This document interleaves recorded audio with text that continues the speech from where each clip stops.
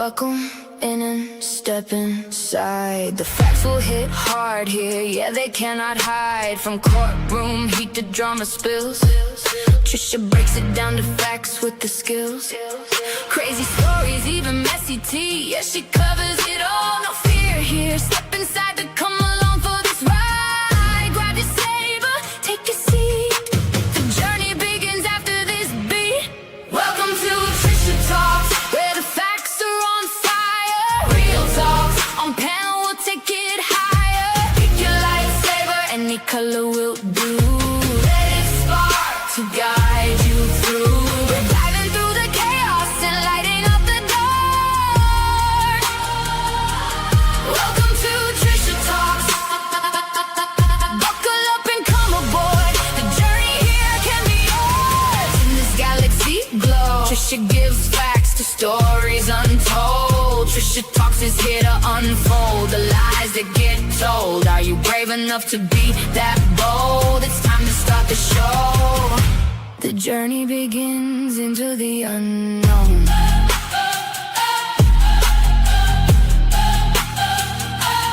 Welcome to Trisha Talks. Welcome to Trisha Talks.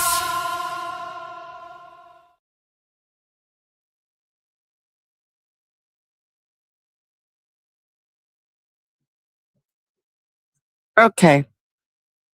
Good morning, good afternoon, good evening. I'm on a different setup today. So I apologize. Yesterday did not happen. Things happened out of my control that affected. So we're going to do a bit of a catch up. Grab your points. So we're on Kick, on Trisha Talks, True Crime, and we're on YouTube. Welcome in, Silly Goose, Jennifer. We're going to do a catch up through Lawyer You Know, because it was sort of a half day yesterday, and they had to do a, is it called a voir dire for the TikToker that was going to come in, but the judge actually denied. They said they were he says they're credible, but he's not going to allow them in. So, and if you're not following me on my other Kick channel, welcome in and Kick Potluck. Silly Goose is gambling straight away and you lost, look. Damn. So if you want to do the gamble thing, it's 3 points you're gambling with. You're not gambling with any money or anything. It's a bit of fun. You press exclamation mark, gamble, space, and then an amount. I think on the True Crime one, it's up to 500. On the main channel, you can gamble up to 1,000. Welcome in, everybody. Can you hear me all right with this mic? Jennifer Lynn has subbed for 1 month, so you should be. I haven't got the. Let me open the mod dashboard over. You will be a founding member, Jennifer, over there. So if you purchase your own membership over there, you get a founding member badge.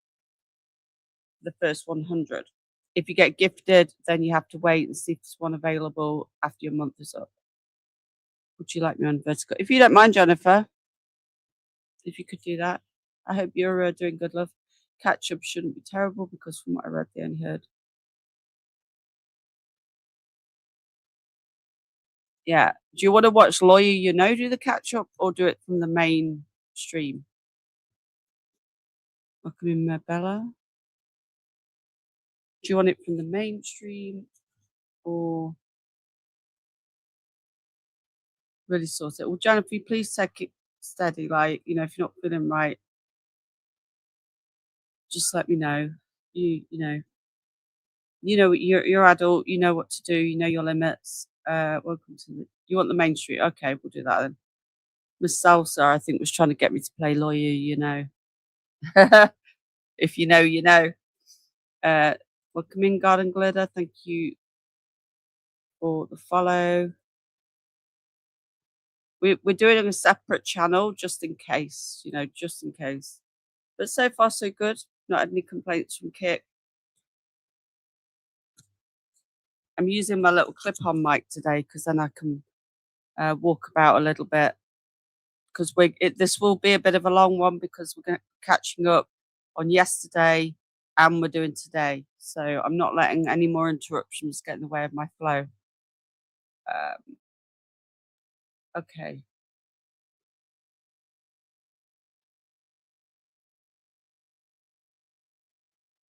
I think Miss Salsa was trying to corrupt me into playing lawyer, you know.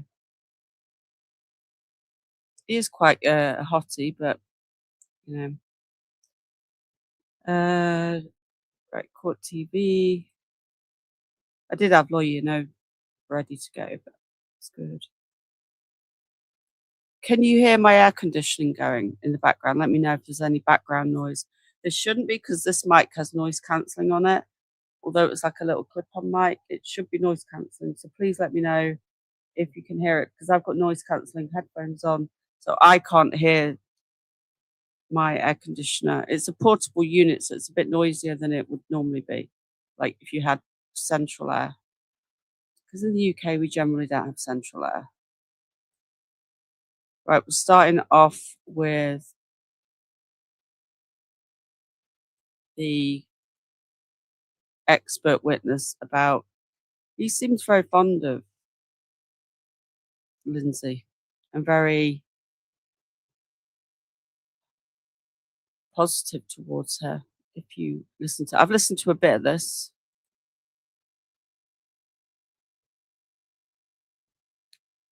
Okay, Jennifer, just let me know if you need to go. It's all good. Thanks for the follow, Truck You. Life Unscripted, good to see you. Oh, that's awesome because I've got a little clip-on mic and I've got the aircon unit. These cost like £20 for two. They're really good. The judge stated today for jury to be prepared for an extended Friday this week. Okay. I mean, lawyer, you know, thinks that they're going to arrest the defense soon, but then you've got the prosecution with the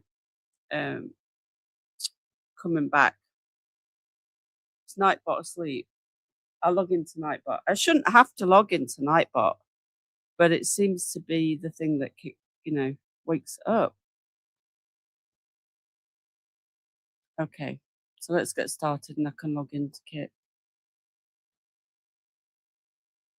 So we're starting on day 16. We don't want that.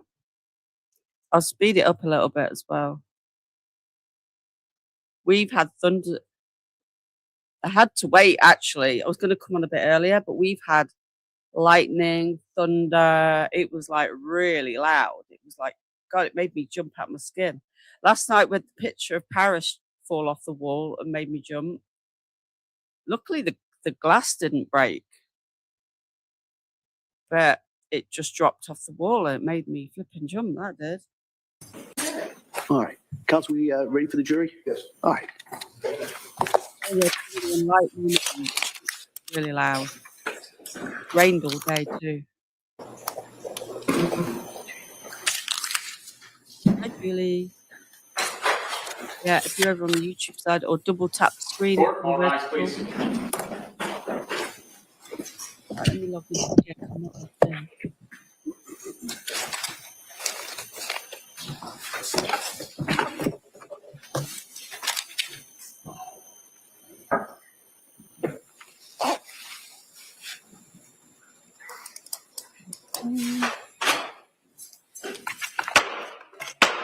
Got to get my authenticator. Hey, all persons having anything to do before the Honorable William Sullivan, Justice of the Superior Court now sitting in Plymouth, within for the Commonwealth, draw on the end of your attendance and you shall be heard. God save the Commonwealth of Massachusetts, this court is now in session. Please be seated. Good morning, Your Honor. May I proceed? Yes, please. Your Honor, before the court today, we have a continuation of the jury trial in the matter of Commonwealth versus Lindsay Clancy. Ms. Clancy is present. She is represented by Attorney Kevin Reddington, and the Commonwealth is represented by Assistant District Attorney Jennifer Sprague and Assistant District Attorney Shannon Buckingham. All right. Thank you, Madam Clerk. Good morning, members of the jury. Nice to see all of you. I appreciate you being here. So what I'm going to do is we're going to go over the questions that you know are coming, and then what we'll do is we'll get right back into the case. So the first question: has any member of the jury read, seen, heard, or overheard anything from any source about any aspect of this case that would affect your ability to be fair and impartial? Next question: is there any other serious matter or concern bearing on your service as a juror in this case that anybody needs to bring to my attention?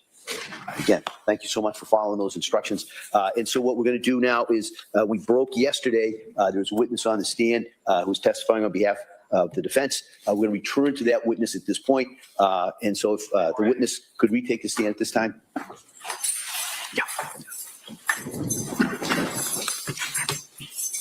Morning.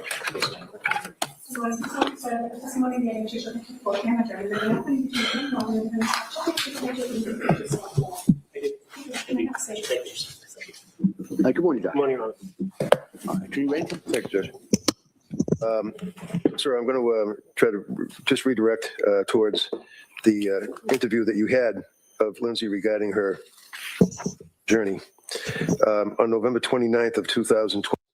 Just quickly, I've just logged into my account, which is new. I've got 1,000 kicks in there. I'm sure I didn't buy them. Let me check my emails. I think I've won, you know. I think I might have won 1,000 kicks already. Let me go and check. Welcome in, everybody. You've got to drop. Grab your points. The next one. I think I've won. 22. Do you recall which healthcare provider she visited? I believe that Ms. Clancy saw Ms. Gelada for treatment. That would be nurse practitioner Gelada. Yes. Do you know what she complained on November 29th that her symptoms were? She was having issues with unstable mood, depression, and psychotic symptoms of disassociation. Did she also, on that date, November 29th of 22, complain that she had what is referred to as a flattened I effect? didn't buy them. Yes, and that was also paired with derealization. And what does that mean? That an individual experiencing derealization doesn't feel things are real when they look around. They don't think that what they're seeing is in the reality that they're in. Now, at this time, towards the end of November into early December of 22, she was living in Duxbury. Is that correct? That's correct. And she's living with her husband and her 3 children, 3 young children, correct? Yes. And was the husband working? Yes. Where was he working? Pardon me, Attorney Redding? Where was he working? He was working for Microsoft, but in a home office that was in the basement of the house. And she's obviously taking care of Callan the infant and Dawson and, Cora. Yes. And the kids were in school a couple of days a week in the preschool, the Little Sprouts or something like that, right? Yes. The So Crimson. did she improve at that point, sir, or did she end up going to South Shore Perinatal Clinic on December 2nd? She did not improve. She was getting worse. She did go to the South Shore Perinatal Clinic. And would that be on December 2nd? December 2nd, yes. And what was the reason, what were her complaints that brought her to South Shore Perinatal Clinic on December 2nd? She felt that her brain was damaged. She felt that she should kill herself. And she's never going to get any better. Did she also express fear that people could hear her thoughts and that anything adverse would happen in her life regarding being a mother and having children? Yes, that's called thought broadcasting. And what was her concern about the children? Her concern was that when people could hear her thoughts, her children would be removed from her care. Now, and keep your voice up, please. Yes. Did she indicate, and I quote, that she had bad and intrusive thoughts, and she didn't even feel that they were like mine, telling me I should kill myself, my brain is damaged, you're never going to get better? Yes.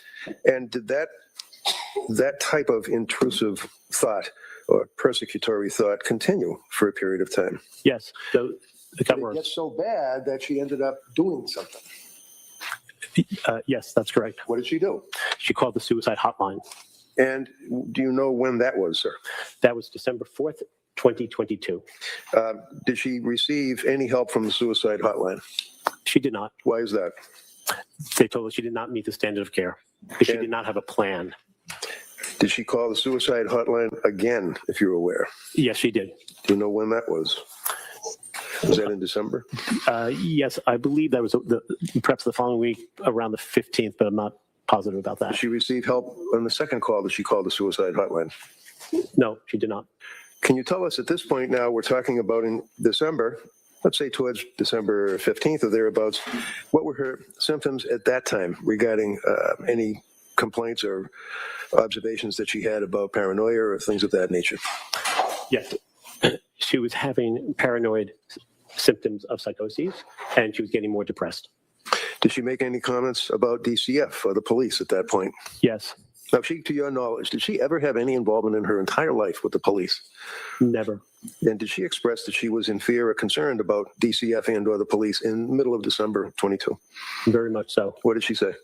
She was worried that her children would be removed from her and that she would never see them again. Now, at this point, what medication was she on?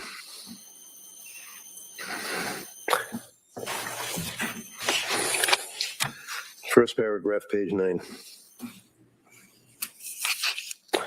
She started to take, at that point, Seroquel, Remeron, and Klonopin. Did she make any complaints at that point about the effect, if any, of Yeah. medications? Yes. What did she say? She said she felt like a zombie. Did she present with any particular medical observation that you refer to? I'm not sure I understand your question. Well, paragraph 1 on page 9, you indicate she presented with anhedonia. Yeah. What does that mean? Anhedonia is a word that means without pleasure. When someone has anhedonia, they cannot enjoy life. They don't laugh. They have no pleasure. Continuing on into December, what was her status of her condition of depression and symptoms of paranoia and intrusive thoughts, et cetera, that we've talked about? It continued unabated. On December 15th of 22, right before the holidays, did she go somewhere? Yes, she did. Where'd she go? She went to the clinic in Rhode Island, Parents and Women's Clinic, partial day hospitalization program. And she didn't get any help there either, right? That's correct. Did she go at some point around that same time frame to Mass General Hospital? Yes, she did. Well, you knew that she worked at Mass General Hospital for 9 years, right? That's correct, in labor and delivery. Yeah, I've got 1,000. I must have won. I haven't had an email though. Usually I get an email, but it says that I got 1,000 kicks today. Well, I haven't been on Kick today. And I've gone through my payment history and I've only bought memberships. I gifted some on this account and I've like subscribed to people. So I did win. So whoop whoop. Now do a gift. No, that's I will give them away to the people. I'm not going to gift them to my other channel. That would be yeah. This is we're on catch up because yesterday, as some of you will know, which I'm not going to go into detail, just totally. I just it all went awry yesterday, but luckily it's a shorter day, so we're just going to have a catch up day today. It's not a whole trial day, and then we'll get on to day 17. Thank you, Jennifer Lynn, for very kindly gifting 5 subscriptions. Who did they go to?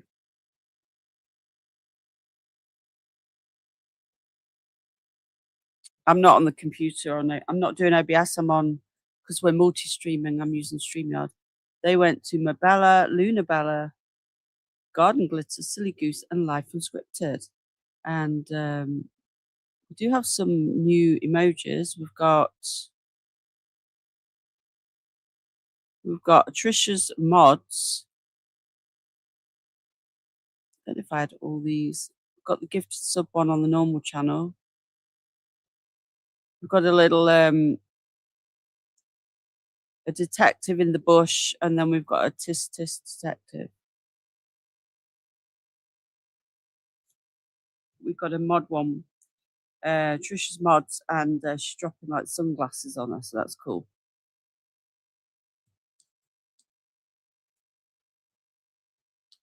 Where's the gifted subs? Thank you, Jennifer Lynn. So I'm just multitasking here, looking for my gifted subs. I've got to make a green one. I'm going to make a green one of those as well. Make sure you turn your badges on, because you have to turn your badges on wherever you go, even if you've got them on the other channel. Okay. Some people don't realize that. She wasn't there visiting friends, right? That's correct. Why was she there? She was there in the emergency room to seek help. Did she get help on that day? She did not. Given. Good to see you. So after going to the MGH ER at some point in December 30th, what did she do? She went back to the emergency room at Mass General. Now, for example, on December 15th, did Pat Clancy, her husband, get involved with her medical treatment? Yes. And do the medical records indicate that he did something with her? Yes, he brought her to the partial hospitalization program in Rhode Island. Did he also bring her to the Mass General Hospital ER? Yes, he did. Did he also bring her to see the doctor or the nurse practitioner, Gelada, and complain about the medication? Yes. Thank you, Lily Rose. So Full emoji. December 30th, or Hey, Grandma 31st Susie. of 2022, she was admitted voluntarily to McLean, right? That's correct, yes. How long was she there for? She was discharged she was there to the 5th. She was discharged January 5th, You're back, 2023. Susan. Was that a voluntary Lottie. discharge? They cleared her as well to be discharged? Yes, That was not what is referred to as AMA, or against medical advice, right? yes. Yes, what? Yes, that's not AMA. It's not against medical advice. She was following hospital guidelines. She was discharged accordingly. And she wanted to go to her daughter's some function? She wanted to go to her daughter Cora's birthday party, which was held on the 7th of January. Now, Points at this drop for point, those, what was her just status? listening. She had been, was she weaned off of medication, or on her way to being weaned off of medication when she got out of McLean? I believe so, yes. She was being tapered down on her medication. And what was the medication that she was tapered down on? I believe it was Seroquel and Klonopin. Did her intrusive thoughts and the paranoia, did that abate? Did that stop?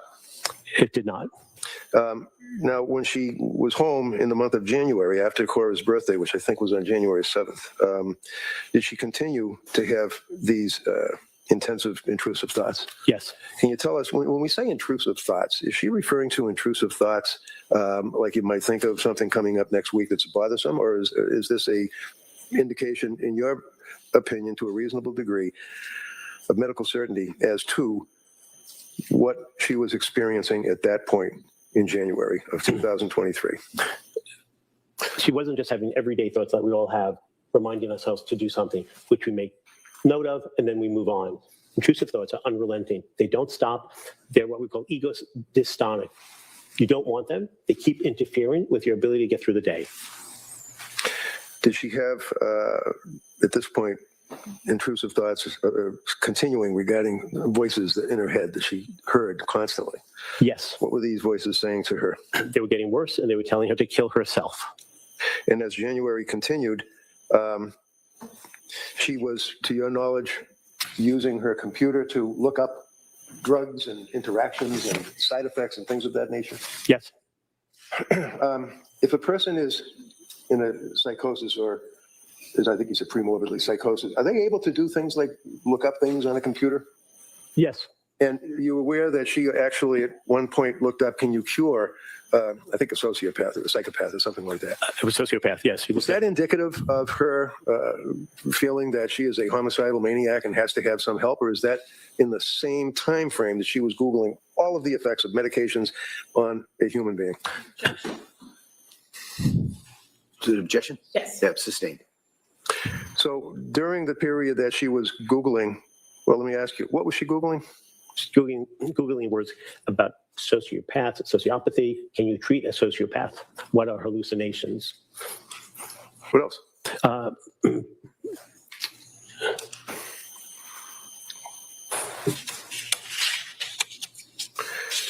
Bear with me one moment to remind.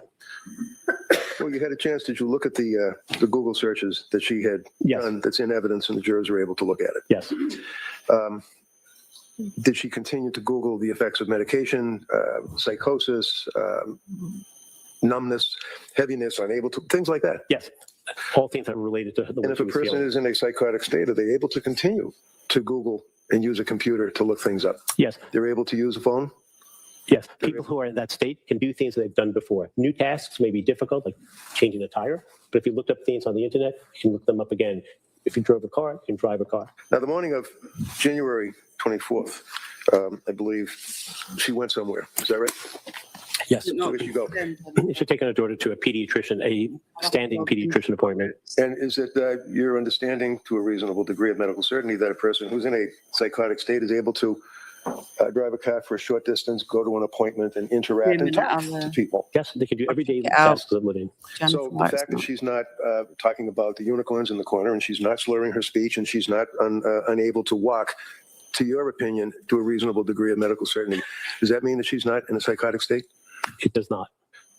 Would you tell us, after she took Cora to the doctors, and the jurors have had a chance to look at the exhibits, there's photographs between her and her husband, Pat, back and forth.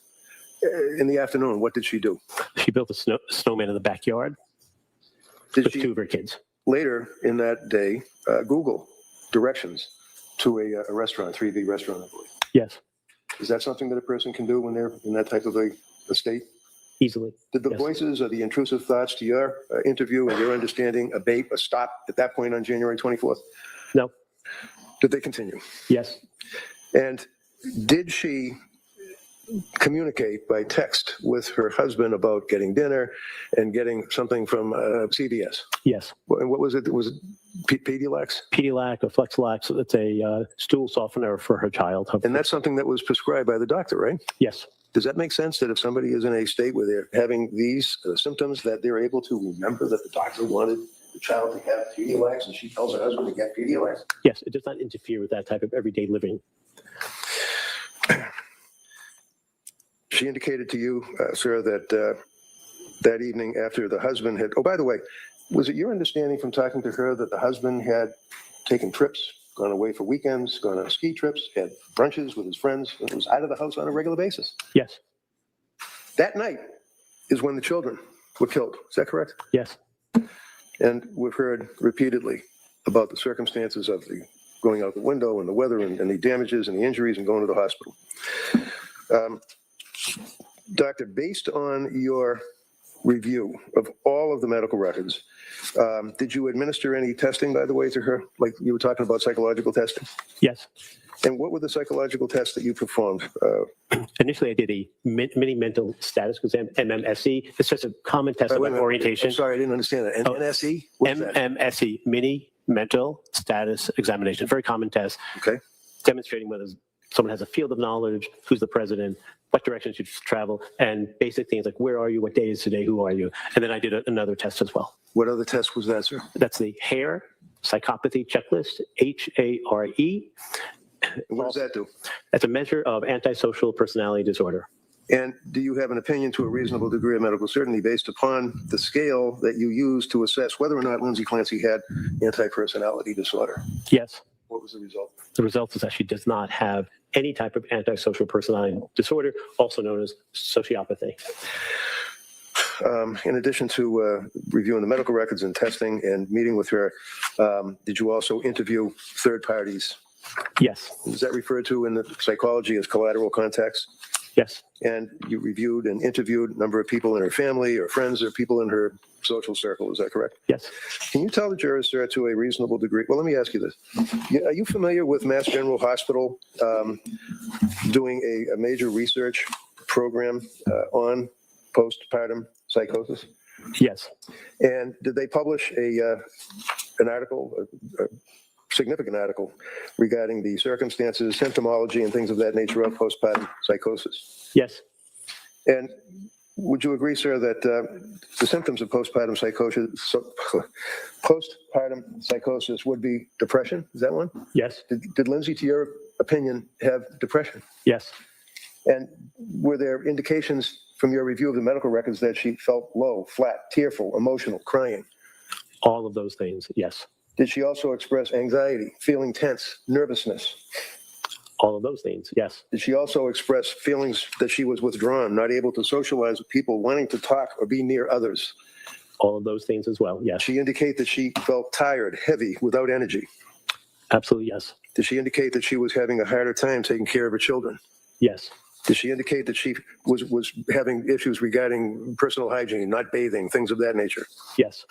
Did she indicate that she had severe confusion in actually hearing or seeing things that aren't there? In her case, it would not be seeing, that would be visual hallucinations. But did she complain of hearing things that weren't there, hallucinations? Yes. Did she complain of thoughts and beliefs that were not within reality and that she was in a disassociated state, out of reality? Yes. Did she indicate that, did you observe that there were circumstances where she exhibited increased energy, activity, productivity, otherwise known as hypomania? Yes. Did she complain that she had racing thoughts, a quote, busy brain, end quote, increased creativity? Yes. And when she said in your review of the medical records that she was having a busy brain, did she express the fact that she would get confused and that she thought her brain was damaged? Yes, that's correct. Was she restless and agitated, unable to keep still, Yes. unable to sleep? Yes. Extremely unable to sleep. So can you tell this jury, sir, in your opinion, to a reasonable degree of medical certainty based upon all of what you have reviewed, all of what we have talked about, all of what you have considered as to whether or not at the time of this incident resulting in the killing of these 3 little kids that she was suffering from a mental disease or defect, such as that she lost substantial capacity to appreciate the wrongfulness of her act, or in the disjunctive, was unable to conform her conduct to the requirements of the law. Yes. Tell the jury what your opinion is, please. My opinion is that she did have indeed a mental disease or defect. That's a legal construct, not a DSM-5 one, but she had bipolar disorder with postpartum psychoses. In addition, she was unable to conform her behaviors to the rule of law, and she had no appreciation for the wrongfulness of her act. Thank you, sir. You're welcome. All right, Kamal. Good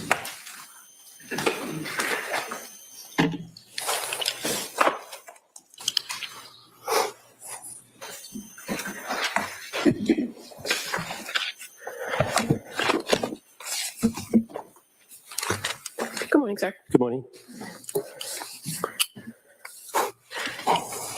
So yesterday, when you first took the stand, Attorney Reddington asked you a little bit about your background. Recall that?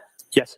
And you, in this field of being a psychologist and a forensic psychologist, you circulate a curriculum vitae where all that is outlined, right? Yes. And fair to say, you testified yesterday, and on your curriculum vitae, you speak briefly about the fact that you have previously testified for the Commonwealth, you said, as well as for the defense, correct? Yes. You referred to defendants and respondents, right? Yes. And so one of the things that you've done in the past is to be what's called a qualified examiner, right? Yes. You aren't currently not actively doing those examinations, are you? I actually have done one, but I don't actively do that anymore. Okay. And so in those respects, is that when you say you testify for the Commonwealth, is that primarily the work that you would do where you say you testify for the Commonwealth? Yes. And in those evaluations that you do, is it fair to say that you're actually an independent contractor with a company that contracts with the Department of Correction on those cases? Those are what qualified examiners are. That's correct. That's how you become a qualified examiner through the DOC. Right. And you're an examiner, a qualified examiner, is retained or takes work in doing evaluations in order to perform independent assessments, are they not? Yes. So they're not hired by the Commonwealth. Good morning, They everyone. are, because the company that retains the qualified examiners is hired by the Commonwealth, and these forensic psychologists are then appointed cases to do these types of examinations. So it's under the big umbrella of the Commonwealth. So yeah, big umbrella Commonwealth, meaning Department of Correction, an agency that is under the seal of the Commonwealth of Massachusetts. But as far as when we talk about Commonwealth, like Commonwealth versus Lindsay Clancy, that's the prosecution. In those proceedings, the Department of Correction sometimes is the moving party, right? Yes. And sometimes it's the district attorney's office who's the moving party. Yes. But it's never the defendant who's the moving party. Never. And in those types of proceedings, sometimes if you opine Morning, a person Abama. is what they call sexually dangerous, you would testify for the Commonwealth, right? Yes. And if they're not, or if you find that they're not sexually dangerous, you'd testify for the respondent. Yes. We're neutral. So you're not Testify with testifying facts. for the Commonwealth. As in the prosecution, you're testifying under the big umbrella of the Commonwealth. I think it's a matter of semantics, because if you do an evaluation and you render an opinion that this patient is sexually dangerous, when you testify, you are working with the district attorney's office and you review your case with the DA. And the way I see it is that you're testifying for the Commonwealth as an independent examiner, but on that day, you're testifying for the Commonwealth or that DA's office. And you haven't done that work in closely a decade, fair to say. No, that's not true. Well, pre-pandemic, correct? That's not true. So when was the last time you testified for the Commonwealth, meaning the prosecution, in an SDP proceeding? So I was assigned a case through Suffolk County, the Sexual Dangerousness Unit, by ADA, Kelly Ryan, Kelly. And I did that evaluation on July 2nd, 2026. And have you testified at a probable cause hearing for that? No, I wrote a report which was in lieu of testifying. Where you opined that somebody was sexually dangerous? Yes. Okay. Fair to say, though, the majority of your work here in Massachusetts over the last few years is contracted with the Committee for Public Counsel Services, correct? Yes. And for the fiscal year of 2024, you were paid by CPCS in the open checkbook for approximately $340,000 worth of time and work. That's about right. We get paid a fixed rate. It's a government rate that's assigned to all examiners. And for the fiscal year of 2025, it was approximately $300,000 that you were paid through the Committee of Public Counsel Services. That sounds about right. You also indicated yesterday that you have known Attorney Reddington for a number of years, correct? Yes. Fair to say you've done quite a bit of work with him over the years? That's an expansive term, but It I just work with requires him. a yes or a no. Yes. And you've also testified that you have your doctorate in clinical psychology, right? Yes. And you testified yesterday, or you told us a lot about your military experience, but as you sit here today, you are not a prescriber of medications here in the Commonwealth, are you? I am not. You And I don't was have a not. I was not yesterday either when I was asked about that. Right. You told us all about your experience in the military and having that limited ability to prescribe years ago. But as far as you sit here today and in your evaluations that you do today, you don't do forensic psychiatry evaluations, do you? That's correct. But I just want to clarify for a point of accuracy. I was not in the military. I worked for the Department of State. I believe I said your work with the military, but thank you. So here in Massachusetts, you conduct primarily forensic you conduct evaluations in forensic psychology. Jin Rebel, I just want to say thank you again the other day. I didn't realize that you gifted me a membership and you said that was from Jin. It wasn't till after, and I don't know if you heard me, but thank you so much again for the other day when you gifted me a membership. That was really kind of you. I didn't get to thank you properly, I don't think. Correct? Yes, for the most part. And you Thank you, are fat aware lady. there for the are full stand. particular standards How are you doing this morning, fat lady? You feeling okay? for forensic psychologists working within the criminal justice system, right? Yes, but just to be a little more clear, Okay. Forensic psychologists such as myself also work for police departments doing evaluations for fitness for duty. So although they're law enforcement, they're not engaged or accused of any criminal activity. Well, I'm referring to your role when you come into the court and you testify as you are today as a forensic psychologist. That's what I'm referring to. You're aware that there are particular standards in place by the ABA criminal justice, mental health standards is one of them, right? You're familiar with that? Yes. And you're familiar with the American Psychological Association specialty guidelines for forensic psychology? Yes. And fair to say that with those standards, they're not required, but people are encouraged to follow them, right? I think that's fair to say. And the criminal justice, the ABA criminal justice mental health standards actually identify the different types of roles that forensic evaluators have in the criminal justice system, including evaluating, consulting, and treating, right? Yes. And so fair to say standard 7-1.3 indicates that for evaluative experts, the obligation is to make a thorough and impartial assessment based on sound evaluative methods to reach an objective opinion. Would you agree with that? Yes.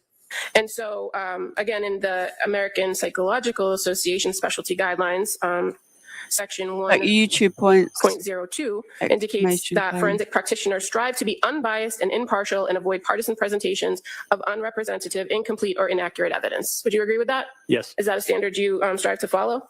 Yes. Okay. In this case, you indicated that you've been with the case since February 4th of the year 2023, correct? Yes, 41 months.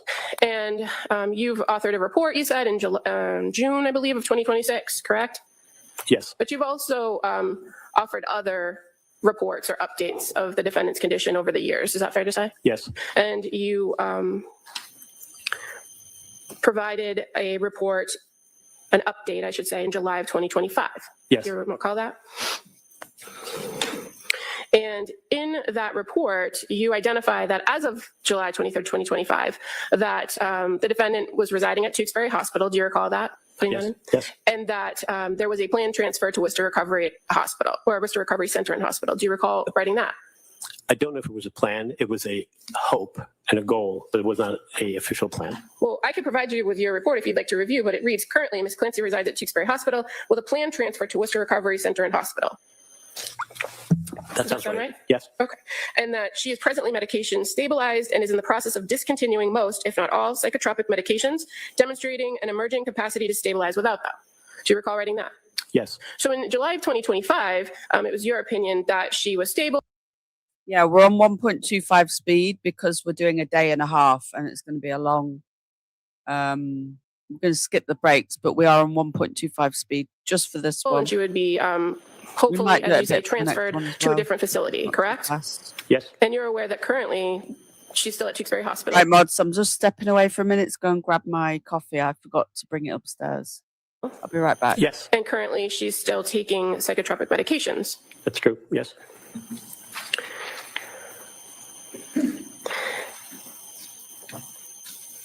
I think you also Hey, Google me. write in that report. Have a good day. We'll strike that. Going back to your Points most recent drop. evaluation in June of 2026, you would agree with me Okay. that in an evaluation for criminal responsibility, being a forensic psychologist, it's really important to be as accurate as possible in your reports, correct? Yes. You want to make sure you get the facts right, right? Yes. Because your evaluation is not just based on what you learn from the individual you're evaluating, but also an independent review, an unbiased review of the records of the facts. Is that fair to say? Yes. Okay. So in your report, you indicate that the period of evaluation that you had with this individual is approximately 45 hours. Do you recall writing that and testifying about that yesterday?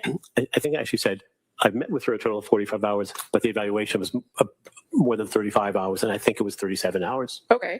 And you also said yesterday that in addition to that, you've met with her several other times for a total of approximately 60 times at least. Not 60 additional times, but in total, yes, since the court trial has started a few weeks back. Okay. Is that typical for you to spend 35 hours with the person that you're evaluating? It does happen, but it's not typical. You also indicated yesterday that one of how you became involved in this case is Attorney Reddington called you and asked you to go check on the, I think you said mental well-being. Is that what your Mental health and mental well-being at the time of her admittance to Brigham and Women's Hospital, which was roughly late January 2023. And your first time there was February 4th, correct? Yes. Were you examining her as a potential patient at that point? I was examining her as a colleague and friend of Attorney Reddington to see how she was faring. There was no predetermined notion whether I would be interested or willing or even offered the opportunity to take the case. I was just going to meet with her, given the fact that she was in a bed in ICU, locked to the bed frame, and no one was able to visit her. So you went in to visit her. Yes. And when you went in to visit her, you indicated that she had recently been extubated in your testimony yesterday. You're aware from the review of the records that she was extubated on January 28th. Yes. So the difference between January 28th and February 4th, I didn't know the date at that time, but I knew she was able to breathe on her own and express And you're aware- verbal language. Yes, expressive language. You're aware that she had been communicating with staff at the hospital, including psychiatrists, right?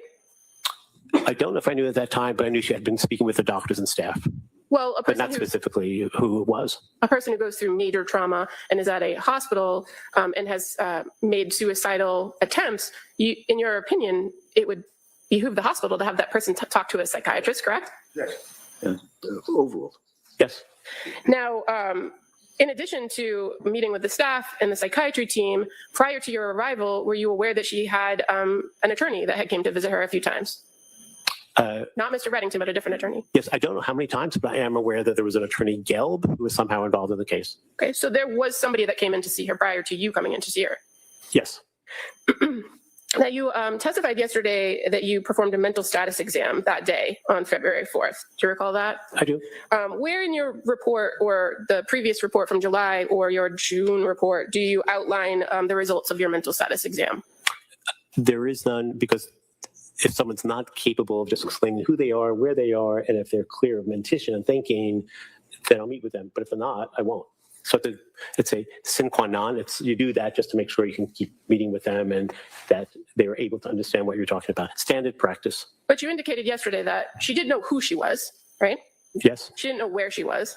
Yes. But I believe your testimony was that she did remember what happened, but she was foggy as to what happened. Yes, that's correct. And she actually, according to your testimony yesterday, asked you for your phone or to access your phone to make a phone call. Is that correct? Yes. So she was able to communicate with you. Yes. She asked you for something and you clearly understood what she was asking for. Yes. And you indicated that she asked to call her husband, right? Yes. Had you spoken with her husband before that time? I did not speak with him at that time. I didn't know him, and I had not spoken to him prior to that time. So how'd you get the phone number to call him? I did not have the phone number to call. So she provided you with a phone number to dial so that she could call him on speakerphone, right? Yes. And she remembered the number? Yes. And so you indicated on that day, on February 4th, that she left a voicemail, right? Yes. So in that voicemail message, were you able to identify that it was Patrick Clancy's phone? Did it say, hey, this is Pat, leave a message or something to that effect? I don't remember the salutation from the voice recording, but there was no evidence that it was not Patrick Clancy. And as far as her confidence in the number, she gave it to you with no issue, did she not? That's correct. She didn't have her own cell phone to refer to, did she? That's correct. Or a pad of paper where all the numbers were written down? She didn't? You indicated that she left a message. Do you recall what the message was? She expressed a love for him, wanted to know how he was doing, and that was pretty much it. And again, you said that you didn't write down what the mental status exam was, but the fact that she was able to relay that message, was it clear and coherent what she was saying? Yes, mental status exams are multiple levels. Different things are asked. If you don't know where you are, it doesn't mean you can't have a conversation with someone. And she was able to have a conversation with you that day. Yes. Now, you said you went back on February 6th and met with her again, correct? Yes. And you guys made another attempt at calling Patrick. Yes. Again, did you remember the number? No. Did you have it stored in your phone? No. Did she provide you his phone number to call? Well, it was in my phone. I can just look it up on my phone. I didn't write it down. I didn't enter his name. Either she gave it to me again, or I just looked it up from 2 days prior. But you don't recall, as you say here today, which it was, do you? No. And you didn't write a report about that interaction, did you? I did not. So in the second phone call, you were able to actually hear that she was talking with Patrick on the other end, right? Yes. And at that time, when you were now second time meeting with her and having this phone call, were you aware that she had already changed her healthcare proxy from Patrick to her parents? I did not know that. Did you talk to Patrick in between the 4th and the 6th to find out if he had tried to come in to visit her? I didn't speak to him at all, so I knew nothing about what his plans or intentions were. Your testimony yesterday was that she had called him to tell him that she loved him and to see where they were at, right? Yes. That was your testimony? Meaning what, their relationship? That I made no interpretation of what that meant. She left the message and we left it at that. But in that subsequent conversation that you were a witness to where they were speaking on the phone and she told them about these voices or explained about the voices, did she ask about the kids?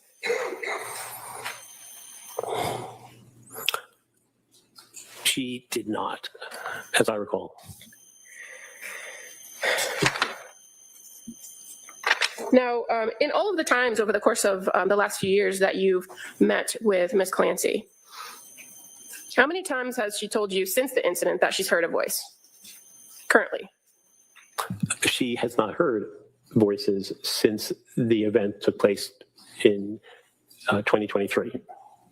And you've now testified that over the course of a period of time that she did hear voices, right?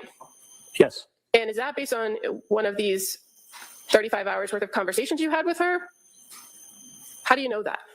Well, they were collateral contacts. I spoke to other people who I asked the nature of their interactions with Ms. Clancy, and it was not a fishing expedition. I asked them if they can tell me what happened. Well, I'm asking but they you. disclosed, pardon me. You have to let him finish. So they disclosed information to me that Ms. Clancy shared that information with them. So who did she tell that she had a voice that told her to kill herself? She spoke to a chaplain named Sheila Kavanaugh, who I spoke with, and Chaplain Kavanaugh told me that Ms. Clancy told her that she heard a male voice instructing her to first kill her children and then to kill herself. So the same message that she delivered to Patrick that day on the phone, you heard from a chaplain at Brigham and Women's Hospital after the incident occurred in January of 2023? Yes. And so from all of the records that you reviewed of her treatment and all of the interviews with her family, Who did she tell that she heard voices telling her to kill herself? I believe she told family members. Which family members? I believe she may have said that to her mother. She, I believe, told her husband that she felt like killing herself as well.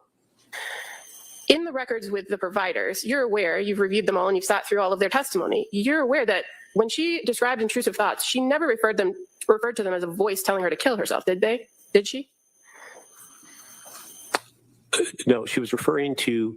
It's just a yes or no? No. So as far as her reports of these intrusive thoughts that appear over and over in the notes, you would agree that it was simply, when asked about what they were, it was simply that she felt like she wanted to die, right? Yes, and. It's just a yes or no? Yes. Now, in your report, you go through what's called the sources of information. You're familiar with that part? It's pretty standard in a forensic report, right? Yes. Where you list all of the things that you've gone through and reviewed in compiling the information for your report. So in my sources of information, I reviewed the following, but that list is not limited to the following. So there might be other pieces of information that I may have reviewed, but didn't put in the list. Okay, so not on the list are the Tewksbury Hospital records that you said you reviewed recently, correct? Yes, the 7,000 pages of those hospital notes. I didn't review all of them at the time of the report. Did you review records from the Spalding Rehab Facility? Yes. That's not contained, though, in your list in your report, is it?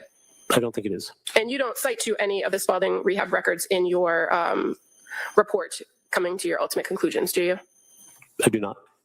And how about the women and infant records? Did you list that in your sources of information section? I do not. She was there for one day. Okay, but you've testified about that, right? Yes. Did you review them at all? Yes. And as far as the McLean records, you don't list the McLean records as a source of information in your report, do you? I did not, but I did review them. Now, you've described, and you describe in your report, that you believe that Ms. Clancy was hypomanic, right? Yes. And I believe you testified to some extent, and you've written in your report that you identify her as euphoric, excessively energetic for 3 months postpartum. Do you remember writing that in your report? Yes. That you note that she exercised early, right? Yes. But you're aware that she exercised pretty frequently before birth. Yes. And while pregnant with Callan. And while post-pregnancy with her children as well, yes. So it was part of her routine, fair to say, right?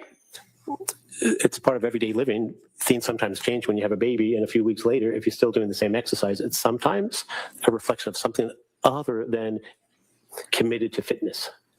And you identify what you refer to as a marketing scam, being that Beachbody business, right? Yes. But you're aware that that's a series of workouts and a line of nutritional shakes and exercise plans that millions of people engage in across the country. Yes. So it's not a scam. It's just a way of That's a lifestyle choice. If you do something for marketing and you lose all your money, and Oh my gosh, so he thinks Beachbody is a marketing, is it a scam? there's no effort Well, to did get she- that back, it's a scam. Yeah, you've asked. Wow. Is it a scam? Has anybody else said that before? Sorry, I came in hot there. I've just gone to get my drink. He's saying Beachbody is a scam. You can kind of figure Sorry. out what its definition is. So Did she tell you she lost money with the Beachbody? Yes. When was that? It was summer of 2022 after her third child was born. No, when did she tell you When that she did she lost tell- money? I don't recall that. And is it in your Just report? making it up then. It may be, but I'm not sure. Well, I have it with me, or do you have it up there? Can you look and point to me where she told you, at what point she told you she lost money in this endeavor?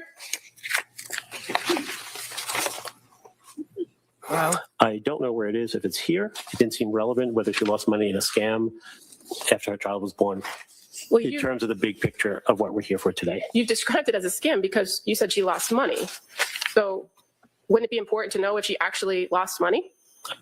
I don't really think so. Okay. You also identify the 5-mile race that she completed. Was it a 5-mile race or a 5K race? Well, I wasn't sure which it was. I was told initially it was a 5-mile race.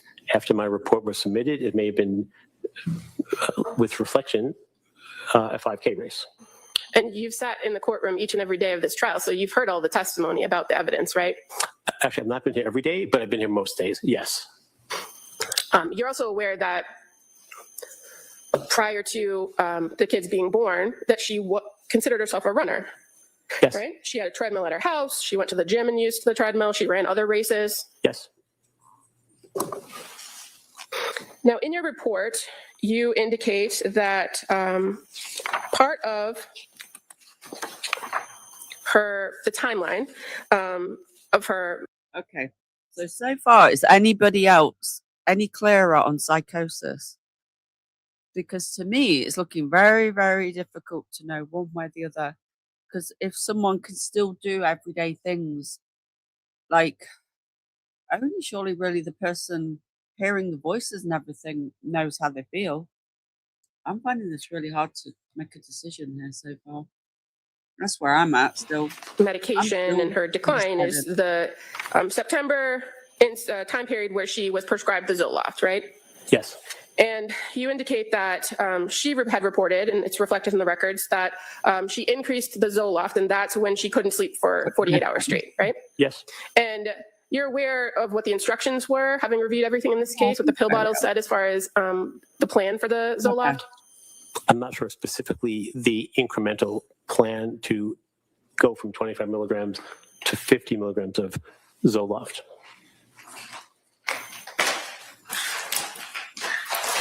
Each body, I didn't know it was an MLM though. Each body, I didn't realise. Looks alive. Well, I have the bottle. Exhibit number 2. Certainly not Zoloft, right? Brand name Zoloft? Yes. Says take 1 oral tablet once a day for 1 week, then increase to 2 tablets daily thereafter. Right. Right on the label. Right. That's 25 milligrams to 50 milligrams. And I didn't again, realise it was having an MLM though. in the majority of this trial, you're aware that there were 30 in that prescription and 23 left in the bottle when they were inventoried. Yes. And those are pills that were in Patrick Clancy's possession at the time of these events in January. You're aware, right? Yes, I believe they were in the middle console on the lower part of his truck, the lower part of the middle console in his truck. So if there's only 7 pills missing from a prescription that requires the person to take a particular dosage for 1 week or 7 days, how did she double the dose? Well, sometimes when you are given medication, you may have medication of the same exact dosage and the same exact medication another time, and you therefore may have pills that you didn't take the previous month, the month before that, and sometimes people just finish what they've had before and before they go on to the most current dose. So I am aware of what you're referring to, but I don't know if there are other bottles there that she may have had medication still in those pill bottles. Well, I'm looking at exhibit number 1, a record from CVS Pharmacy, which all of these bottles are from.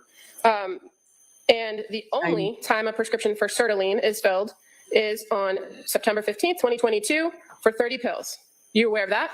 Yes. So there's no prior prescription for sertraline, is there? I don't think so.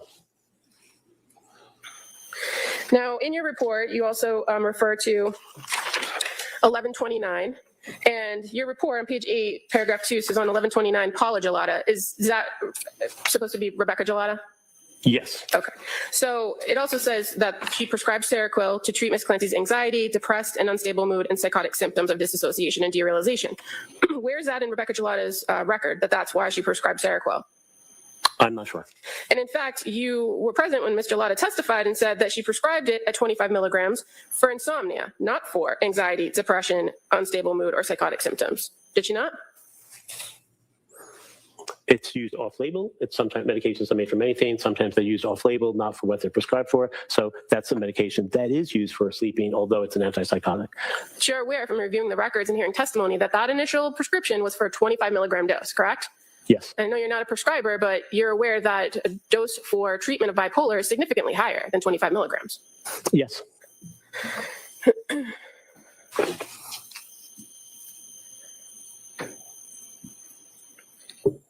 Now, you've described in your testimony in this court repeated auditory hallucinations about wanting to kill herself or that she should kill herself and that she is damaged or her brain is damaged, right? That's correct. Now, did you have a conversation with her in one of these 35 hours about that particular voice or thought or belief? So when I meet with Ms. Clancy, it's not as if I have one conversation on one of the 35 hours. To have thoroughness and exactitude, one does what we call intra-rater reliability. In other words, over the period of time, to confirm what someone says to you to help endorse the veracity or accuracy of that, you'll ask that question in a multitude of different ways. So I don't just ask once, did you hear a voice on that day? I asked in different ways over time, and her answers pretty much remain the same. So when you quote in your report,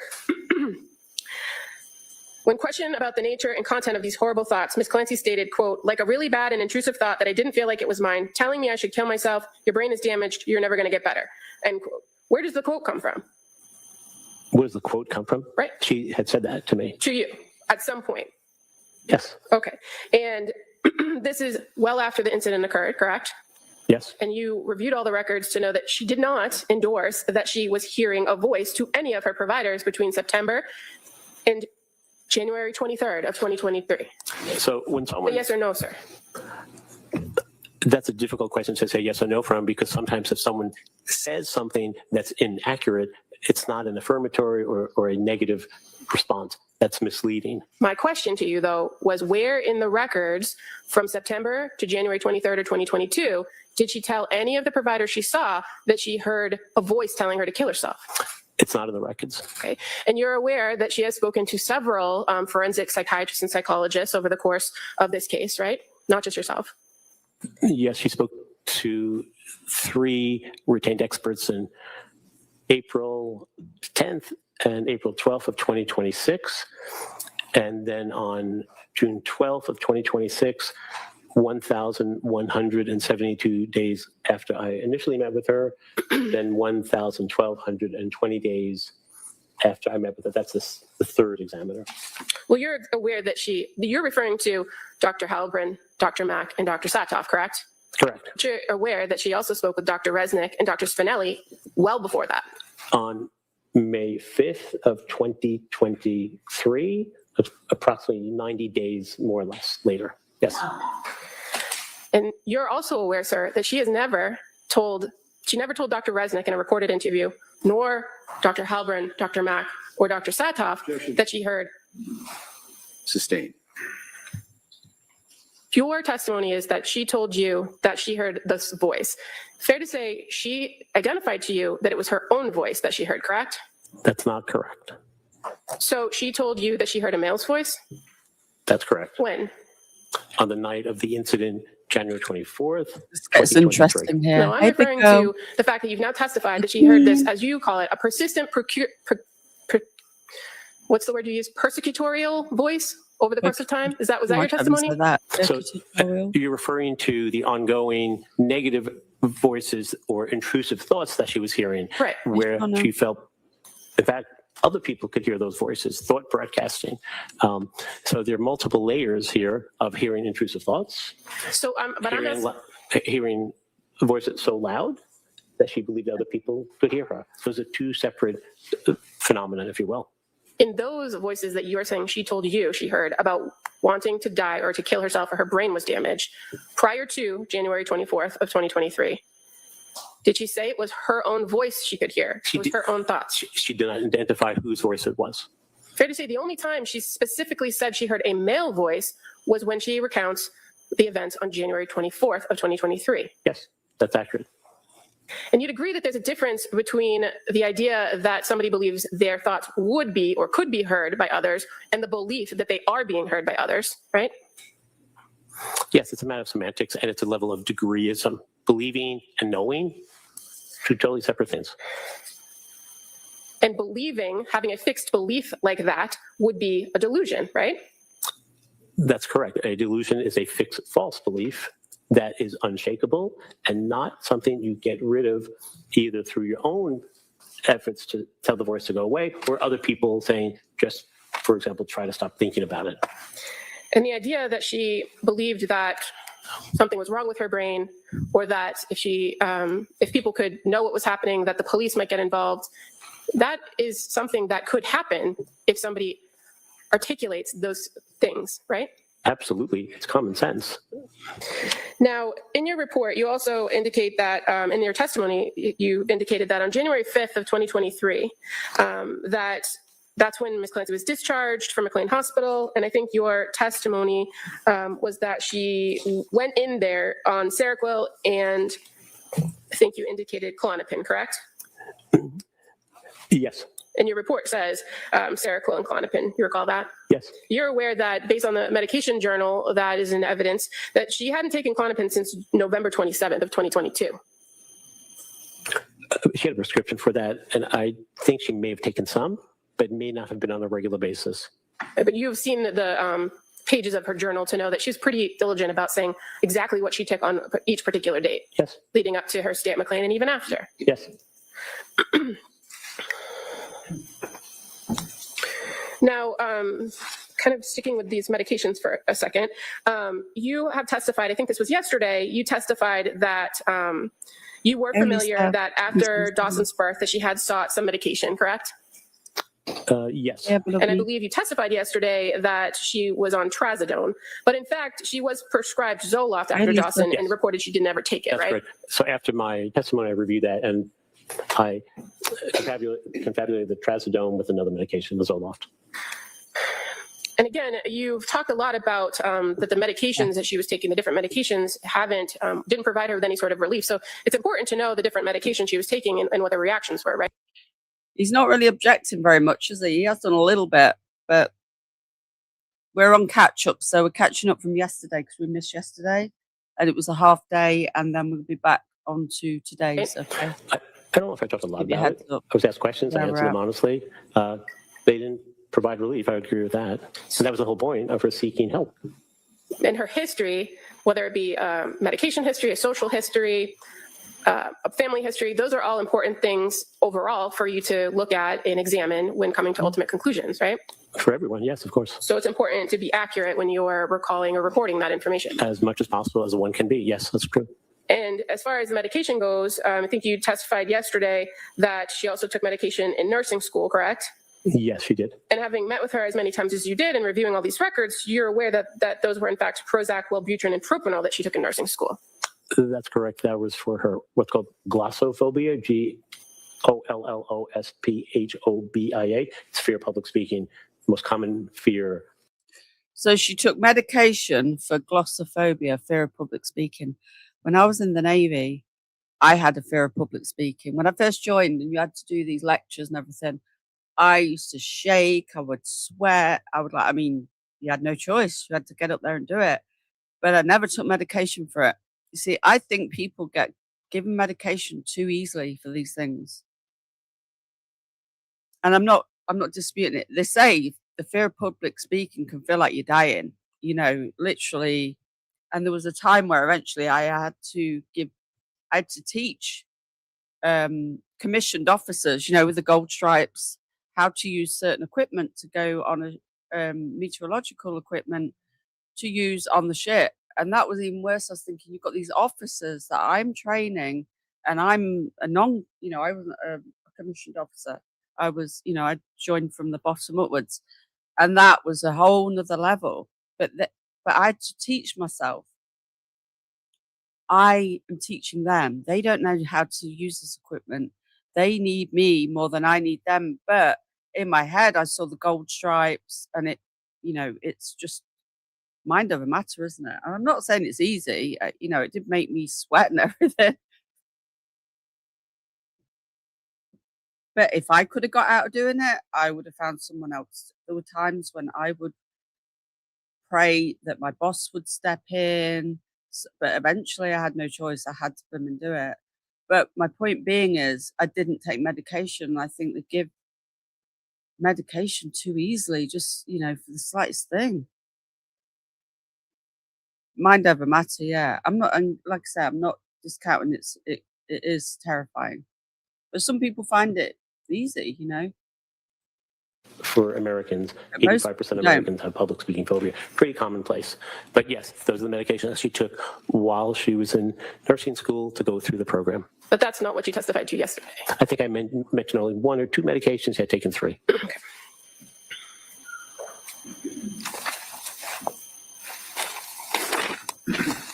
And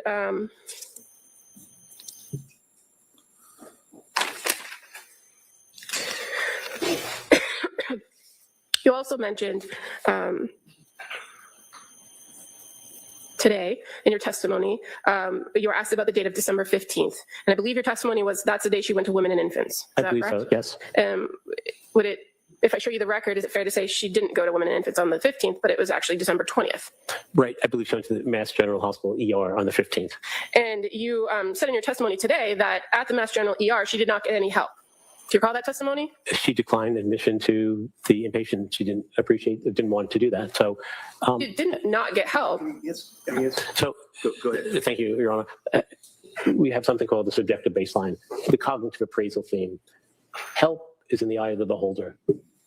If she felt she didn't get help, that's how she felt. Points drop. Well, sir, on that Kick. wasn't the question. And your testimony was she went to the ER and did not get help. That was your testimony, not hers.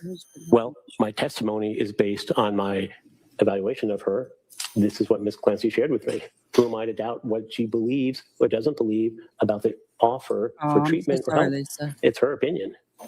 She chose to decline the bed at McLean on December 15th, did she not? Yes. And she then indicated to the Mass General Hospital that she was going to opt for an outpatient program at the Women and Carrying that Infants, correct? Yes. That's what's in the records. Yes. And did she tell you that as well? Yes. And as it pertains to the Women and Infants, again, after you review the records, you're aware that a referral had been made to her well before her visit to the ER on the 15th for that same program. I believe so.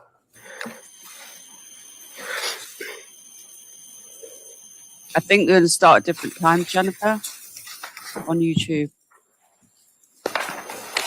There you go. They're not set to go at the exact same time. Now, you've Started indicated in your things testimony separately. that it's your opinion that her diagnosis is bipolar go. disorder You with choose. Oh. psychotic symptoms, correct? Yes. And fair to say, you've reviewed, prior to your report, you had reviewed Dr. Resnick's report. I'm not.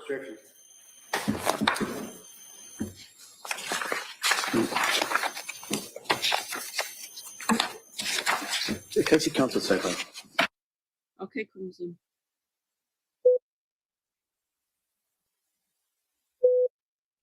Yeah, just for you, a heads up, the points drops on Kick and YouTube will drop different times because they weren't started at the exact same minute because I had to.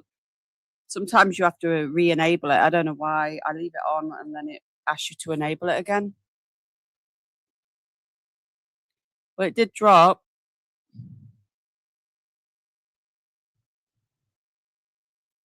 It was quite a difficult one. Yeah, I think I can. I think I might be able to. Not me personally, but I think I've witnessed someone else being like that, a male, and it's horrible. It didn't on vertical. I don't know.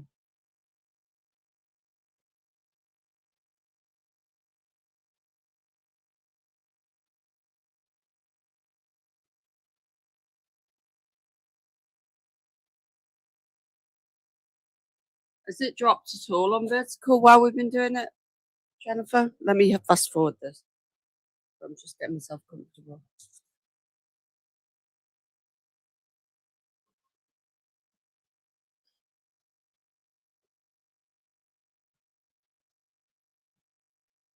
Is it only dropping on horizontal, not vertical? Did it ever work? Did it work the other day on vertical? I don't know if it works. It should do, but if she had told a doctor she had thoughts of harming her children, then she would have gotten help. Oh, they're coming back now before I... Go ahead, counsel. So the question, I believe, was, did you review a report of Dr. Resnick in all your sources of information and before you came to a conclusion about diagnosis? No, I did not. Well,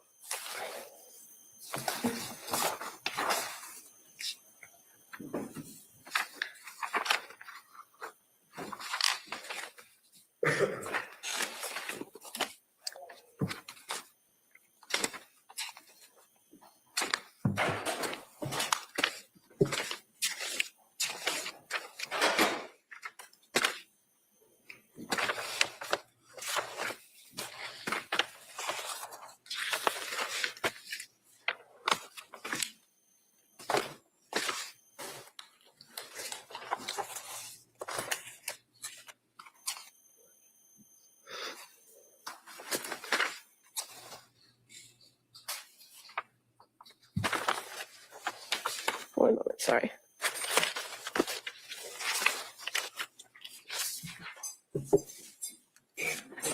On page 4 of your report, where you 1 second.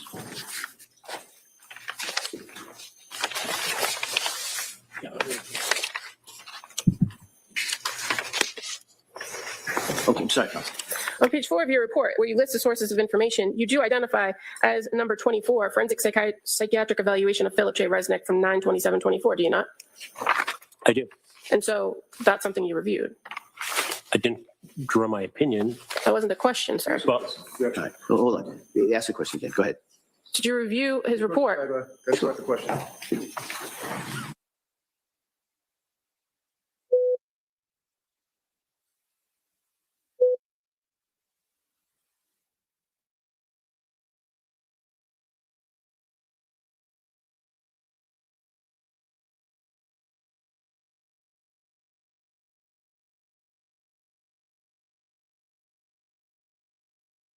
I know why it didn't work. We didn't have enough chatters. I got it set higher. So let me change that. See, there's always a reason. You learn something new every day. So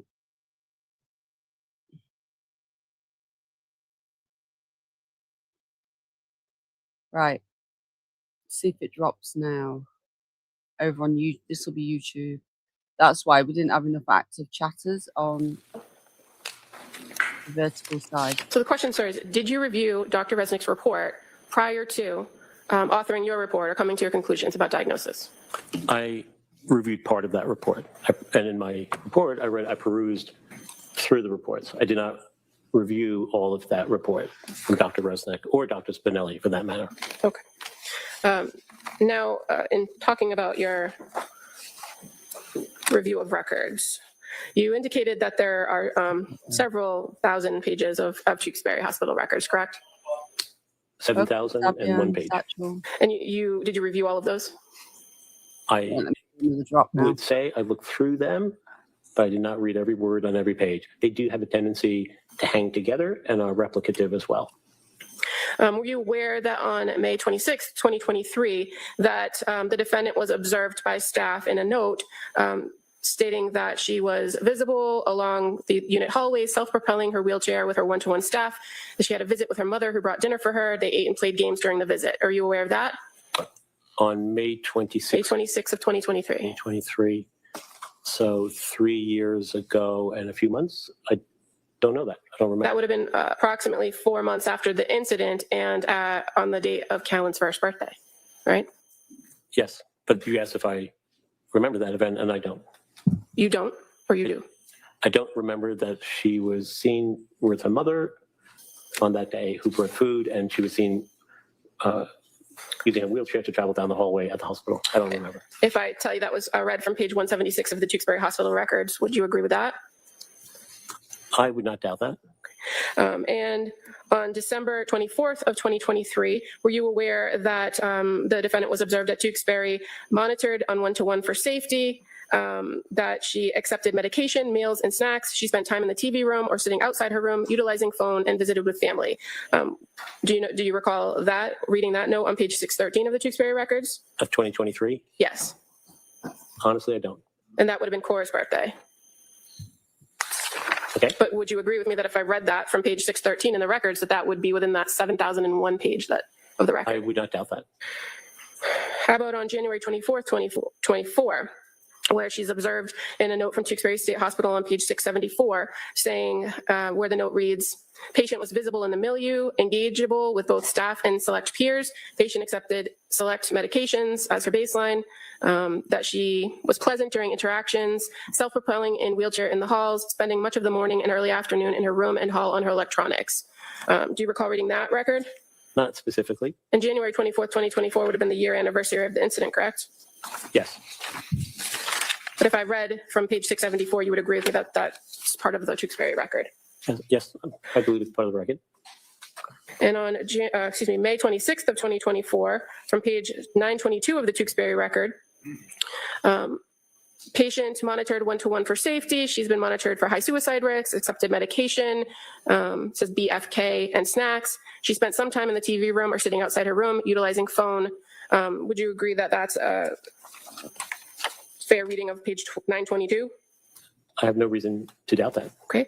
And that she's also observed on that same day, visible on the unit while utilizing her phone outside her room, was able to make her needs known appropriately. Patient was observed playing dominoes with peers in the TV room. That was later in the day on May 26, 2024, which would have been Callan's second birthday. I would believe that that record's probably accurate. I don't remember looking at that record specifically. How about on September 30th of 2024, page 1229 of the Tewksbury record, where it's noted that she was visible in the unit, attended startup/coffee group, assisted with she was assisted with ADLs as needed. She was in safe behavioral control for the duration of the shift. And that later it reads, patient visible in the hallways, seated in her wheelchair outside her bedroom, using her cell phone, pleasant upon approach, social with select peers. That would have been on September 30th, 2024, which would have been Dawson's 5th birthday. Do you recall reviewing that in the record? Not off the top of my head, but I have no reason to doubt that's not an accurate record. December 24th, 2024, page 1442 of the Tewksbury records. It says the patient was visible on the unit utilizing her phone. Her parents were in to visit and they brought dinner with them. Patient accepted. Thank you, Hot Pink, for subscribing over on Kick, and you will be one of the founding members. Make sure you put your founding member badge on if you wish. And welcome to the Dark Side Bush's True Crime. Medications and fluids. Patient in good behavioral control, maintaining safety. No SIB noted or reported. Do you have reason to doubt that that's on page 1442 of the Tewksbury record? I have no reason to doubt that that's not an accurate reflection of what took place that day. And what's SIB? Self-injurious Hey, behavior. Donna. And so December 24th, 2024, that would have been Cora's 7th birthday, right? Yes. So January 24th, 2025, from page 1514 of the Tewksbury records, where it reads, inpatient treatment goal, to work on my mental health and to feel better. It says, she participated in morning ADL routine with staff assistance. Patient was visible on the milieu at times in the hallway utilizing her phone. No SIB has been reported this shift. Does that, do you have any reason to doubt that that's contained on page 1514? I have no reason to doubt that. And the further observations on that day were that the patient was visible on the unit. She was social with select staff and peers and also seen utilizing her phone. Her parents were in to visit and brought her dinner, and they brought dinner with them. That was, again, on January 24th, 2025, which would have been the second anniversary of this incident, correct? Yes. May 26, 2025, page 1782 of the Tewksbury records. It says, she did not engage in any SIB. She was visited by her parents this shift. She attended startup group and watched TV. That would have been on May 26, 2025, which would have been Callan's 3rd birthday. Do you have any reason to doubt that in the record? I have no reason to doubt that. And on September 30th, 2025 of the Tewksbury record on page 2056, reads, patient was visible in the hallway using her phone. No SIB or behavioral issues observed or reported. Do you have any doubt? Do you have reason to doubt that that is an accurate read of page 2056? I have no reason to doubt that that's not accurate. And that would have been September 30th, which would have been Dawson's 6th birthday, right? Yes.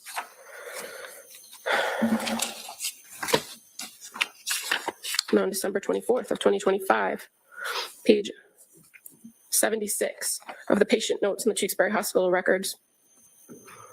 It reads, ate breakfast, refused lunch, took snacks, utilizing phone, assisted with ADLs, spent some time in the TV room, attended PT, resting in bed after lunch. Do you have any reason to doubt that is contained within the Tewksbury records on page 76? No. And December 24th would have been Cora's 8th birthday, correct? Yes. And on page 152 of the Tewksbury records, January 24th, 2026 of this year. Patient observed for safety, assess mental status, encourage safe behavioral control, monitoring for abrupt behavior change and attempt to prevent escalation or self-harm, encourage patient to participate in groups.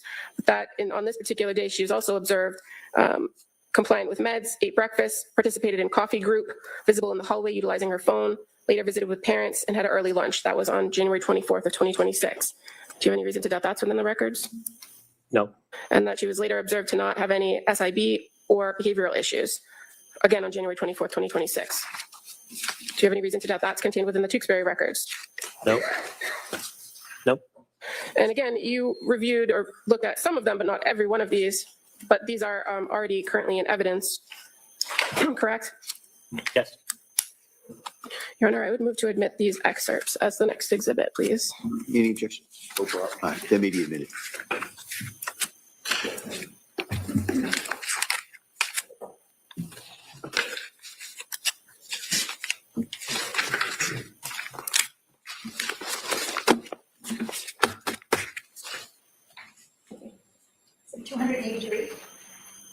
Okay, thank you. And Dr. Zeisel, as far as the records that I just read in, do you know if in those records it indicates that she slept well on all of those occasions? I wouldn't know. I don't know how. Well, you would agree that noting her sleeping habits based on this particular individual's history would be an important thing for the hospital to monitor, correct? I would agree with that.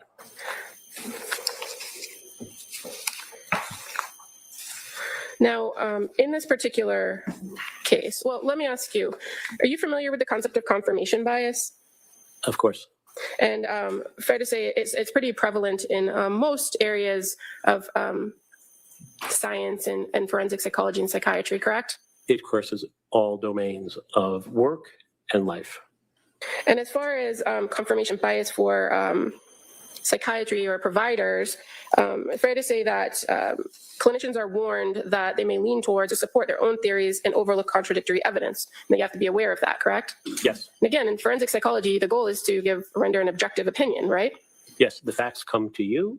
You don't go to the facts. Okay.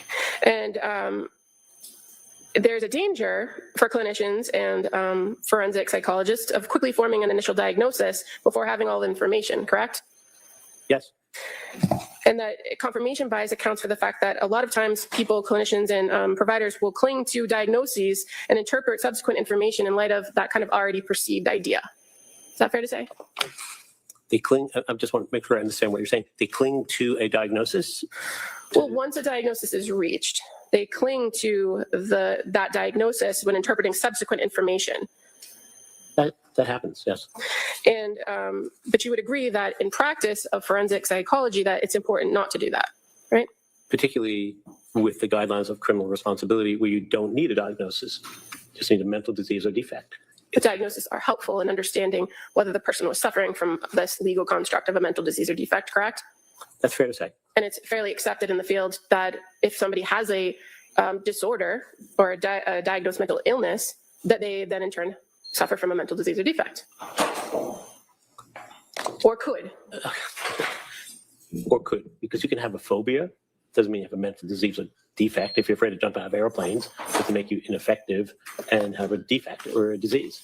So yes, it Can I could. ask you to keep your voice up? Yes, Ron. So it could, but it doesn't always have to. Thank you. Of course. And you're aware of the danger of this idea of confirmation bias of having multiple relationships and conflicts in this type of work, correct? Yes. And that's why it's important not to be treating somebody as a patient when you're also evaluating them for this type of legal issue, right? Of course, you cannot be the therapist and the examiner. The therapist is an advocate. The examiner looks for the truth. And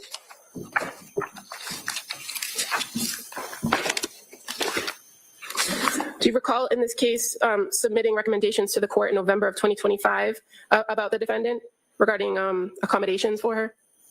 I know in general, but I don't know specifically what those accommodations requests were. I can't remember them. But you authored and signed a letter dated November 13, 2025 to the court, correct? Yes, but I'm saying I don't remember specifically what those recommendations were. I know I did that. I'm not asking you that. I'm just asking if you wrote the letter. Hold on. Just ask me to ask a question. Doctor, if you listen to the question. Yes, sir. I'm asking if you wrote the letter, sir. Yes. And in that letter, you refer to providing essential clinical findings regarding the transportation of my patient, Lindsay Clancy. Do you recall writing that? Yes. And so at various points throughout over the years of this case, you have referred to it as your patient, have you not? I wouldn't be I think, able to define her as something else. She was a patient who I did a forensic evaluation of. Well, you referred to the court outside of this evaluation you're testifying about to her as your patient in this letter from November 13th of 2025. Right. I evaluated Ms. Clancy, who was a patient. If I evaluated her, then she's my patient, as she is other doctors' patients at Tewksbury and other places that she's been at. But you call her my patient in the letter. I wrote the letter. Whose patient would I be referring to if I'm speaking about Ms. Clancy, given that she's my patient? Yes, I wrote she was my patient. That's correct.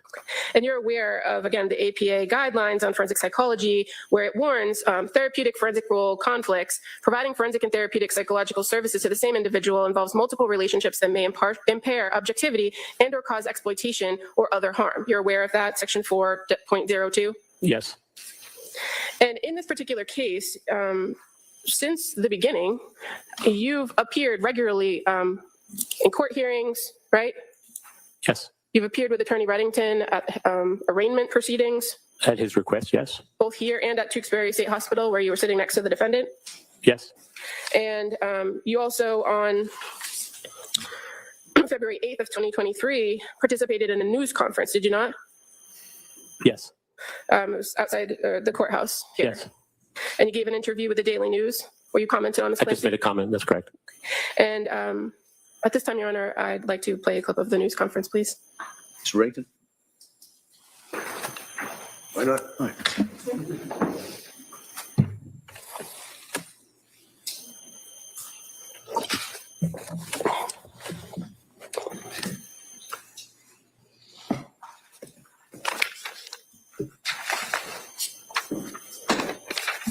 Yes, thanks.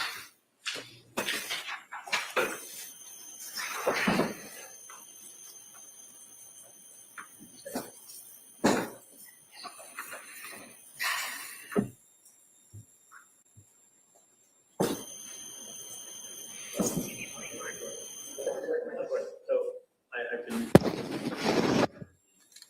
past few days, multiple hours each day. What I can say without going too far is that her affect is absolutely flattened. She's in a very surreal state. It feels dreamlike to her, as she's described to me on multiple occasions. And individuals who can present as being lucid, linear, and clear thinking do not make those people not mentally ill. They have the capacity for, on occasion, to be able to do things that they've been doing for a long period of time. When you have delusional thinking, fixed beliefs that are unchangeable, and hallucinations, namely command hallucinations, telling you to do things, telling you to do things that are malevolent, and you believe those voices that are telling you you need to follow what they say, that's when things go downhill, behaviorally, psychiatrically, and familially. And that's what we see in the most tragic of cases, where individuals could be healthy and normal, and quite frankly, because they're paranoid and worried about what others think, they hold back on what they share.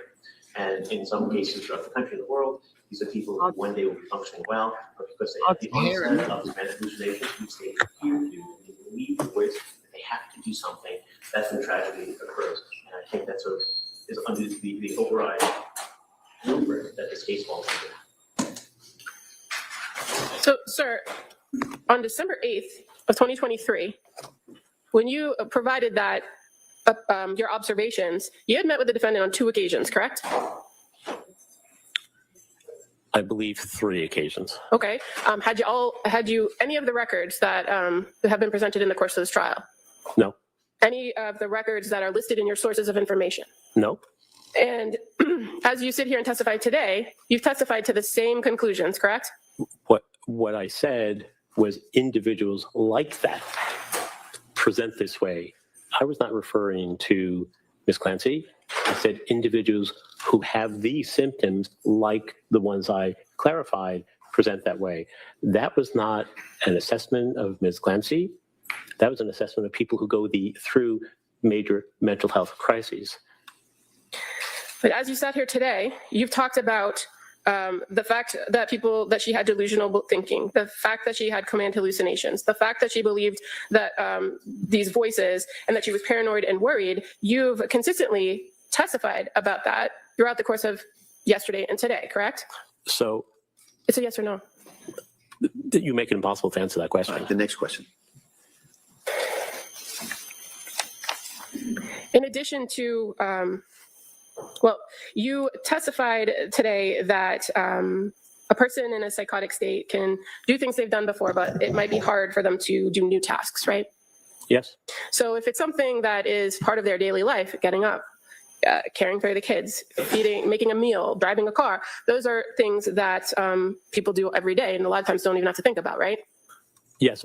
No thinking necessary. It's a But you're response, automatic response. you're aware that on this particular day of this incident, on January 24th of 2023, that the defendant took Cora to the doctors, right? Yes. And you indicated in your testimony today that it was for a regular checkup, but in your report, you identified that it was for a stomach ache, right? Yes. She had a stomach ache.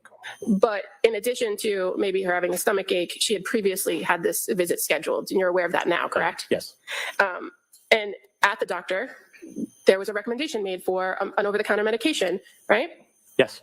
And the defendant was able to process that information, take it back with her, and then later, not immediately after the visit, but later in the day, search for where to get that medication, right? Psychosis doesn't lower your intellectual functioning, so you can do all those things. So Well, that's that correct. wasn't my question. My question was, did she do those things? Yes, I said that's correct. Okay. And would you've talked a lot about that a person can operate as normally as they can, but fair to say, if you're in a psychotic Right, state, flower that person shrills, themselves yeah. has a significant amount of distress, right? Yes. And That's that what in order seems to to mask me. those symptoms, it requires an enormous amount of control, does it not? It depends on the level and the extremism of the psychotic processing. So some people will hear voices that are nominal, they whisper. Some people hear voices that are yelling and screaming. So it's on a range, it's a continuum. So the more upsetting, more powerful, demanding the voice, the more difficult it might be to resist it and do other things. The less, the easier it is. In all of the time between September of 2022 and January 23rd of 2023, at any point in which the defendant heard these voices about harming herself, she didn't act on them then, did she? That's correct, yes, she did not act on those. She sought help instead.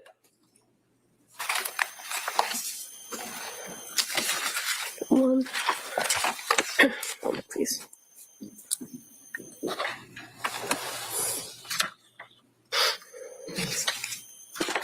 Your Honor, I would move to admit the recording played as the next exhibit. I'm sorry, this is the what? The recording that was played, I move to enter it as the next exhibit, please. That may be admitted.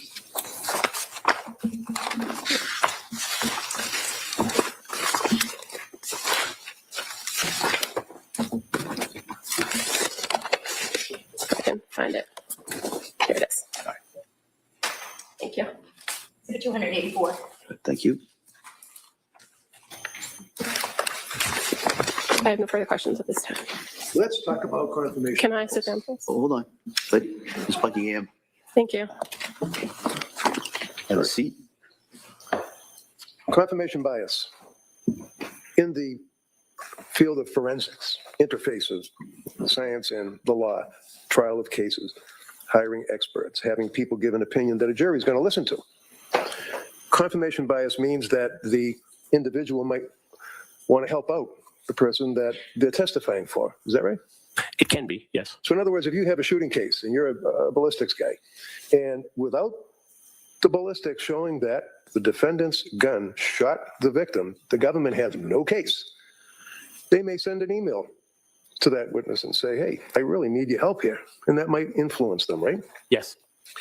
Now you got involved with this case, as you indicated, out of my request, obviously, Yes. compassion. Correct. The fact you had a young lady that was literally in extreme condition, emotionally, physically, you went to speak with her, correct? I did, yes. Do you care for her? I do. And is that a violation of the canon of ethics for professionals like you, if you care for your patient? Not at all. Within the ethical standards, it's also noted to do an appropriate and meaningful forensic evaluation. It's strongly suggested you develop empathy and rapport. And when you have those two psychological constructs, you get more information from the respondent. You do not cherry pick the information. You include warts and all in your report. That avoids confirmatory bias, and you avoid confirmatory bias by also not looking at conclusions that other examiners come up with when they rendered their opinions, and you do your evaluations independent of anyone else. You do it by yourself. How many times did you see her? At the time that my report was No, right about now. 60 times. How many hours have you put in sitting with Lindsay, either in the hospital or? Oh, more than that, roughly. And you have all of that information that you have brought here today to testify to this jury. Is that correct? Yes. Are you confirmed bias? Are you not telling the truth just to help Lindsay out, or is this your opinion based upon your review of the records, your interview of her, whether or not you care for her or not? Overruled. I am telling the truth. Yeah. You can re-ask that question. That answer will be stricken. So you can't tell someone you're telling the truth. Okay, that's up to the jury to decide. Your opinion is based upon all of the times that you met with Lindsay, right?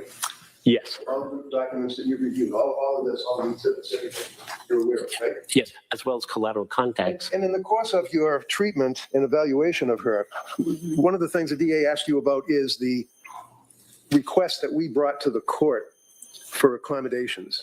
Do you recall that question from her? Yes. And is it your understanding that the request that we had seeking help from the judge was that she not be chained to a van when she's brought into this courthouse Objection. No, for overruled. 5-week trial?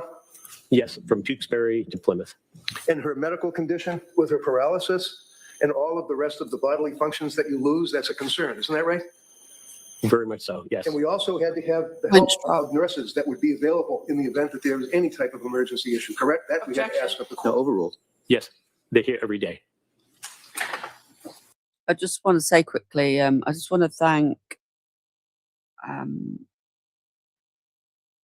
Jack James, who's here today. Thank you for your input. Sounds like you do know what this feels like, what it looks like. There was a point I was just going to make them. That's what I mean. These children, I just can't get with psychosis at the moment, and those poor 3 children can't come back. There was a point I was going to make then.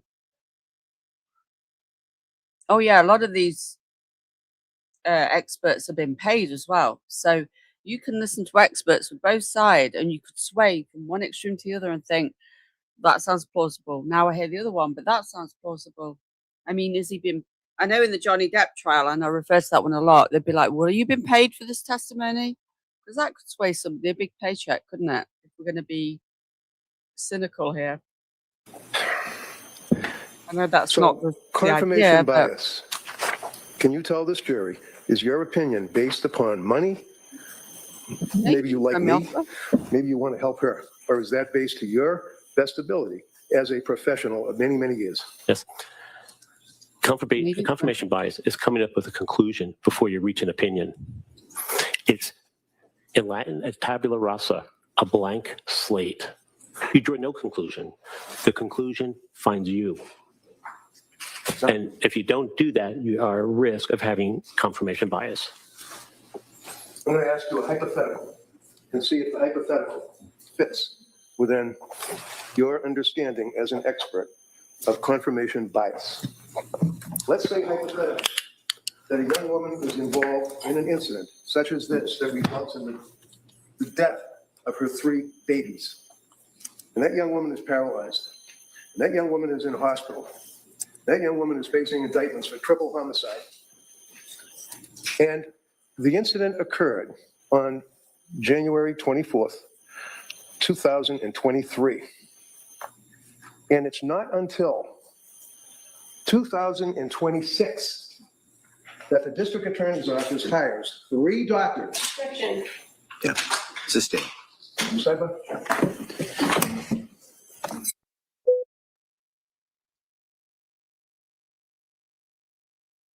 Okay, when we get an objection, I've just dropped the objection emoji over on Kik. Sadly, YouTube doesn't have the option for such good emojis. So we've got a sidebar, we've got a sidebar emoji, we've got objection. What else have we got? Just to remind you. We've got the we've got the detective with the justice finger. We've got the gavel. We've got sidebar. We've got Trisha's mods.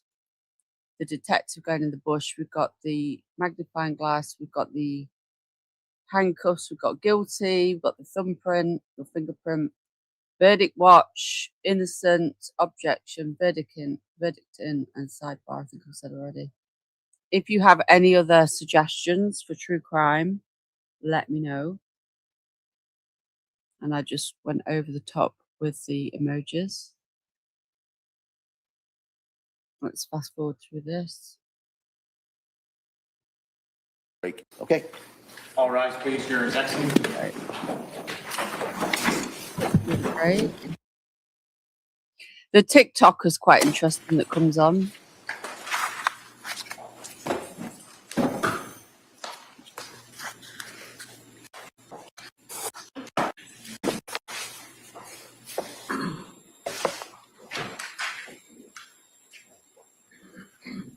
How does she get to wear makeup, like mascara, and do they put it on her at the hospital? Court is back in session. You may be seated. Your Honor, for the purpose of the record, we return back to the trial of Commonwealth versus Lindsay Well, she Clancy. can make All it parties on, present, a little bit. and including the recent matters. All right. We'll return now to redirect counsel.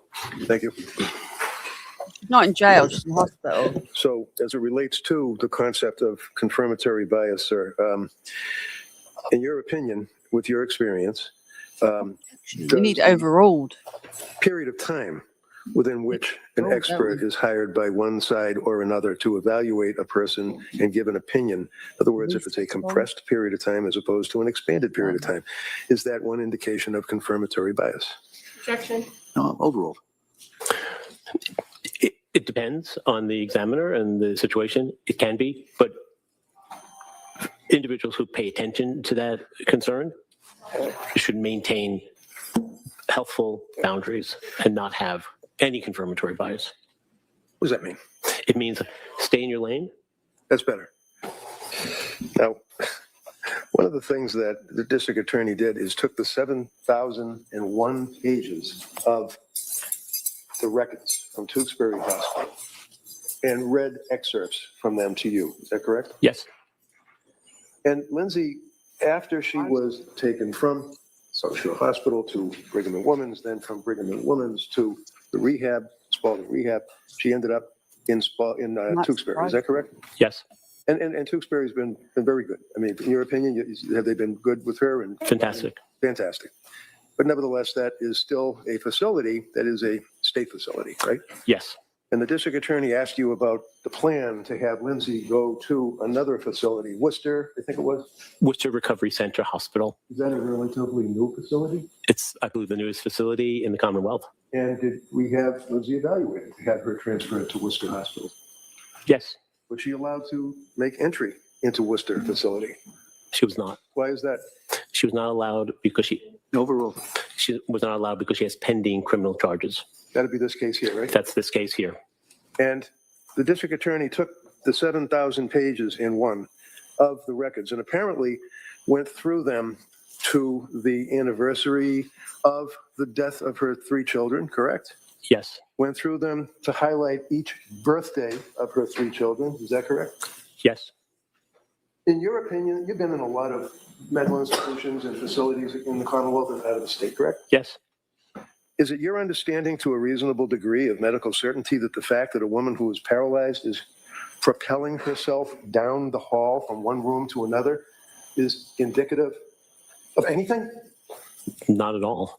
How about the fact that her mother and father, who have been with her for 3 years and practically missed not one day of sitting with her and bringing her dinner or lunch, is that something that would be indicative of undercutting the fact that the woman was suffering from mental disease or defect? That's indicative of love. And How about the fact that she's talking to other inmates or people that are patients? And in your review of the records, would you tell us your opinion as to her level and degree of popularity, bluntly, in that particular ward? she is extremely well regarded and well liked on that unit by everyone. Overruled. How about in reviewing the records, I didn't hear that she's laughing and partying and having a good time while she's in the Tewksbury Hospital. Did you see anything like that? No, Lindsay Clancy has bad days and worse days. And when you speak with her and meet with her, doctor, has she ever mentioned her children? Because apparently, according to the questioning that you underwent, she never talks about her kids. She does speak about her children. What does she say? She really loves them and misses them and thinks of them every single day, almost every moment of the day. And finally, doctor, I'm holding up what has been marked as Exhibit 1 or I don't know, for identification. Have you seen this before? Yes, I have. And in your dealing with Lindsay and interview with collateral contacts such as Patrick, do you know what that is? Yes, I do. What is it? This is called a wish vase. And what does that mean and what is it? This is a vase that Ms. Clancy and her husband purchased in Hawaii when they went on their honeymoon shortly after getting married. I would object. Yeah, sure. See sidebar, please. What was that? I missed that. What did he say? Did he Yeah. say? On there that Ms. Clancy and her husband purchased in Hawaii when they went on their honeymoon shortly after getting married. I would object. Yeah, sure. See sidebar, please. Hey, fruit fly. What's that got to do with it? Wish files. Points drop over on kick. But you can gamble with them as well, but it's free gambling.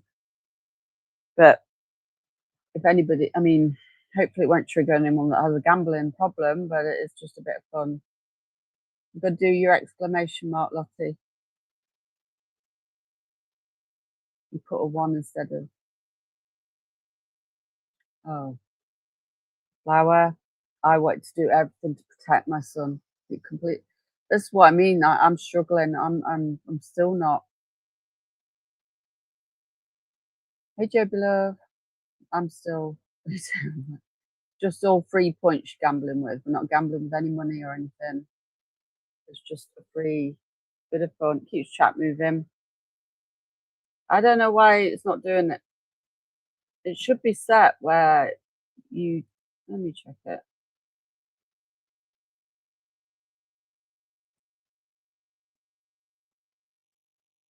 I don't know why it's not working on YouTube. We'll just have to. It's working on horizontal but not vertical, right? And you say it worked on vertical the other day. Keeps turning it off. Allow moderators to manage. It keeps turning it off. It keeps defaulting to back to what it was, and I don't know why. That's why you're not getting them. Keeps turning it off.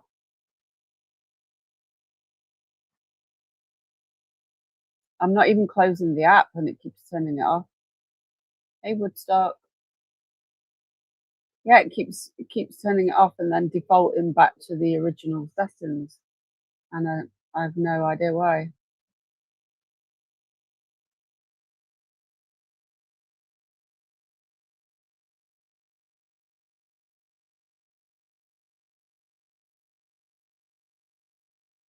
I mean, if she genuinely had psychosis, I don't know how they're going to prove that. To be fair, I just don't know.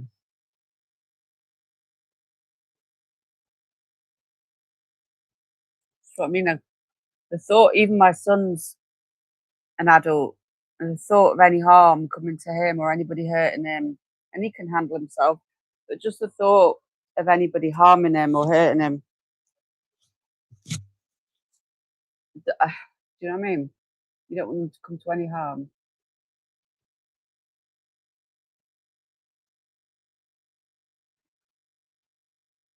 Welcome in, Goku.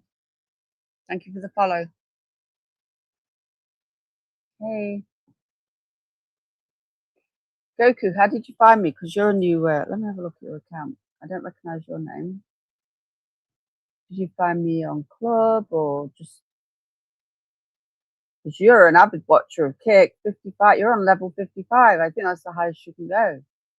Let me check out if you've got an account. I see. You're live now.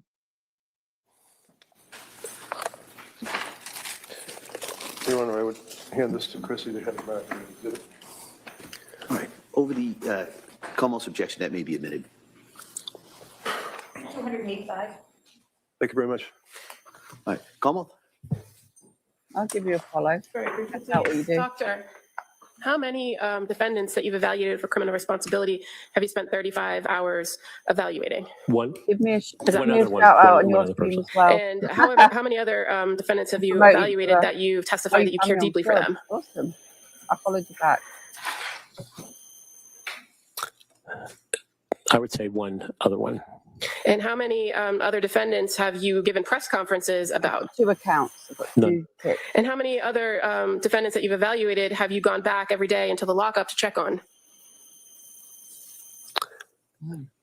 I was sequestered on all those other trials. I was not even allowed in the court. Now, you were asked about confirmation bias and given a hypothetical about so if somebody was asked to examine a gun, right? Got 2 accounts. You recall that Yes, line I of do. questioning? Yes. You were hired by the defense in this case, were you not? Yes. And That's my other as account. far as your conversations with the defendant about her children, you're also aware that she continually refers to the situation as my tragedy, does she not? That moniker of my tragedy, that's just one of the things that she'll say. All right, thank you. You're welcome. And what's the reason that, with the understanding of the court permission, that you go to the lockup and see her during this trial? I go to the law. Sustained. Well, while she's in Tewksbury, counsel kept referring to SID, SI. What is SI? SI is suicide intention or suicide ideation. In Tewksbury, Sui- excuse me, in Tewksbury, has there been a concern of suicidal ideation? Yes. And what, as a result of that, SI, as counsel kept repeating to you through the records, is her status at Tewksbury? She's on a constant one-to-one to ensure that Ms. Clancy doesn't take her own life. And that is somewhat similar to the reference in Brigham and Women's Hospital when you were talking with her that there was a nurse that was sitting in the corner of the room at all times. Is that right? Yes, that's correct. Inferentially was able to hear any conversation that you had with Lindsay, right? I asked those people to leave. Thank you. Counsel, can I see just one? I should have a club link. I'll drop it. Club's really good. It's getting better and better. I got my OG badge. Did you get your OG badge over on Club? I was in right at the beginning. Jack James, that's what I'm wondering. That's what I'm wondering.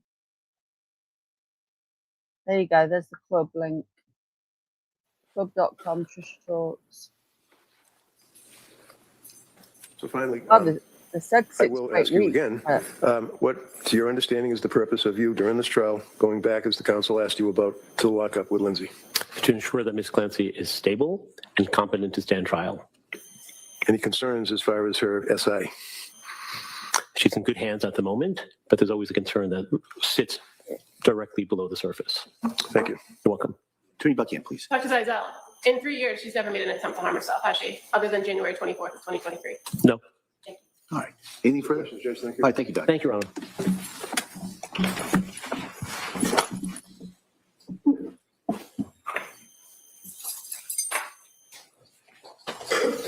All right. Attorney Reddington? It's up to your honor as to the voir dire on McLean Hospital witness or Dr. Spinelli or no. All right. Counsel, let me see in regards to timing on. Sidebar. Sidebar. Yeah, Goku, if you're still listening. Did you get your OG badge or did you join later? They love their badges and emojis, don't they? I think we're going to get to trade emojis eventually. It's the gamer geek in them, isn't it? Yeah, we've got a sidebar. Good way of notifying people that don't know what's going on, isn't it? But I need to make some more. The problem is if they're too wordy, it doesn't stand out. if it's too much, like too many Members of the left, jury, it this is doesn't stand another one out. of those moments I've got to talk to counsel Ooh, about a matter that I've got to talk to them outside of your presence. All right, so I thought we'd do it at this point and excuse you till 2 o'clock. We'll take up the next witness. We're going to stay in here and we're going to take up that other matter. All right, and so with that, during the break, remember, same instructions. Don't talk about it. Don't do any research about it. Don't read anything. Don't go anywhere in regards to this. And I'll see everybody at 2 o'clock. Okay. All rise, please. Jurors exiting.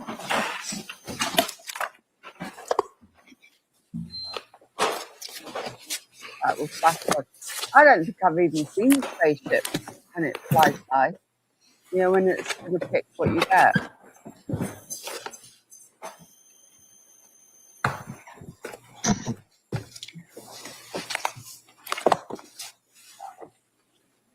I don't think I've seen people with the Jurors exiting the spaceship. court in this court's in session, please be seated. All right.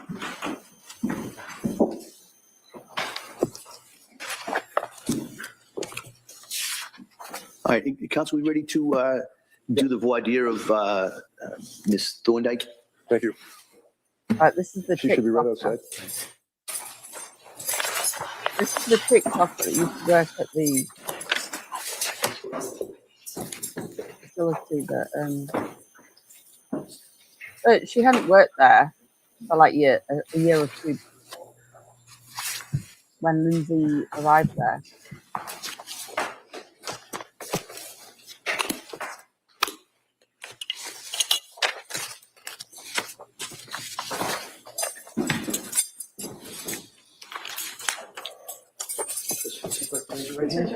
She solemnly swear that you shall make true answers to such questions that should be put in this matter. Good afternoon. Good afternoon. All right. Attorney Reddington. Thank you, Judge.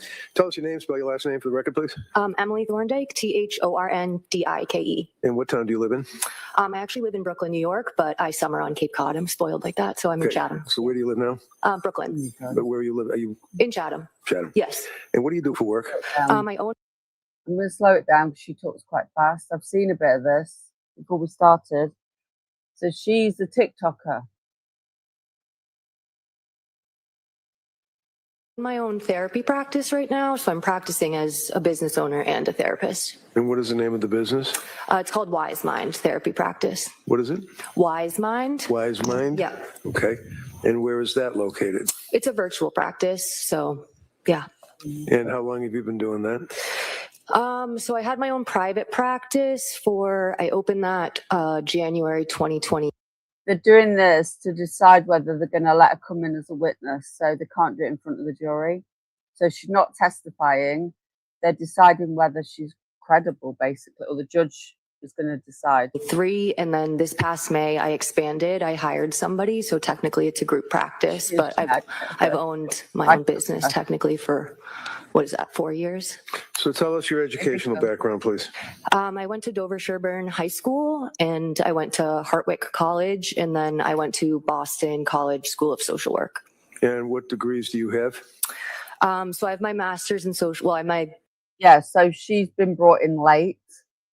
Well, somebody sent a video to the defense, and then the defense has got her sort of tracked down through a PI or whatever. And, my BA in sociology. I have my master's in social work, and then I have 2 social work licenses, I guess. You have to get one before the other. So I only go by a licensed independent clinical social worker. So, but you have to get it's very confusing. You have to get 2 licenses essentially. You have those licenses? Yes. Within the Commonwealth of Massachusetts? Yes. Now, your employment, can you tell us what your employment history was since I guess you got your master's at BC or something? Since I got my master's at BC, I did my final year internship at McLean Hospital at their trauma program. And then once I graduated, got my MSW, my master's of social work, and then my social work license, I was offered a per diem position at that program. And I did that position for, I think it was 2 to 3 months. And then I was rehired. I went back to the short-term unit at McLean, which I had previously worked at. So when you say the short-term unit, is Yes. that also referred to as the STU? Yes, we call it the STU. It's just short-term unit. It's also referred to as AB1, which is admissions building first floor. Now, are you familiar with this case of Lindsay Clancy? I'm only familiar about it from what I watched before I was sequestered, but other than that, I don't know the case at all. And when you say what you watched before you were sequestered, what Yes. does that mean? What did you watch? I think it was not this past Thursday, but the one before that. I'm not going to recall the date off the top of my head, but that's when, you know, you had told me that I'm sequestered and to no longer watch the trial or consume any of it. So what were you watching? I had just been watching like the day-to-day, like the live stream and just, yeah. Why is that? I'm interested in the case. I honestly got into sort of watching trials from the Karen Reed trial, and then I wanted to watch this case. And obviously, well, I worked at McLean, so I was curious to watch it. And when did you work at McLean? I started there in 2014, and then I left there in December 2021. So how many years is that?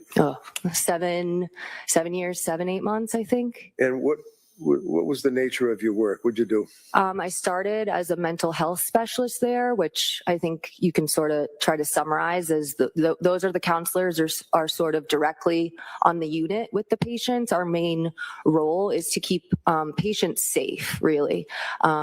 So you're doing a lot of safety checks. You are putting eyes on patients to make sure they're not trying to harm or kill themselves.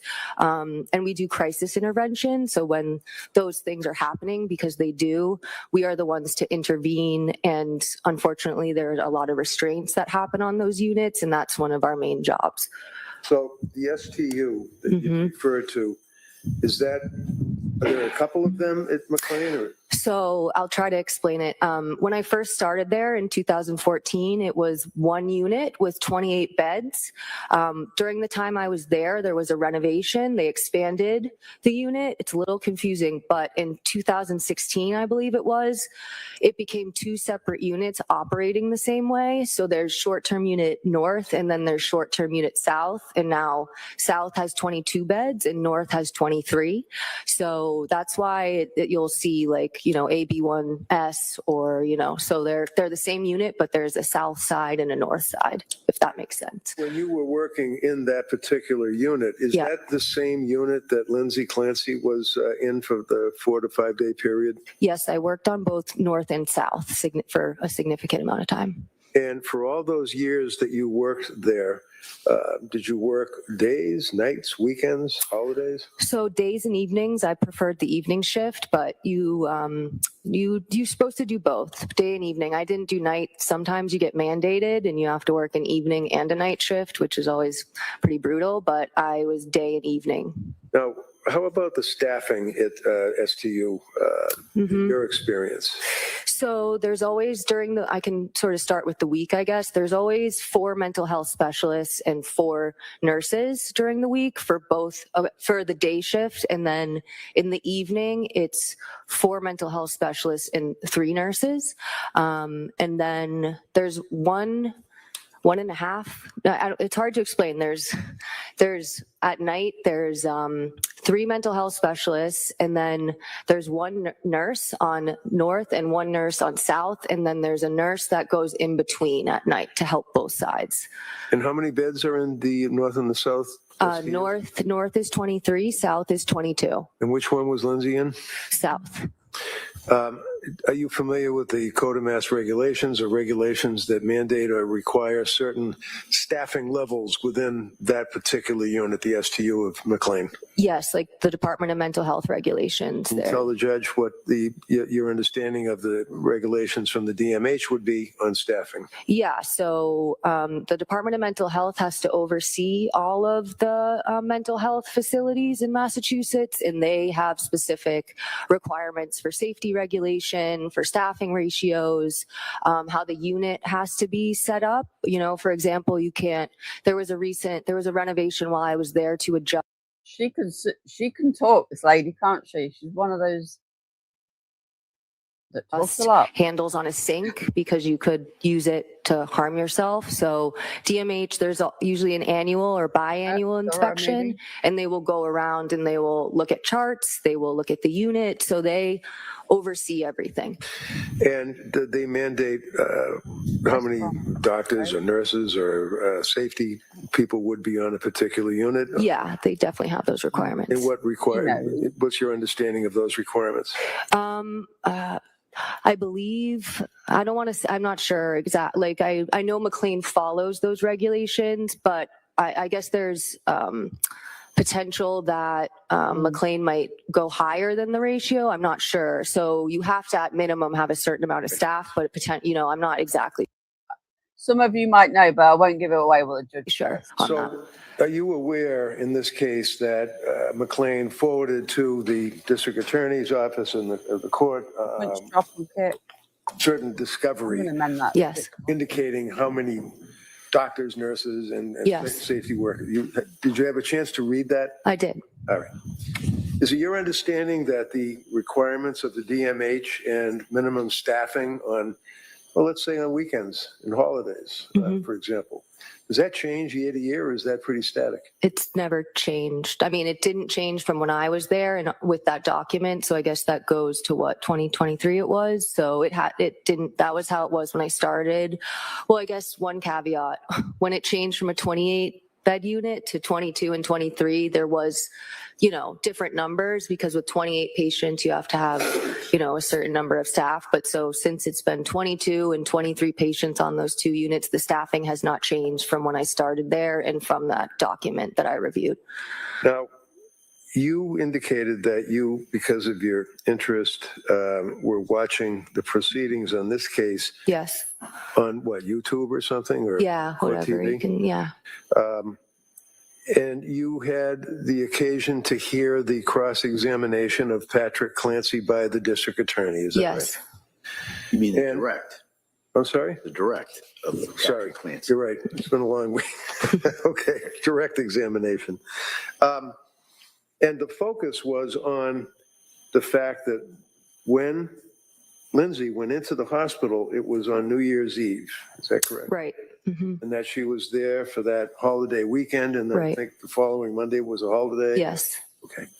And you heard the direct examination of the district attorney asking about McLean being number one hospital in the country, McLean having all of these services available to the inmates that are in there, treating them, offering all these fantastic programs on the holiday weekends and the holidays, as opposed to what Patrick had testified to. See that? Will you re-ask that question? I think I understand, but Okay, when you were watching on the television, yeah. you saw, or the computer, you saw the questioning of the district attorney of Right. Patrick Clancy. Yep. You heard Patrick Clancy make reference to the fact that his wife admitted herself into the Right. STU Yep. on holiday weekend, New Year's. Yes. Yes. Was there all that weekend Right. into a holiday. Right. And the district attorney then questioning Patrick Right. inquired as to whether he was aware that it was Yes. the best hospital in the country, that there were many doctors and nurses and staff available and programs available, and Lindsay wasn't interested in any of that, right? Yes, that's what I took from it. Now, in your 8 years, however many years of experience Mhm. you had, is that what your understanding was in that unit? No, that's not what I was understanding. No. So tell the judge what your understanding was from your experience, hands-on, Mhm. day after day, working in the STU for all of those years. Right. But you also were a supervisor of the STU at one time. I actually wasn't. I became a social worker there. So I guess you could, one way to look at it is that, the social worker and the psychiatrist, you are the treatment team. So you're making all the decisions for the patients. And so the nurses and the mental health specialists, I don't like to create a hierarchy, but they are operating underneath you. So in a way I'm supervising, but I was never a direct supervisor. Now, Do you know what, Flower? We virtually get no trolls in my chat, all my friends' chats. So we have it on follower only. We don't get the bot. When I first went over there, we'd get the bots coming in. We have it on follower only, and you have to follow like for a minute before you can chat. We virtually get no trolls, and chat will confirm that for me. Very rarely do we get a troll. Nor do, it's quite a bunch of us came over from YouTube, and we rarely get a troll. Yeah, it's really nice actually. I get more trolls on YouTube than Kit. Came out with And then, a I didn't get TikTok that many or on YouTube. I did. to be fair. a reel or whatever you call it. Yeah, TikTok. And would you agree with me that you were pretty angry when you did that? Yeah, Yeah. definitely So emotional. tell the judge, why were you emotional when you did that TikTok? Well, it's a lengthy TikTok. It's about 10 minutes. And I was emotional because I felt like what was discussed in court was not aligned with what my experience was. I noted several things. I'll try to summarize some of them. There was mention that there's individual therapy on the unit. There is not. There was mention of seeing a doctor every day. I felt like there was some misleading of that. You do see a doctor every day, but on the weekends and on a holiday, it's one doctor who's seeing all of the patients. The meetings can be as short as 1 minute. Many patients decline those meetings. And the doctor who's there on the weekend and holidays is seeing 23 patients. So I felt it was misleading to indicate that there's sort of a in-depth doctor session when it's very brief. How about programs that are offered, like making things out of clay and crayons and stuff like that? Yes, there's clay on the unit. It's called Model Magic. It's a non-toxic kid. It's it's advertised for kids, but it's on the unit. It's in the nursing station. It's out on the unit. There is a lot of coloring. There's a specific group that I saw in the documents I reviewed called Music and Mandalas. Mandalas are basically adult coloring books. The designs are kind of abstract. You could compare it to like looking through a kaleidoscope or something, and you color them in. And Music and Mandalas is a group where you play music and the patients color. So you understand from watching the proceedings that you became emotional over is that Lindsay went in on New Year's Eve with some fairly serious symptomology. Is that correct? Yes. And Patrick indicated that they were, quite frankly, pretty bluntly disgusted with the help and the care that was allegedly offered to her, right? Right. And you were upset about what you felt was a misleading of this witness based on the questions that were asked. Is that right? Yes. And Patrick had made reference to the fact that she was doing coloring and she was in the groups that were sitting there dealing with the clay, and that they felt that it was not, bluntly, any help. Yes, and there's very minimal like family contact when the main treatment team is not there, so it's not abnormal that families wouldn't be getting like regular or like in-depth updates of what's going on. You're sort of supposed to wait until the treatment team comes back, whether it's on a Monday or in this case a Tuesday, since Monday was a holiday. That's the team who's going to be working with the patient, so most updates and communication with family and with providers aren't going to happen over the weekend either. No. Thank you too much for just gifting a sub over on Kick, and then went to Mia 123999. In fact, we haven't done a welcome in. We'll do a welcome for all the new members we've got today so far. I won't do it every time,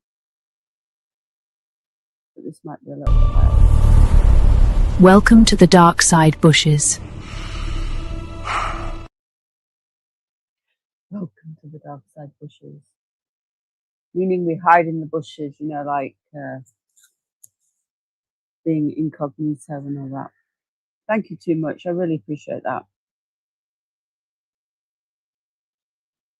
One of the things that occurred, just for the background, is that your TikTok was observed by me, and I tried to reach out to you and couldn't find you. That's correct. And then I had a private investigator, Bob Jones, hunt you down, kind of, and ended up in front of your house. No, Bob and I were sort of chuckling. I think I miss you because I think you were on really late my time, I had to go to sleep, so I missed your.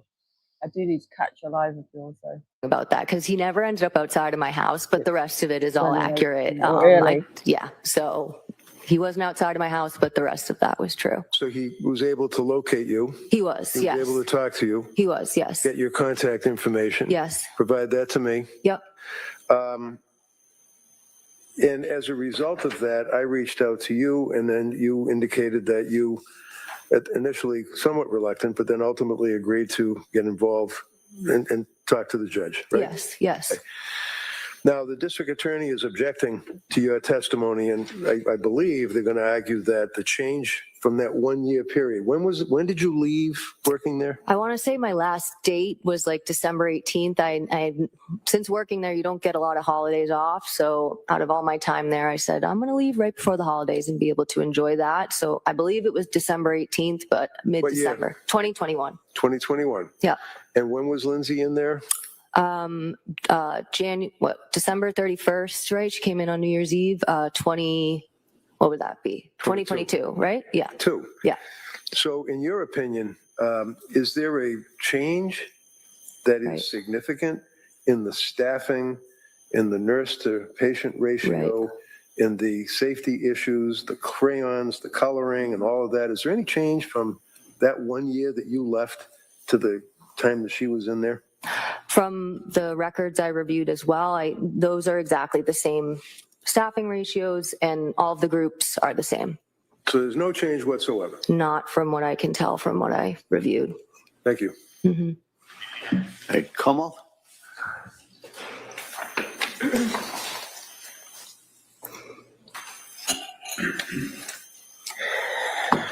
Good afternoon. Hello. So you are currently a social worker who does their own, a licensed independent clinical social worker, right? That's the license. Title, Or when you're saying Yes. that's really what you kind of go by. Yes, I'm a social worker by trade, you could say, but I'm practicing as a therapist. And you do that virtually. Yes. So you don't have a brick and mortar where clients come and engage in therapy with you, right? No, rent is expensive, so right now I'm all virtual. And you indicated that in your time at McLean Hospital that you first started as a per diem, and that was as a mental health specialist, right?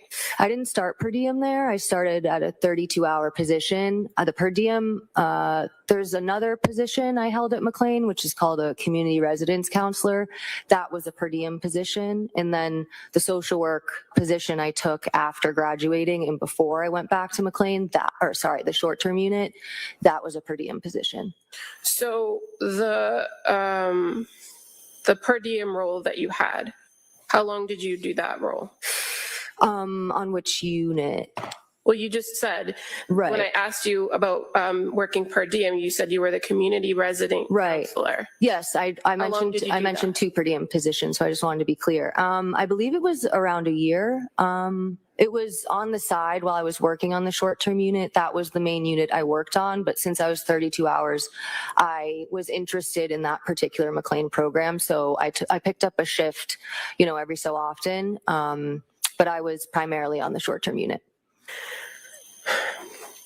As what, though? As a mental health specialist, yep. And so you said once you got your master's, you took on a role of clinical social worker there, right? So yes, I did. And that was in September of 2019? Yes. And you said you had a chance to review the records that were sent over by McLean, right? Right. Now, when you were a social worker from September of 2019 to December of 2021, Yeah. what was your schedule? So I would come in around 9. You could view it as sort of normal business hours. My clinical rounds that I did with all the multidisciplinary staff was at 9:55. So that was kind of a little bit of my start time, but generally probably like 9 to 5, you could say. And was that Monday through Friday? Yes, I did cover weekends on occasion. Social workers, you're not required to, but it's kind of highly encouraged. So, every once in a while, I would cover a weekend as a social worker. And you're aware that the records that came from McLean Hospital indicate that during the time period of January 1st to January 15th of 2023, that the social worker role was a day position that was Monday through Friday. Yeah. And that on January 1st, which was a Sunday, there was no social worker there. Yeah, I saw that. And on January 2nd, which would have been the observed holiday for Right. New Year's, there was no social worker there. That's what I saw. Okay. And while you would pick up shifts, the majority of your schedule was 9 to 5, Monday through Friday, Yeah. from 2019 to 2021. Yeah. I mean, I did regularly pick up weekends, but yes, primarily I was there during the week. Okay. Now, you provided Attorney Reddington with some kind of like typed up notes. Do you recall that? Yes. Where you outlined kind of what your experience was on the unit and how inpatients were, how inpatient experiences went, like the schedule and that kind of thing. And you noted that. I just want to take a pause. I went in and dropped half my winnings in Clue's chat because I wanted to, not because I wanted advertisement, and she's just shared my link. Thank you so much, Clue, if you're listening, or anyone. So we're going to get a load of follows now. I honestly just wanted to share half my winnings, and I was going to give the other half to Big Girl. I could have gifted myself on the other channel, but I'm not going to do that, obviously. So I'm going to give half. I've just given Clue half, and Big Girl I'm going to give half. Thank you so much. I really appreciate it. They've been so good to me over the last, 80? Wow. Like from day one of Clue finding me. Like, geez, it's gone ballistic now. Thank you. Thank you, Cletus. If you're listening, I know you're live, and let's drop their link because we do get new people coming over here all the time. This is what we do for our friends. Illuminati. So if you're new here, please go and check out Illuminati. She is awesome. Never a dull moment. Thank you, Ed. Thank you for all the followers. Small Town Girl, yay. I'm going to get loads coming in now. Christine. Sorry, just a sidebar, everybody. I just want to acknowledge everybody coming in. Wow.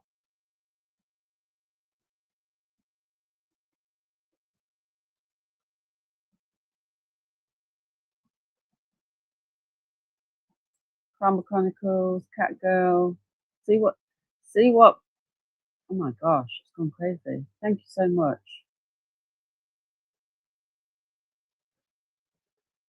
Whoop, whoop.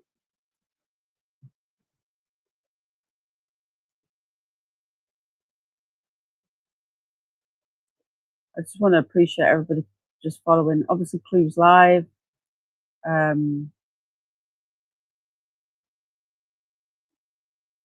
So I just want to go through these before we carry on. Thank you, everybody. So, I mean, they've got an abundance mindset because they don't think we're going to lose followers because they know that they're loyal supporters. We'll absolutely go to them first, and I appreciate that. That's how it should be. BGs, good to see you, BGs. Long time no see. Yeah, I know. Yeah, I subbed up, but I'm not saying, honey. Yeah, you go back and watch Clue. I didn't expect them to do that. I just wanted to pop in and say, here's half my winnings, because I know I'm going to be on a long stream and I'm going to miss her stream. So I wanted to drop like a little something. Yeah, I know you're not staying, but I appreciate the follows. That's all good.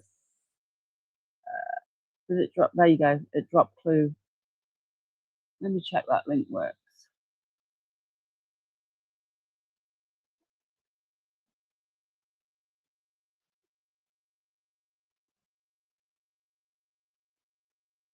No, it's gone to the bloody wrong one. Hold on. You see, that's what happens. You have to get the exact spelling. Let me carry As far on. as the treatment team, which you referred to yourself as a social worker, worked with a psychiatrist, right? Right. And you identified that in your experience, there was 3 teams, red, green, or blue. Yes. But you are also aware that the records show that every day during the week, that the treatment team of a social worker and a psychiatrist, there was 4 social workers and 4 psychiatrists that were on shift. Right. So where's the 4th? So the numbers aren't equal. So the medical director often took residents. Sasha, welcome to the Dark Side Bushes True Crime. and you are a founding member on the second channel, and I appreciate you very much. And I know you're all going to be going back to watch Clue. That's absolutely cool. Obviously, that's what I want you to do. We'll So be here later. if he you would wanna have a little join us. bit less of a caseload. The lead social worker on the unit, she would go in between the different units, so she would take a smaller case. Thank you for the rage quit. Too much. Thank you so much, love. Right, we've got Clue's linked up now, haven't we? You are so sweet and generous. Thank you. Well, I'm going to give my other winners to Big Girl. And then when I win, before I shared it with Cromwell. Load on one unit. So, for example, I had 8 patients on my caseload, but one of my social work colleagues would have 6. So it's not an even distribution of the 3, some of the doctors and some of the social workers just carried a different number of caseload. So. But your testimony today, after having now reviewed the records, is that it's always been 4 social workers, 4 doctors. Yeah, I didn't say that there wasn't before. Well, we don't. That's why you're here, because we don't know. Yeah, I just thought I answered your question. So, but yes. And you came aware of this case by watching the trial, right? Yes. Followers And already. so, would you say that how many days of the trial did you watch? All of them up until that point. What point? What day? I'm not remembering the date exactly. Not last Thursday, but the Thursday before. What was the last content of testimony that you remember watching? I believe it was maybe Patrick's friends, or I was aware that there were doctors testify. Mr. Reddington made sure I was not watching anymore, and that there were doctors coming up that were particularly important for me to not watch. And you were asked by Attorney Reddington here about observing that testimony or the direct examination of Patrick. And I think he mentioned where it was referred to that McLean was the best hospital in the country. Do you recall that being the question that was asked of Patrick Clancy? I don't recall. And in fact, the Commonwealth didn't ask about his opinions of the status of the hospital, but did just verify with reference to records whether or not he knew his wife participated in particular things that were contained within the records. Did you see that in the testimony? Yes. And so you're aware that the testimony actually was that, or the question was, were you aware that she declined groups? Yes. And that's based on records you've never seen, right? Correct. And as far as the contact with the staff and the doctors, meaning nurses or social workers or whatnot, you haven't reviewed any of those records, right? I have not. And so you don't know the extent. You don't know the extent of what the interaction was with the nurse and the patient, do you? I mean, there are some general guidelines that you have to follow. I can't tell you the content within them, but for example, mental health specialists, you're not supposed to meet with a patient longer than 20 minutes because you have other things to do. So I can't speak specifically to what happened in those conversations, but I know the general gist of how everybody's role works. But you, when you say everybody's role, did you ever perform the role of a nurse? No, but I work directly with them. I'm operating on the job description. It says specifically you're under the direction of the nurse. So I worked directly with nurses. Do you go through the same training as a nurse? No. As far as what your knowledge is of mental health specialists, fair to say the last time you were employed as a mental health specialist there and did that work yourself was in May of 2019. Yep. And then you transitioned to being a social worker where you worked closely with a psychiatrist and primarily Monday through Friday. Yeah, psychiatrists, the nurses, and the mental health specialists, you all really work together. And you can only attest to what you would put in a note, right? As far as your contact with a patient as a social worker. No, you have access to all of the patients on the unit. So I'm able, and it's not a HIPAA violation to do that because we all work together. Sometimes I cover other social workers' patients. So I do have access. You have access to all of the records in every patient's file. So you can read everybody's notes. I guess my question, and that probably was a bad question, but my question is to you. When you are the social worker for a patient on the treatment team that you've described, you enter the information into the note for the social worker that Yes. becomes part of the record. Correct. And those are your words, your observations, your contact. Correct. You don't write them for other people, do you? No, but we have to follow a certain format. So, for example, we have to write a biopsychosocial note, which is a fairly lengthy assessment, but that's a social work. You know, I learned that in grad school, so I don't know how everybody writes their notes, but we have to follow a pretty strict format to write our notes. And is it your testimony that McLean requires only that each social worker spends a particular period of time or a max amount of time with each patient to do that? Yeah, I mean, I have 8 patients on my caseload, so I have to see 8 patients every day. And so you are limited with how much time you can spend with them because there's several other tasks I have to do. So you really can't spend a significant amount of time with your patients. That wasn't my question. My question was, does McLean tell you that you can only spend 5, 10, or 15 minutes with a patient? Yes, it's directly told from the people above me. It's something that's communicated in a way where you could sort of get in trouble if you're not doing that. So yes, it comes directly from McLean. And do you have any information, having left there in 2021, that the same people supervising the social workers were giving those same instructions? I mean, no, I don't know that.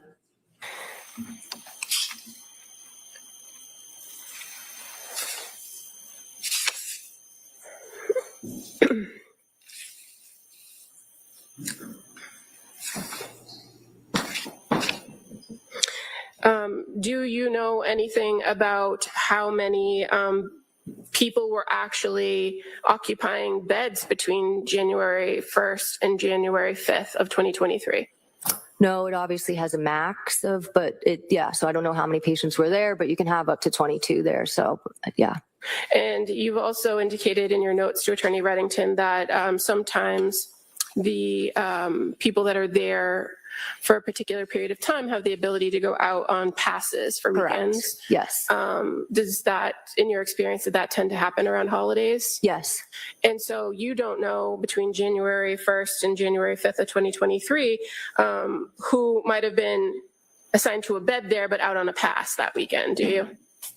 No, I don't know what happened that weekend. And that would affect how many people are actually occupying the beds would affect the ratio of staff to patient during that time period, right? If I'm understanding the question correctly, I mean, it's the same amount of staff there. Are you saying like they right? It's the same amount of staff, regardless, because right. it's by shift, right? Right. So if the unit has 22 beds in it, but say 5 people are off on right. a pass for that weekend, yeah. then the same staff that are there right. for the entire weekend have 5 less patients. No. You're still assigned. Every patient has to be assigned to a mental health specialist and a nurse. And so when you go on a pass, there's a limit. And day and evening shift, like the limit of the pass is 8 hours. So no matter what, you have to check in with your staff person before you leave for your pass, and you have to check in with your assigned staff when you come back. So there's no patient who's not assigned to somebody. It's just they might not be on the unit the whole time when you're on your shift. Okay, so if they're not, they might not lose a patient on their load, yeah, for instance, but that person isn't there that they have to check in with every so often, or they have to check in with about groups or keep track of or meet with, right? If they're on a pass and they're out of the facility for 8 right. hours, they're physically not present, and that worker doesn't have eyes on them. Yeah, you only check in once per shift anyway. So if they're going, you check in with them before, and when they come back, you check in with them after. But yes, you're not checking in with them when they're off the unit. And you don't know what the numbers were? No, I don't. During that time period.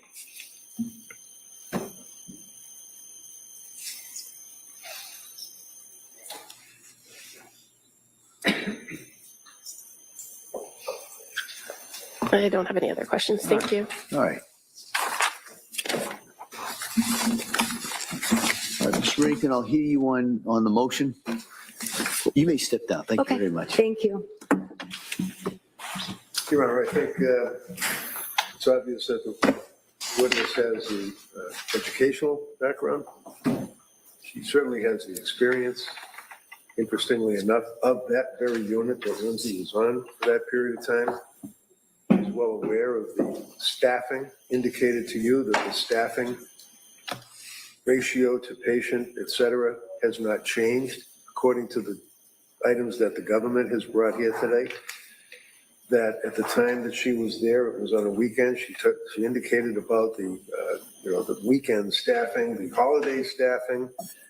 Indicated that they have these coloring programs and programs that Patrick was relating to, and indicates the skeleton crew, if you will, in a sense, on that particular period of time in the holidays, which is very corroborative of what Patrick had indicated in his testimony. So, I'm not looking to bring her in to disparage McLean Hospital. They've done a good job of that themselves. I'm bringing her in to just have evidence as to what Patrick's testimony was relating to what his wife went through when she was in McLean, to corroborate the fact, as opposed to what was raised on direct exam with the government when they were questioning him about all of these wonderful programs that she apparently was not interested in participating in, which is very, very, I would argue, improper inference for the jury to consider.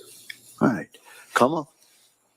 Your Honor, would object to the witness, and even now after the voir dire, I think it's clear that the best evidence of what the defendant was provided by way of care, treatment, however you want to call it, is the record in and of itself. It's the record from McLean that documents each and every contact she had with each and every person that was on staff during the time period she was there. Now, just to be clear, there's been some indication that she went there on the 31st of December, but the records are clear to say she was transported, and she didn't arrive at McLean until the early morning hours of January 1st. So that's when the records start, and they document her each and every day and each and every step of the way, consistent with how Dr. Goodhart described the process of how you're intake and then how you go through the day and what the general schedule is in the contact with the treatment team. This witness is offering no more information than what's contained within the record, and no more information that's what's contained in the records that were just received for the trial subpoena. And I would suggest to you that the fact that she, in her last role as a social worker from 2019 to 2021, where she was a day staff person that worked Monday through Friday, that wasn't there on the weekends, that she does have a limited amount of information, and it's attenuated, more attenuated than we had initially believed, from the dates in which the defendant was at this particular hospital. So I would suggest, or I would object and argue that the best evidence is the records in and of themselves, the records that now have been subpoenaed that can be admitted to identify the particular staff. I'd also like to point out that counsel is referring to offering this to rebut certain inferences or certain statements that the Commonwealth made in the direct examination of Mr. Clancy, but no one has said that McLean is a #1 hospital. That wasn't the testimony. That wasn't the question put before him. It was simply what he knew, what he observed, and if he knew what was contained within the record. So there's been no presentation of evidence that would suggest that a person needs to come in to dispute that the groups are the groups. The court and the jury can see from the record what the groups were, and they can make their own decisions based on what they described them to be in the record, if that was treatment or not treatment. I don't believe that the Commonwealth presented it as treatment. I believe the Commonwealth presented it as resources available to the individual while they were there at the hospital. The treatment piece or the therapy comes from the psychiatrist, which this witness can't testify to because she's not. So I would object for her to being called as a witness for those reasons. All right. Well, I'm looking at this really as a kind of two issues. First is late disclosure of the witness, and I'm not, and that goes into a whole different analysis, and also analysis under Rule 403, which is relating to relevant evidence. And as that rule, proposed rule says, evidence may be excluded if its probative value is substantially outweighed by the danger of unfair prejudice, confusion of the issues, or misleading the jury, or by considerations of, that part doesn't apply. First off, I find this witness credible. I find that, and I appreciate her being willing to offer the information that she has, but that's not always the whole finding on this. And so under cases such as Taylor versus Illinois, Commonwealth versus Dunning, Commonwealth versus Steinmeier, a couple other cases, I have to look at a number of factors. The first is prevention of surprise. Well, the Commonwealth has been aware of this issue for at least a week or so, so I'm not considering that.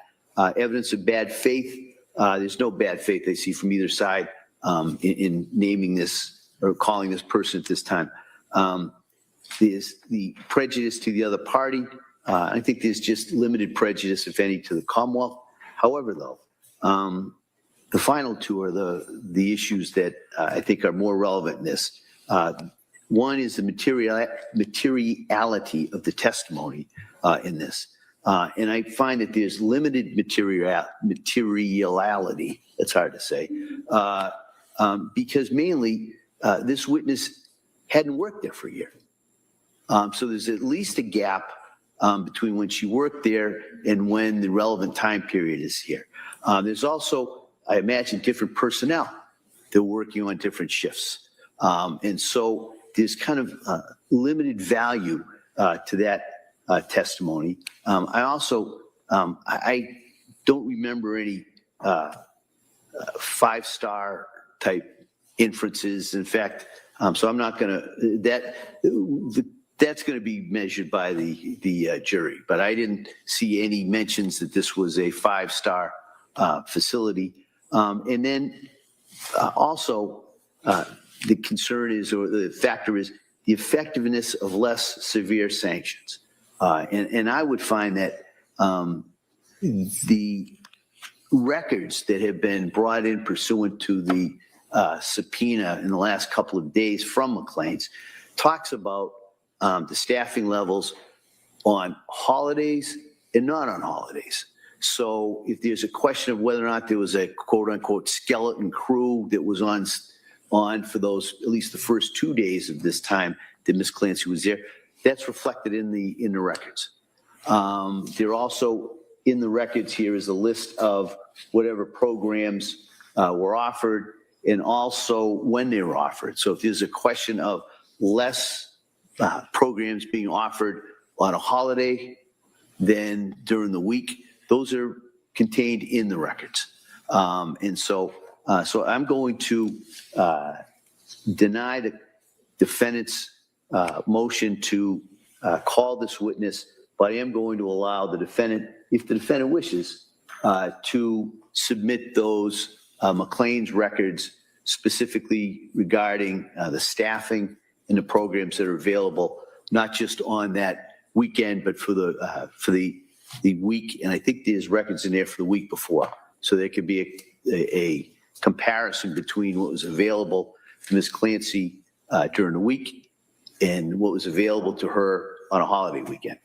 So that's going to be my finding. I'll issue a written ruling on this, but I just kind of wanted to give the parties at least some idea, as well as the witness who's been here, I know, a couple of days. I just kind of wanted to thank her for that. So with that, we'll be in recess till 2:15. We'll come back and we'll resume the trial. Okay? Thank you. Board, all rise. I know it's a technicality, no my objection. Duly noted. Thank you.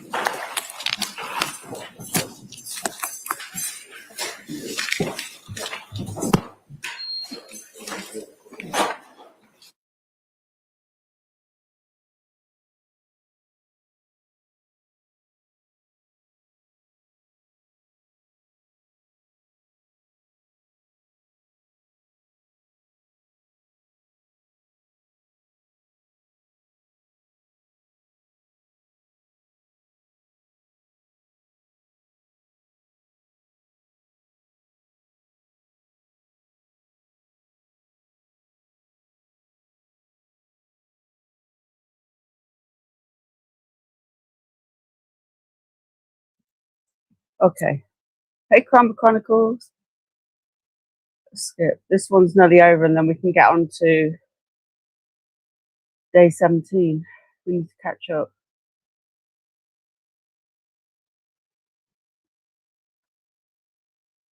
I think we've actually done for today. Yesterday.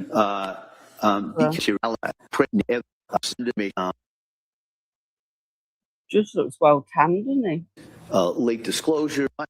examine this witness. The voir dire is over, and the motions are being made to the judge about whether or not this witness can actually testify. We know the defense very much wants this to come out in front of the jury, and the prosecution is objecting. Let's go in for Judge Sullivan's decision on everything. All right. Well, I'm looking at this really as a kind of two issues. First is late disclosure of the witness, and I'm not, and that goes into a whole different analysis, and also analysis under Rule 403, which is relating to relevant evidence. And as that proposed rule says, evidence may be excluded if its probative value is substantially outweighed by the danger of unfair prejudice, confusion of the issues, or misleading the jury, or by considerations of, that part doesn't apply. First off, I find this witness credible.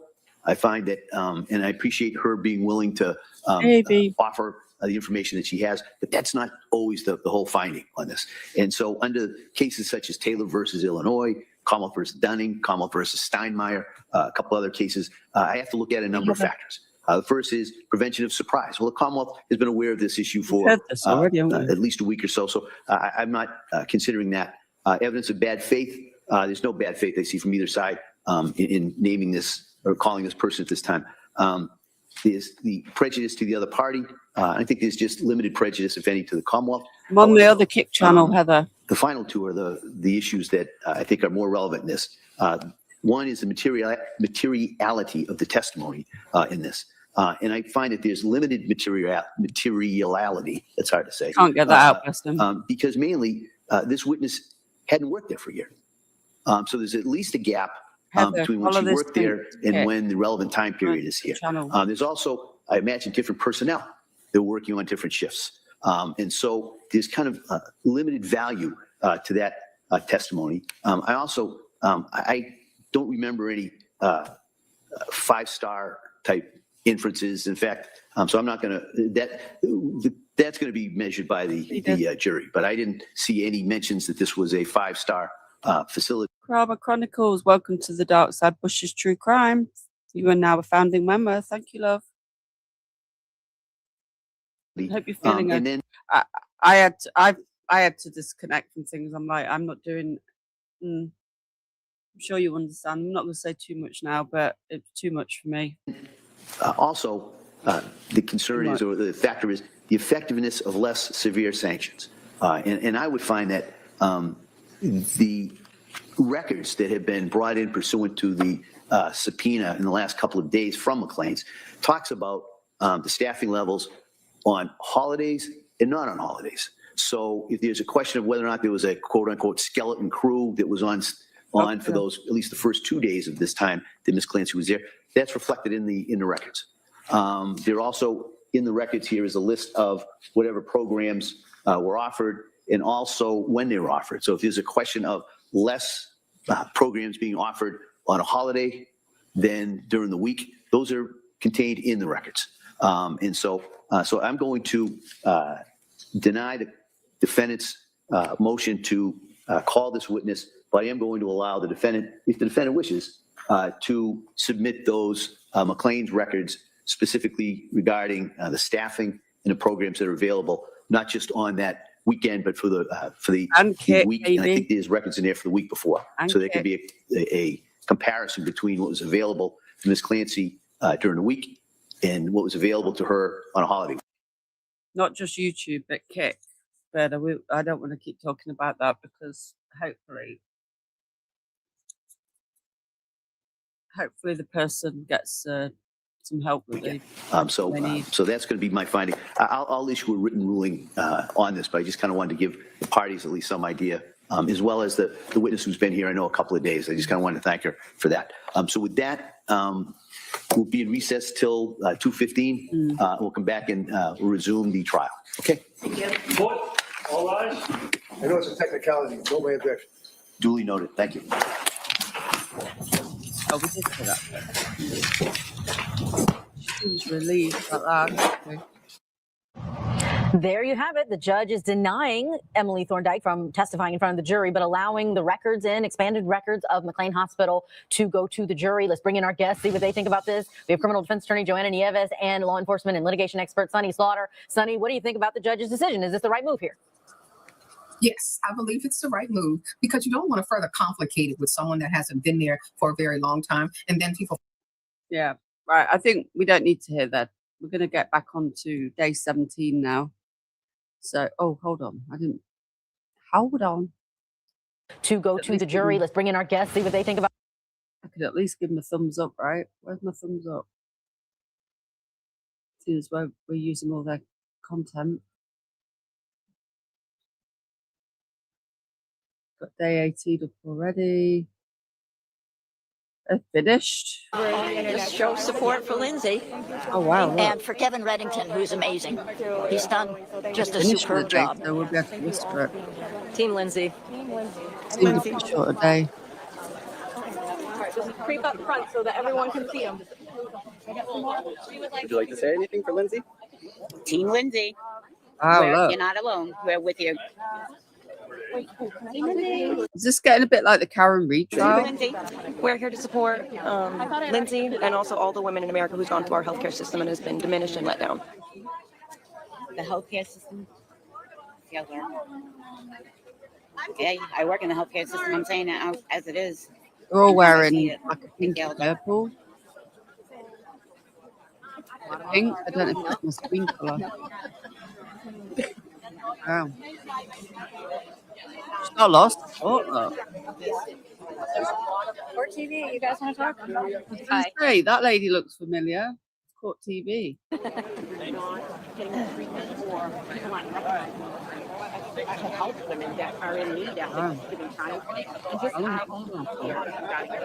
So it's quite a bit. And what made you get involved in this Oh, we're case? spread up already. I was devastated by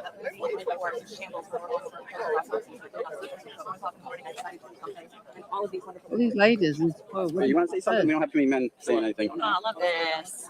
I'm here supporting my wife, Renee Kimball. She's the one that put this all together. I'm the man that holds it. Wow. Right.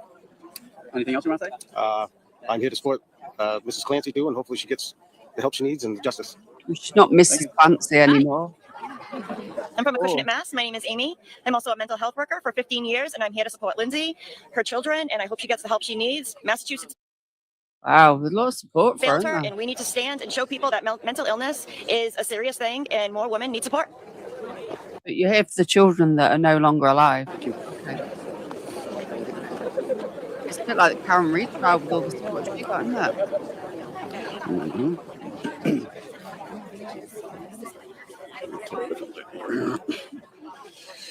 And then there's, oh, wow. Let's skip for a bit of this.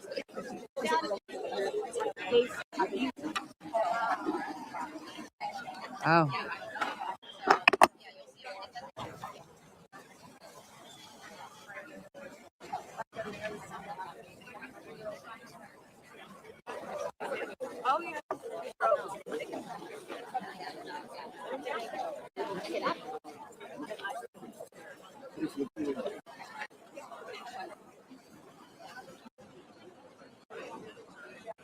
I think this. Stand in peace for Lindsay gathering.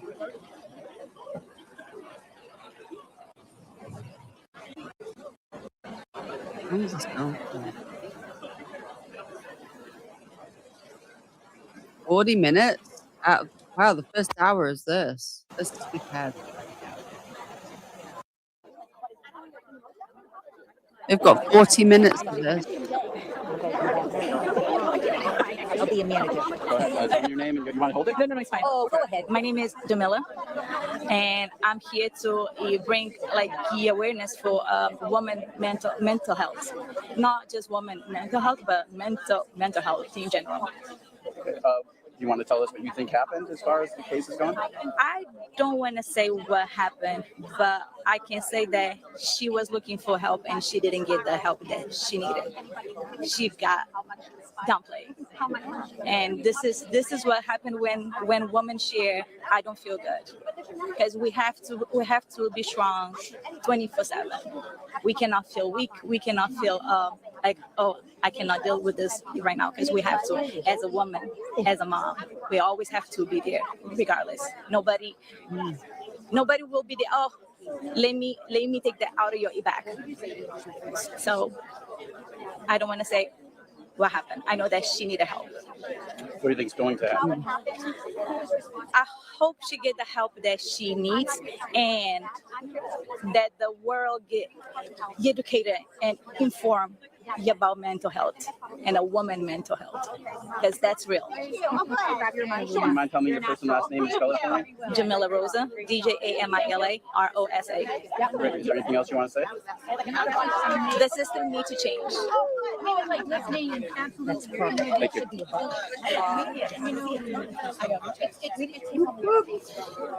I won 1,000 as well on my new account, and I went and give Clue half, and I'm going to give Big Girl the other half this time because I've shared with Crime Chronicles previously, and I'll share again with her as well.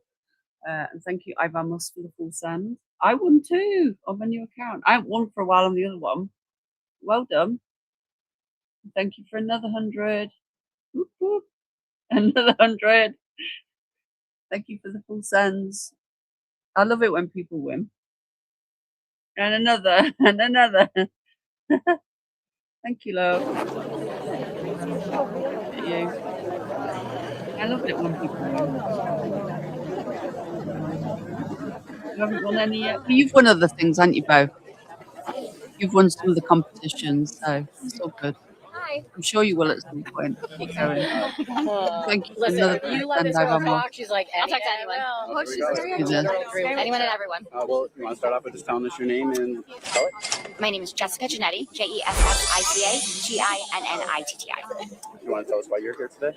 Yes, I'm just here my sister and I are here to support Lindsay. It's not a protest, not a rally, just a silent support to let her know that she's seen, she's heard, which she was not seen or heard by the medical system, by her doctors, by her husband. So we want to let her know that she is seen and heard now. And we're hoping that maybe this unfortunate circumstance. Did you hear what she said? And her husband. Like, they really think he was. Honestly, if he's not supportive, then the men that have been in my life definitely weren't then, because. But we weren't living behind closed doors. We don't know what it was really like, do we? Will maybe shed some light on postpartum for women, because unfortunately that is overlooked a lot, and women do get dismissed quite a bit from that. You want to walk and talk? We'll go to the end over here. I think we're about to get an interesting starting. I'll head into the end. Perfect time. So this is Stand in Peace for Lindsay gathering, and this takes up the first 45 minutes. We're going to skip through some of this. We were just catching up on yesterday because, I didn't do the trial yesterday for one reason or another. So we're just skimming through this. Oh, okay, let's go. I think we have to listen to the police first. We've got rules. The law and crime, but they bought. Okay. Court TV bought law and We're crime. listening to the rules. From yelling anything at any possible jurors coming by or anything like that, because now we delve into the realm of witness intimidation, which is a criminal offense. Oh, we've got the cops talking about witness intimidation, which is a crime. The custody for that. We don't want to have to do that. We want to support you guys in everything you're doing out here, but you guys kind of have to help us with that as well, okay? So if we can do this the right way, it'd be great. Yeah. No yelling at anybody, Did they buy them? What do you mean by prescription? You want to tell us how you feel about the justice system and how everything's been going for Lindsay? I understand that the jurors do have. See, I might have a different. Oh, law and crime. Sorry, yeah. Who bought who? Was it Court TV? No, law and crime. Sorry, bought Court TV, didn't they? Or is it Court TV? Which one bought which? I'm getting mixed up now. That's going to bug me now. I thought Court TV. Who bought?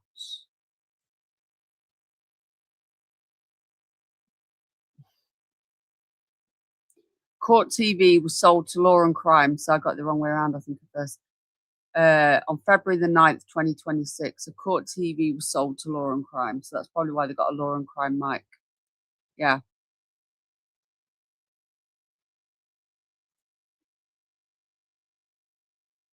So Law and Crime own Court TV, that's right. See, being in the military, what Patrick did for work to me was nothing. travel wise. My dad, even though wasn't in the military, and he would go away for work. So I don't know, maybe I'm just used to it. I'm not used to having a partner so much who was even one of my first boyfriends was he worked all over the country doing like helping lay motorways and roads and groundwork. So their team would go away. So I don't think I've ever really dated anyone that's had a local normal job unless they were based at the base and not away at the time. So I guess I'm not really the best person to comment on that. A job to do, but I do think that there is different ways to go about it. I do not think that they are being tactful in the way they're going about it. They're being rather aggressive, and I just don't see this being done appropriately. I really don't. I don't think that it is at all. If you could say anything to Lindsay, what would it be? Lindsay, we see you. We hear you. We wish that you were not failed, hon, and you were. And at the end of the day, I know nothing's going to bring those children back. Nothing. But hopefully this, again, will shed some light on postpartum. And maybe the next woman won't have to suffer.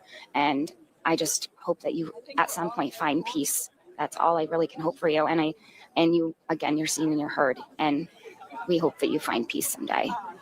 Is there anything else you want to say? No, I just that we're here to support. And again, thank you for everybody for being here. Thank you very much.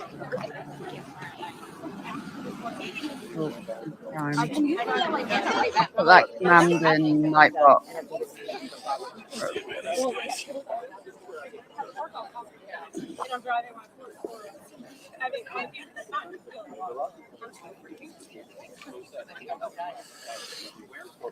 But then there's the people that will, use it and look at it as that's social. 5:45. Yeah.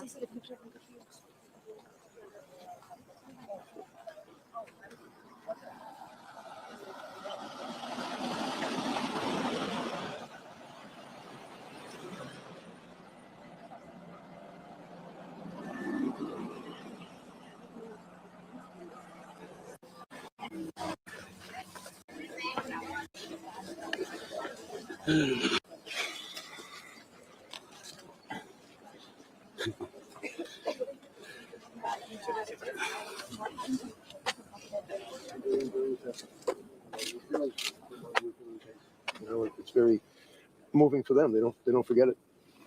Mr. Reddington, what's your message to all these folks who are here today? Thank you. That's all I can say. It's amazing. We love you, Kevin. Kevin, are you surprised at just how much attention this case has gotten? I mean, people are coming from Maine. It's the message. It really is. It's the message that just has reverberated, throughout the whole country. What is that Reddington's message? fighting for women's rights. No, I for don't. healthcare. I think that it's the mental health system. I hate to use the word health care because unfortunately in this case we can see it hasn't been health care, and I think that it shines a light on this issue. I mean, when a woman is going through what so many people do, and they go to a doctor and the doctor says, here, take this pill, take that pill, take this pill, and then they basically treat them for 15, 20 minutes and send them on their way. It's just not right. And to those who can't wrap their heads around sympathizing with a mother who killed her 3 children, what do you say to them? I think it's almost like when you're picking a jury and sometimes somebody will say, well, I don't agree with, this allegation of murder. I mean, none of us do. But that's what we have juries for. They pass between the government and the defendant to see if they can prove their case. Is she aware of this support, and what does she think of this? I'm going to go in and see her right now. I'm sure that she is, and if she isn't, she will be. What do you think about? She's so beat up and just so sad that this will really help her out, I think. It's awesome. We love her. What do you think about you being the advocate for all women right now? I'm not an advocate. You are. You are. But you are.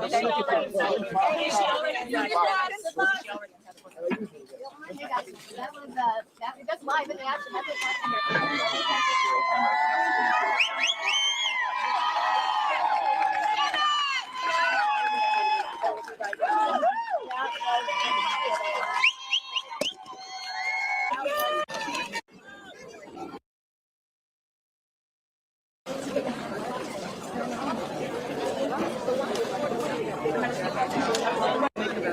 All the wedding stuff.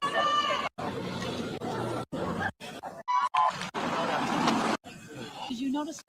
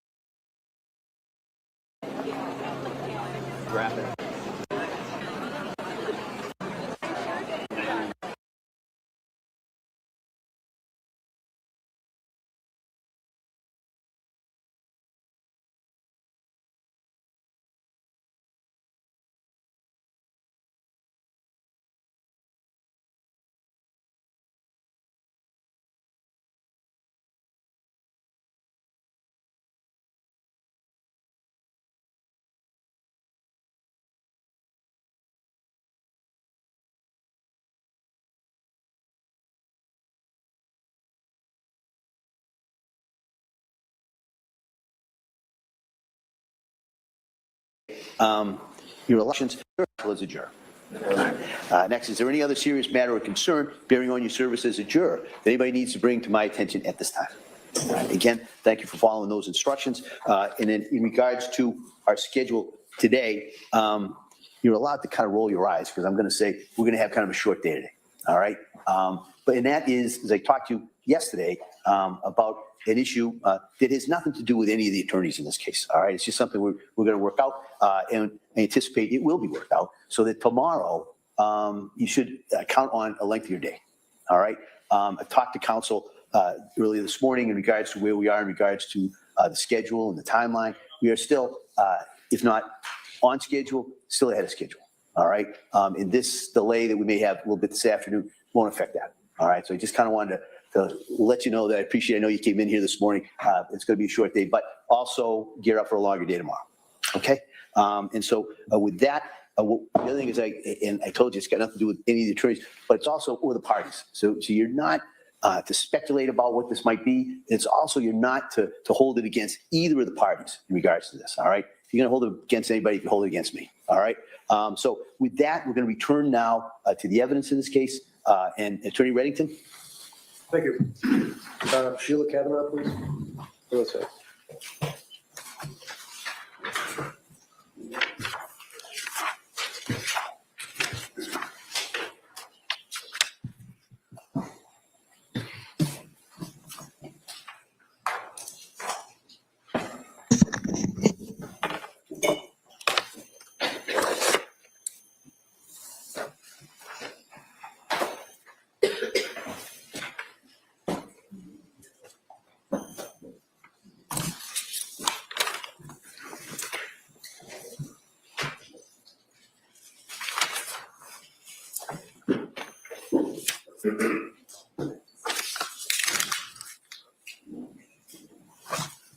Good morning.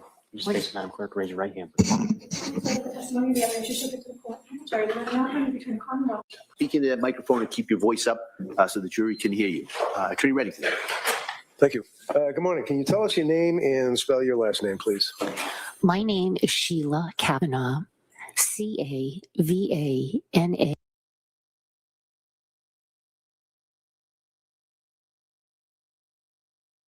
UGH. And what town do you live in? I live in the town of Belmont, Massachusetts. And what are you doing for work now? I am a board certified chaplain at Brigham and Women's Hospital in Boston. And I didn't know that there were board certified chaplains. What does that mean?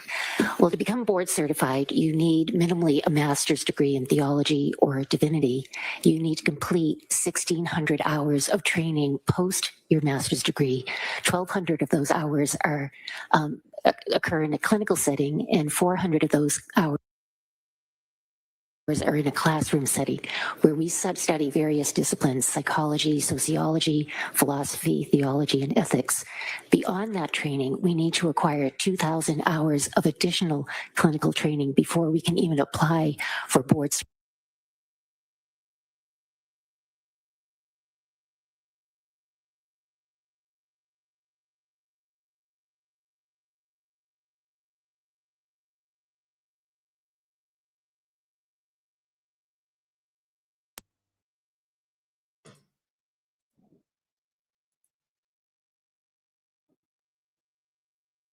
Testing. Can you hear me now? My mic had gone flat. I'm on my little lapel mics today because I'm getting too hot sat in front of that big computer with all the bloody screens and everything. Yeah, I've got two little mics here and the battery gone, so I've put the other one on charge. They last about 6 hours each. But I was getting just too hot in front of that computer, like with all the screens and all the heat blasting out. Like I thought, I'm coming on the laptop today to do this. Can you hear me now, Jennifer? You're probably a little bit behind. Testing. When I'm doing this, I can sort of come on the laptop easier than when we're doing the other. So I took the opportunity to have a cooler time. Yeah, I've swapped mics over now.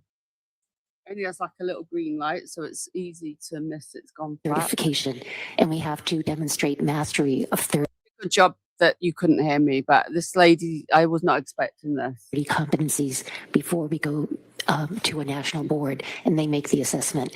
I also need an ecclesiastical endorsement, and in my case, that was from the Archdiocese of Boston, from Cardinal Sean O'Malley. And before you obtained the board certification in your education to allow you to be a chaplain, what did you do for work? Prior to becoming a chaplain, which is a second career for me, I was a senior vice president at Fidelity Investments in Boston. And how long were you senior VP at Fidelity? 16 years. And are you married? I am. You have a family? I do. My husband and I are the parents of 4 adopted children. When I was pursuing my master's degree at Boston College, it was a 3-year master's, but it took me 5 years because we adopted our 4th child while I was in graduate school. She was a 14-year-old. This is a lot, isn't it? Like, is this necessary? Girl from Bogota, Colombia. And how long have you been working now as a chaplain at Brigham and Women's Hospital? 7 years. In the course of your duties as a chaplain at Brigham and Women's Hospital, did circumstances give it a bring you definitely in smiley. contact with Lindsay Clancy? Yes, they did. Can you tell the jurors what happened? I arrived on the morning of Wednesday, January 25th, 2023. I arrived at approximately 8:30 that morning because I was there to relieve the overnight chaplain who was carrying the pager. I was taking over the pager shift, which went from 9 to 1 p.m., although I was working a full day. When I arrived that morning, she said to me, "Did you hear the news?" And I... So sustained. Okay. So you can't, you got to object, so you can't say what someone told you. Objection. What's with the breathy voice? Oh, this is going to be interesting. Objection. Overruled. We haven't got an overruled, have we? I got a few more to make. Okay, that's hearsay? Okay. So I can say, Hearsay. We need as a result hearsay. of a conversation with that person, what happened? I was summoned to the director of spiritual care's office. Did you have a conversation with her? I did. All right. And as a result of that conversation, what did you do? I went to Unit 8C in the Tower building of Brigham to meet with Lindsay Clancy. And what time of day was this? Roughly between 8:30 and 9:30 that morning. And when you went in to see Lindsay, what did you observe? Well, the unit itself was filled with law enforcement officers, both outside the doors of the unit. There was Brigham security, but the unit itself was flooded. There were people from Plymouth County, Boston City Police, Brigham Security, so I had to make my way through concentric circles of law enforcement to even get to the room. I was permitted to see Lindsay, although she could not speak at that time. And what was her condition that you observed? She was dressed in medical armor. She had two... Hold on. She's very descriptive with the words, like what was it? She said concentric. I can't remember what she said now. Let me go back. I gotta hear that again. She's very wordy, very descriptive. Lindsay, what? To meet with Lindsay Clancy. And what time of day was this? Roughly between 8:30 and 9:30 that morning. And when you went in to see Lindsay, what did you observe? Well, the unit itself was filled with law enforcement officers, both outside the doors of the unit. There was Brigham security, but the unit itself was flooded. There were people from Plymouth County, Boston City Police, Brigham Security, so I had to make my way through concentric circles of law enforcement to even get to the room. I was permitted to see Lindsay, although she could not speak at that time. And what was her condition that you observed? She was dressed in medical armor. She had tubes. She was intubated. She had bandages. She had a neck brace. She was just covered and layered in equipment that enabled her to breathe. I'm showing you Exhibit 121 and asking, this may be South Shore, or it could be Brigham and Women's, but is this indicative of what she appeared to be when you first saw her? That looks like it's from South Shore because yes. Did she have the same? Similar. Very similar? Very similar. Like that? Yes, very similar. Did you see her again on another date? I did. I saw her the next day. Again, she could not speak. She was intubated as well. That was the first week that she was hospitalized. When was the next time that you saw her? The next time I saw her was the following week. I have a calendar here of my visits. I saw her on Tuesday, January 31st, and she had been extubated at that point so she could speak. So the tube had been removed. She was able to communicate, and that was on January 31st? I believe she was extubated the weekend of the 28th, but I didn't work that weekend, so I saw her on Tuesday, the 31st. All right. Tell the jurors what you observed and what, if any, conversation you had with Lindsay on the 31st. And let me ask you, how long had it been that they removed the tube? Perhaps a day or two. A day or two. Okay. Tell the jurors what she said to you. She continued to look like the photograph you just saw. She was covered, tubes everywhere, the neck brace. Her emotional state was very neutral, a flat affect. But I remember vividly the first thing she said to me. Now, she had heard me for a couple of days. We had been praying together. And so when I went in on Tuesday, the 31st, she said to me as I held her hand to comfort her, "I am so glad my children are safe." Was there any other conversation that you had with her? I replied theologically to Lindsay, and I said, "Lindsay, your children are safe. They're safe in heaven with God." And I held her hand throughout that conversation, and we prayed for them. Sorry, but this is. Did she make any other statements to you? She did. She alluded to having heard a voice, and the voice, according to Lindsay, told her that if she did not follow the command, neither she nor her children would be safe. And did she indicate whether it was a male voice, a female voice, loud, soft? She alluded to the fact that it was a male voice and it was persistent. Any further conversation that you recall about that, not about general things, That came up several times. I visited Lindsay minimally 14 times while she was hospitalized at the Brigham, and the voice conversation came up several times during several of our visits. Now, after Lindsay was transferred or cleared to go from Brigham and Women's Hospital, did she go to another facility? She did. She went to Spalding Rehabilitation Hospital. And do you know when that was? That was roughly late February, perhaps around the 23rd. And did you continue to see Lindsay at Spalding Rehab? I did. Do you know when she left Spalding Rehab? In the late March, early April time frame, perhaps. Okay. Now, Brigham and Women's Hospital and Spalding Rehab are under the same umbrella of hospitals. Is that right? They are. So Brigham and Women's Hospital and Spalding Rehab are under the Mass General Brigham complex. So for me to visit Lindsay in Spalding, I was still within the same hospital complex, and her psychiatrist at Spalding, as well as the chaplains, advised me to continue. You can't say what anybody told me. Oh, sorry. So when she was discharged from Spalding Rehab, where did she go? She went to Tewksbury State Hospital. And fair to say that that would be back around February. It's been a little more than 3 years, so 3.5 years. Yes. Is that correct? Now, when you saw her in Spalding Rehab and in Brigham and Women's, you were acting in the course of your job. Is that right? That's correct. You're being compensated, you're getting your paycheck and that type of thing. Right? Yes. How many times have you seen Lindsay at Tewksbury Hospital? Perhaps 200 times. Tell the jury why you continue to see her for 200. Sustained. So can you tell us how often on a weekly basis you would see her at Tewksbury? Yes. When Lindsay was admitted to Tewksbury State Hospital, I continued to see her on a weekly basis. We had built up a very comfortable, respectful rapport, and I felt it was in her best interest to continue that as she healed. She was still in deep grief. She was suffering. Sustained. So That opinion be stricken.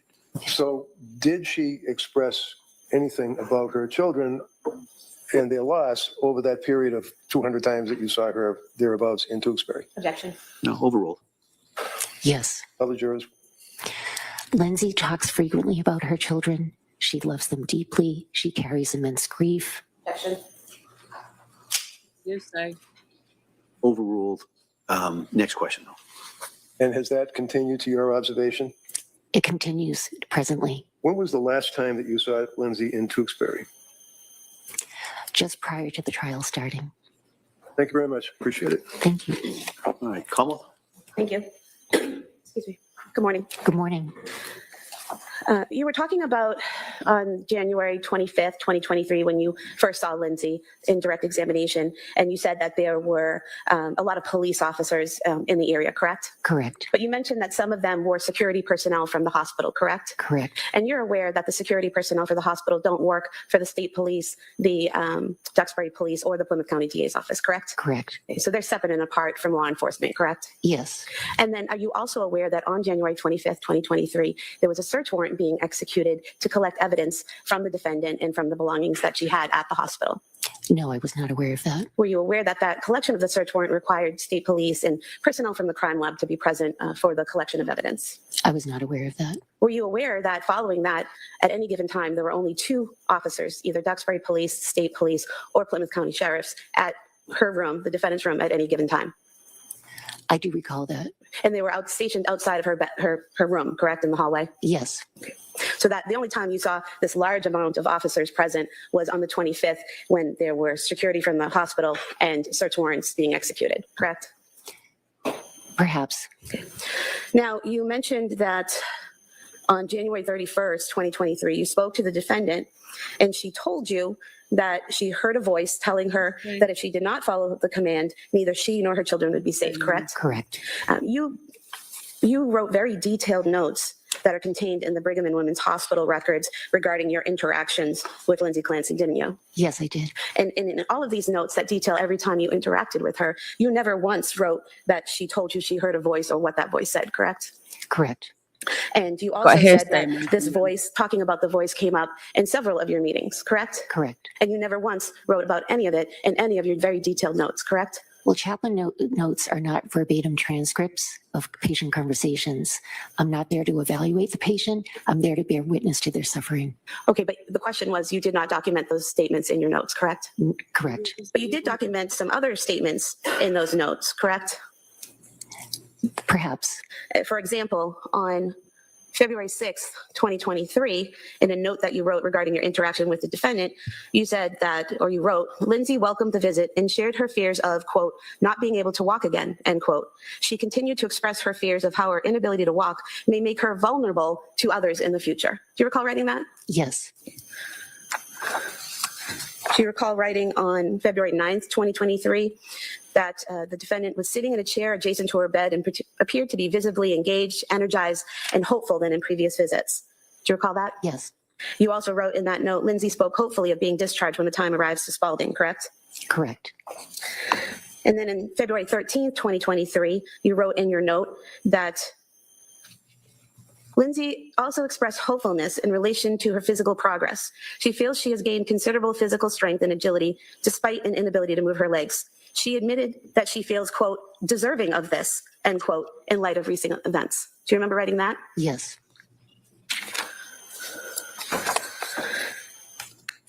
Do you remember on February 16th, 2023, that you wrote in a note that the defendant expressed hopefulness with the news of her anticipated discharge to Spalding and seemed uplifted that she would be cared for in a facility with an excellent reputation? Yes.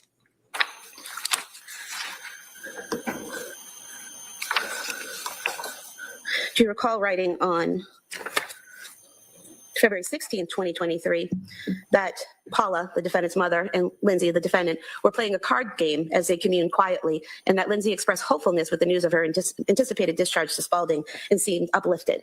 Yes. And again, you've got all these details about her feelings and her thoughts and what she's doing, but nothing about the voices that you spoke of so many times, correct?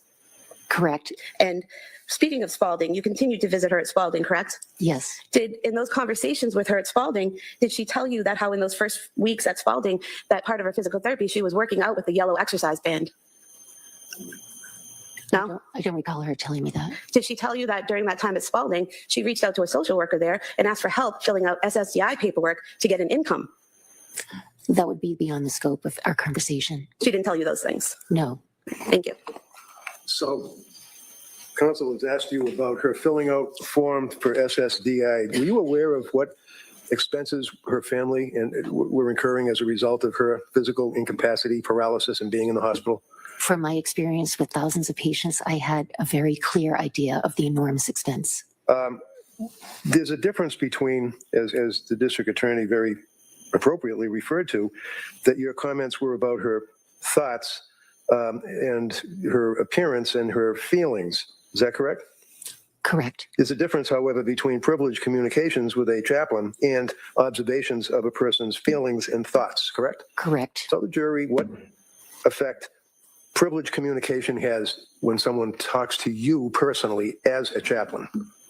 Because I'm not a medically trained clinician, I approach patients in a vortex of trust. Some of our chaplain clergy. And so there's this understanding that when a patient interacts with a chaplain, the conversations are confidential. Do you put them in medical records? No. The words, like Lindsay indicated that she felt uplifted, I think the counsel read that twice. Were those your notes, or is that what she said to you? Did she say, I feel uplifted, or is that That your was my observation? perception of Lindsay. It was not her words. Thank you. Thank you. Como? You said you're not allowed to put the defendant's words in your medical records. Is that correct? No, that's not correct. It's not that I'm not allowed. It's an understanding, and it's a conversation that's held in confidence with the patient. Then why are there direct quotes in these medical records from the defendant? Well, they're not verbatim transcripts. No, not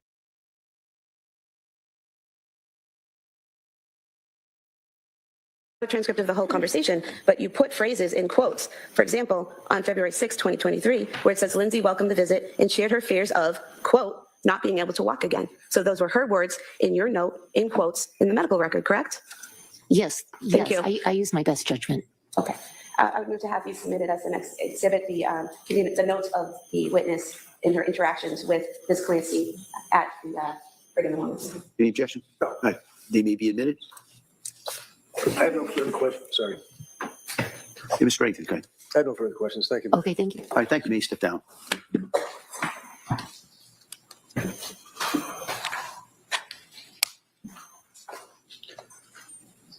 All right. Counsel, can I see it?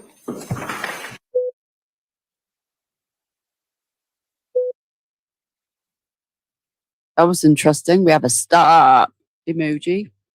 What else did you want while I'm at it, while I'm on a roll?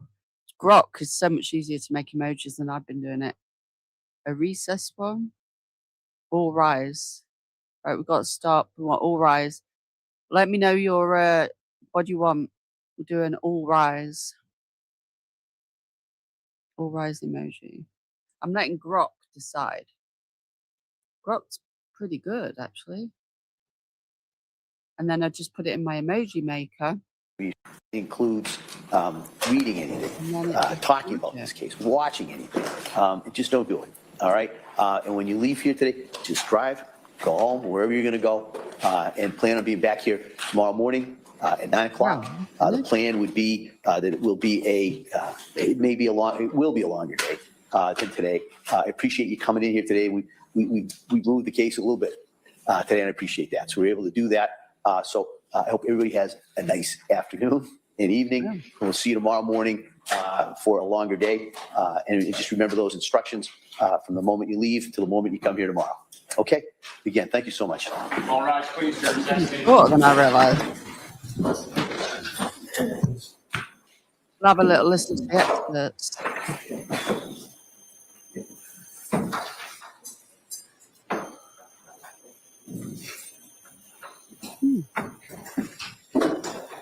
Well, that was even quicker. Well, that worked out well, then, didn't it?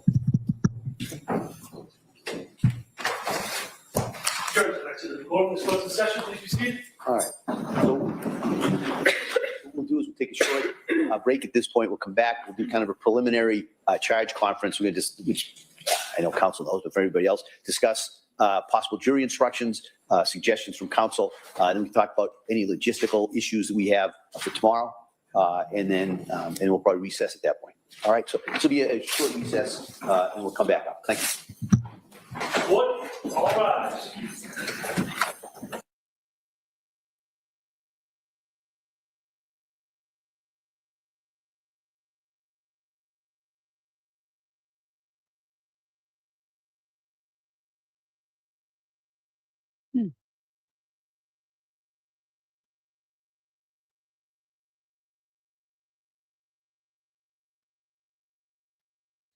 See what court TV bring on.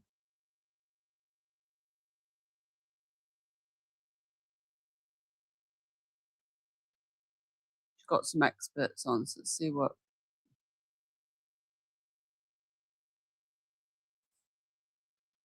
I was thinking it was going to be a longer day than what we thought. Well, I thought it was going to be a longer day. Come on. Namely, the instructions in a very. He's got very flamboyant shirts, hasn't he?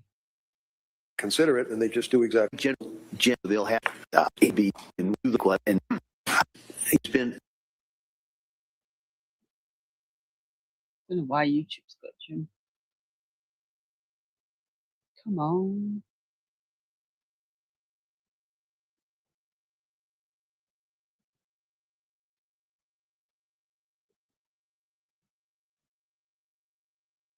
Got an all rise one.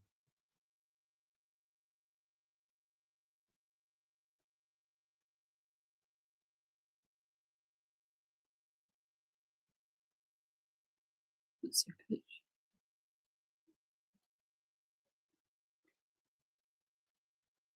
About it, Julia, even Old experience. Played with it. I'll just leave it at this of the point. law, namely the instructions in a very specific chronological order. If they, for example, start deliberating on a lesser included offense and reach a not guilty, it could bar further deliberations on the greater. In other words, it could operate as an acquittal of the greater offense. And certainly that's not the spirit and the intent of the drafters of these jury instructions. They want them to go through them methodically and in a certain order to make sure they don't get to the wrong result. And yes, we saw that in sort of off the record challenges and discussions in the Karen Reed case, where in fact they announced that they were deadlocked, but nobody really went behind that deadlock to inquire as to whether or not a verdict had been reached on other charges. So for example, a lesser included offense. So you have to kind of, I hate to say it, you got to kind of dumb it down a little bit and make it digestible and understandable for mass consumption, because in the end, that's what jurors are, frankly. They are the masses. And if we're honest about it, Julia, even lawyers and judges get tripped up with these jury instructions. Sometimes they are so confusing and difficult to understand that you really have to break it down in layman's terms. No, absolutely. Randolph Price, if you're defending Lindsay Clancy in your closing argument that we understand the judge is saying Monday or Tuesday, we could be in closings. If you're the defense, are you going to hint at all at any lessers, or are you going to 100%?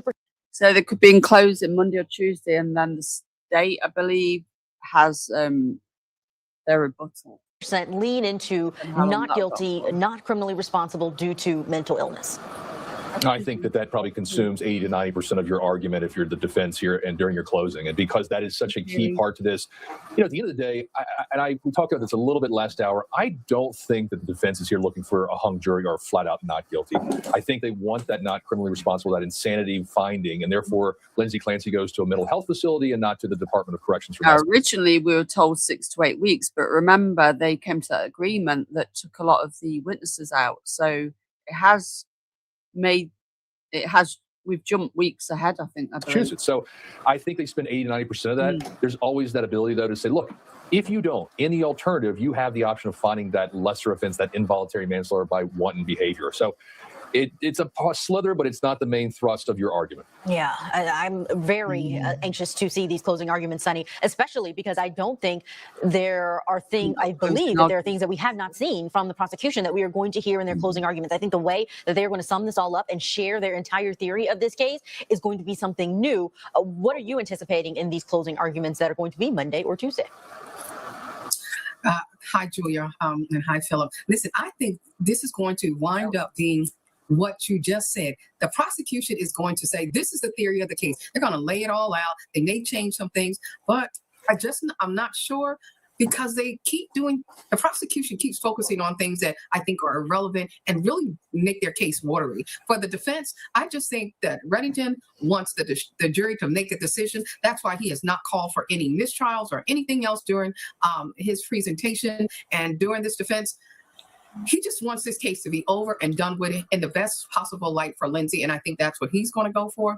And next week is going to be the final decision in this case. Until we see what happens, we're just going to have to keep staying focused on every detail. Yeah, interesting observations. Sonny, Philip, I don't want to get too far ahead of ourselves. We still have a full day tomorrow, a day of doctors. We're going to have at least 4 medical experts on the stand if they can all get in. What do you think is left to be explained in the defense case? What needs to be drilled down a little more? I do believe Kevin Reddington has been very efficient with the time of his experts on the stand. We haven't had any witnesses that have taken up a half a day or a full day. Dr. Yeah, we'll have to do 2 polls. I'll do a poll on Kick and a poll on YouTube, even though we ain't got so many chatting. We've got 135 watching on YouTube. Well, Jodie, it wasn't really clear whether he was going to come back or not. I don't know. I mean, he may still come back. Let's do... So what was the poll?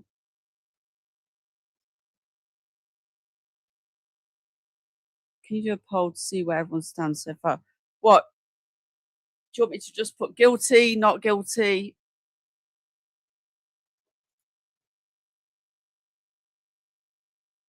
Do you feel Lindsay is 1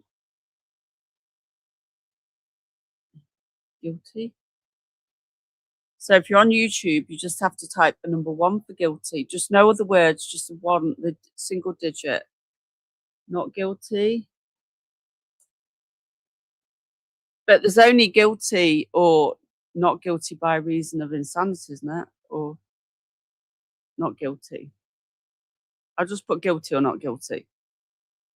Even though she won't walk free either way. You know, there'll be different stipulations. Not guilty criminally. So just put a 1 or a 2. That's on YouTube.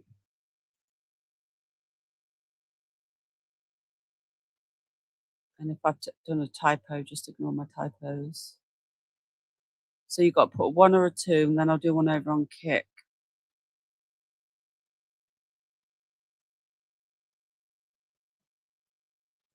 Keep playing while I do the Kick. Resnick, he's going to be the one that he's ending on, so there may be some importance to that or strategy to that. But tell me what you think still needs to be explained to these jurors. I think... Right, when you do a poll on Kick, you've got to put it to 5 minutes. So when you start a poll, there's different time frames. Yeah, you didn't put it up long enough, love. Let me show you. You go, which just takes practice. Go poll. And you've got to change the duration. It could be 30 seconds, 2 minutes, 3, 4. I always do it to 5 to give everybody a chance. And then results can be displayed between 15 seconds and 5 minutes. I'll do 2 minutes. Just so you know in future, beautiful disaster. Subject is Lindsay. Because I try and put it up 5 minutes so it's long enough for people to see. But you probably didn't realize that. Is Lindsay guilty? I should have said not sure, shouldn't I? Not guilty. Third option, still undecided.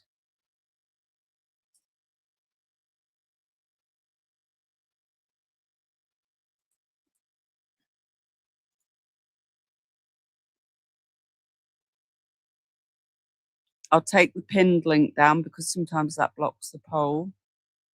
Yeah, I've added that. I'll do the other one again. It didn't save my time change. Okay, no worries. I'll put it up now. Just so you know in future to double check the time length. Don't worry. But I appreciate you jumping in there. All the mods can do that.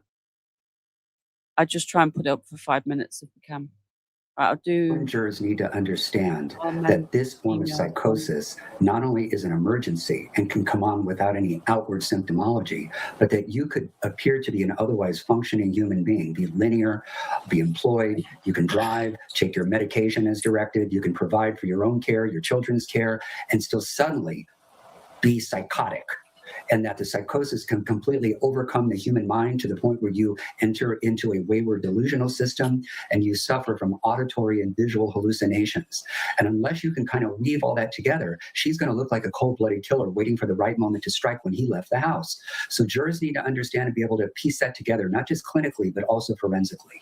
Yeah, we certainly may hear that from Dr. Resnick when he takes a stand, the forensic psychiatrist. We've got to slip in our break, but we aren't done talking about Lindsay Clancy. Our panel is coming with us. We're on the ground there in Plymouth, Massachusetts. That crowd of Pink supporters has still been growing, and we're going to talk more about that and the impact of this trial after the break.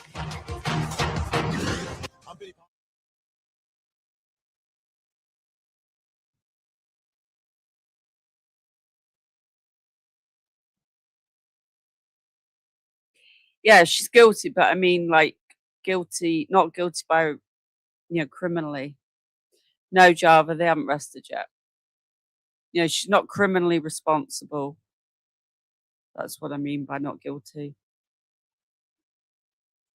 Hopefully you'll understand what I mean. Okay, that's of these people coming to show support for a defendant who has killed her children, who admits to killing her children. Have you seen anything like that? Oh, we saw a sea of pink in the Karen Reed case. Don't you remember? They all went out there rallying in support of her and against police corruption. That was the sentiment in Canton, Massachusetts back then. And ironically, here we are back in Massachusetts rallying for another criminal defendant charged with triple filicide. It's remarkable. But at the end of the day, if we're all honest, this is really a referendum on health and wellness. And I think there has been a sea change in this country about how we perceive the criminal mind if it is in fact diseased by a mental defect.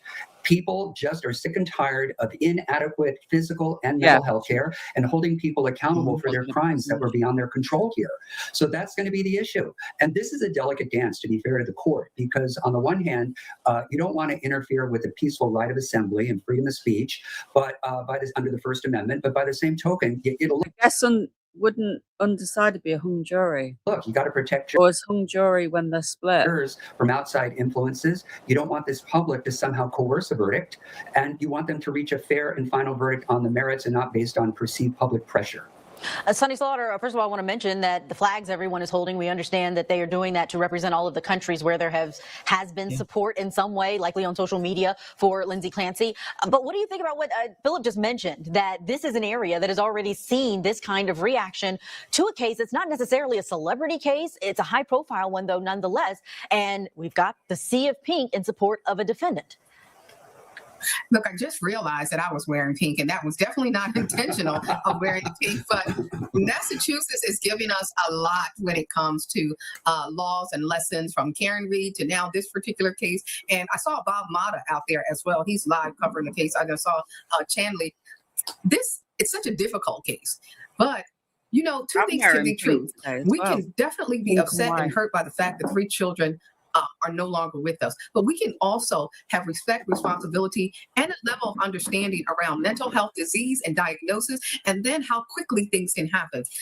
Philip has taught me so much privately and professionally watching this particular case around how quickly psychosis can come on, and understanding it more, and talking to other colleagues around psychosis, which is not even recognized because it doesn't happen as much. I know about postpartum depression. I had it. My daughter just had a baby. But so many people are angry, and to see this level of support. They're supporting Lindsay because they recognize that she had a problem. They're not supporting what she did. And I wish people would think more about that. Being able to separate the two is really important. And that's what this jury is going to have to do. Sonny, you're hitting on a really important issue. And I've seen this from the people who are watching. It's the minority of folks, but people who are asking, how do we hold the space for both understanding that mental illness is real and needs more attention in society, but also that there has to be accountability? And Randolph, I'm going to ask you, because I'm going to compare this to some other high-profile cases, but those involving fathers. We have Chad Dorman, who killed his 3 sons. He pleaded guilty for that. He said he was doing it for God. He wasn't acting like himself. He was carrying around a Bible at the time. And we have Travis Decker, who was found deceased, but believed to have killed his 3 daughters. And he had personality disorder. He was diagnosed with that at the time. He was homeless and estranged from his wife. No one is excusing what they did due to their mental illness. Is that a problem? No, I think Sonny said it well. Like, both things can be true. And let me just tell a quick story. That I was at a party last night, and a woman who knew that we'd been on talking about this all week, the Lindsay Clancy case, she came up to me and she said, I have to tell you a quick story. I had 3 kids very close to each other years ago. And I came to a moment where I literally could not get out the door. I broke down crying. I had to call my husband because I needed to go out and get toilet paper. That simple thing. And she actually started crying last night as she told me this story. That's the kind of woman who's outside of this courthouse right now, because they feel the same thing. They have had depression. They had the blues. They understand this. And Sonny obviously told the same story. The men, I think there's a little bit different thing there. You know, the Chris Watts story, the case years ago. Obviously, there's not that postpartum depression or psychosis. There's some other mental health things here. But Sonny said it right. Both things can be true. You can do a horrible thing and we can punish you or take care of that. But you can also have this mental health condition that we need to deal with. And in this case, the result is probably going to a mental health facility for a very, very long time. Philip, we've got a jury of 12. No doubt there's going to be sentiments that we're all expressing here and that we're seeing the diversity of it online. If you've got multiple jurors feeling differently about this case, what do you think the outcome is going to be? How do they approach this? If there is this understanding that postpartum psychosis is very real, but they also want to see accountability, what do you think a conviction looks like? In the final analysis, Julia, the defense has to prove that she was unstoppable. Everybody's going to be in unison on this idea that she suffered from a mental disease, sort of a dual diagnosis of bipolar disorder along with the PPP, the postpartum psychosis. The question for the jury is whether or not she was able to and chose not to stop herself. And I think they're going to deadlock. That's just me. Yeah. I think you're going to get a percentage of jurors who feel that she had enough wits about her and volitional control to halt. What's the compromise vote, Philip? What do you think the compromise, if they decide to split things, what do you think that looks like? Well, if they compromise things, then it means you have to retry the case because the only split you can reach is criminally responsible or not criminally responsible. And depending on which way they go is a housing matter. Criminally responsible means she goes off to prison in a wheelchair. Not criminally responsible means she goes off to the booby hatch, frankly, in a wheelchair.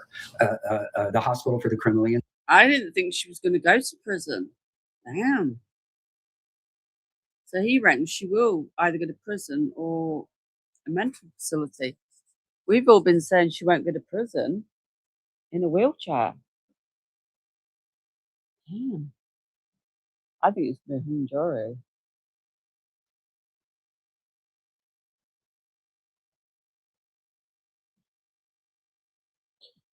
I guess the judge will tell us, won't he? Insane. If they are not in unanimity on that issue, then they have to retry the case. And I am hopeful that if it hangs, Mr. Reddington might be able to enter into negotiations with the Commonwealth to plead her out, but to a finding of not criminally responsible, so they don't have to retry her, and instead she goes off to the hospital, and that'll resolve the matter. Great discussion, everyone. We do have to get to a break, but we are going to keep talking about this case. Also, there was a quick witness who was on the stand today that left us with a lot to talk about. We're taking a closer look at the chaplain who spoke to Lindsay Clancy after the killings and what she said Lindsay Clancy revealed to her. Stay with us.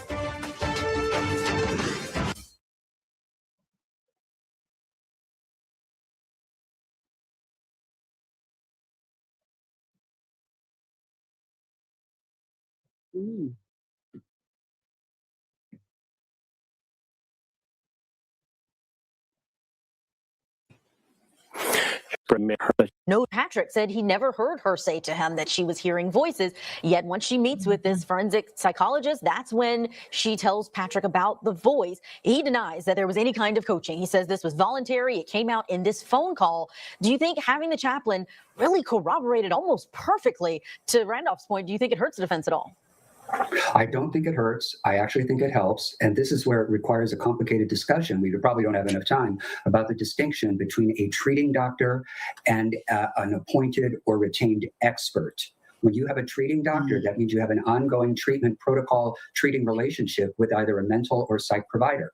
And they're there to listen to your symptoms, analyze you, and try to come up with some type of treatment plan for you, including hospitalization if necessary. Contrast that with a forensic expert. There is no doctor-patient or psychotherapist-patient relationship. Instead, it is an arm of the attorney-client relationship, meaning that expert is hired to aid in the defense of a specific person. So what does that mean? It means that when you are not a regular treating doctor, the first thing the expert has to do is gain the trust and confidence of the client. So they know who you are, where you're coming from, and what your role is. And you tell your client, as a treating type expert, if you will, or an analyzing expert, why you have been retained and what your role is, what type of testing you're going to be doing, and not explain what type of outcome you want, but objectively explain what it is that you're going to be doing. And if in that process you drop a few clinical or forensic terms like psychosis, postpartum, depression, you start mentioning drugs, it's all part of that expert relationship.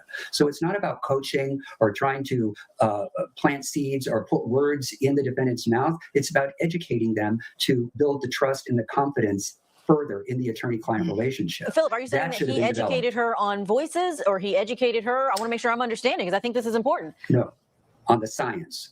On the science. So he was explaining his role, why he has been retained, what the purpose of it is, what he'll be doing, and that's that. So that way, at least she doesn't distrust him. You got to understand, when you're locked up and some stranger is coming to see you, you don't know who they are. You don't know if they're the cops, if they're working for the DA's office. Obviously, Mr. Reddington must have told her ahead of time that an expert's going to come and see her. But nonetheless, you are still very distrustful of the world.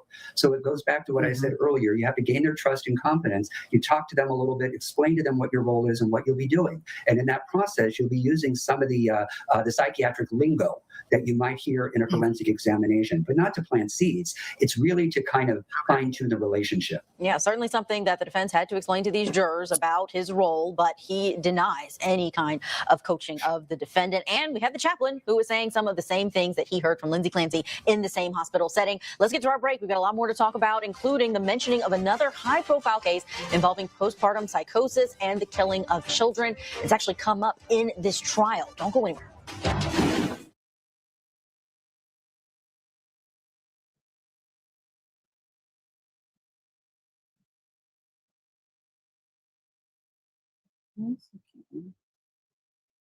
I have a cat emoji for recess.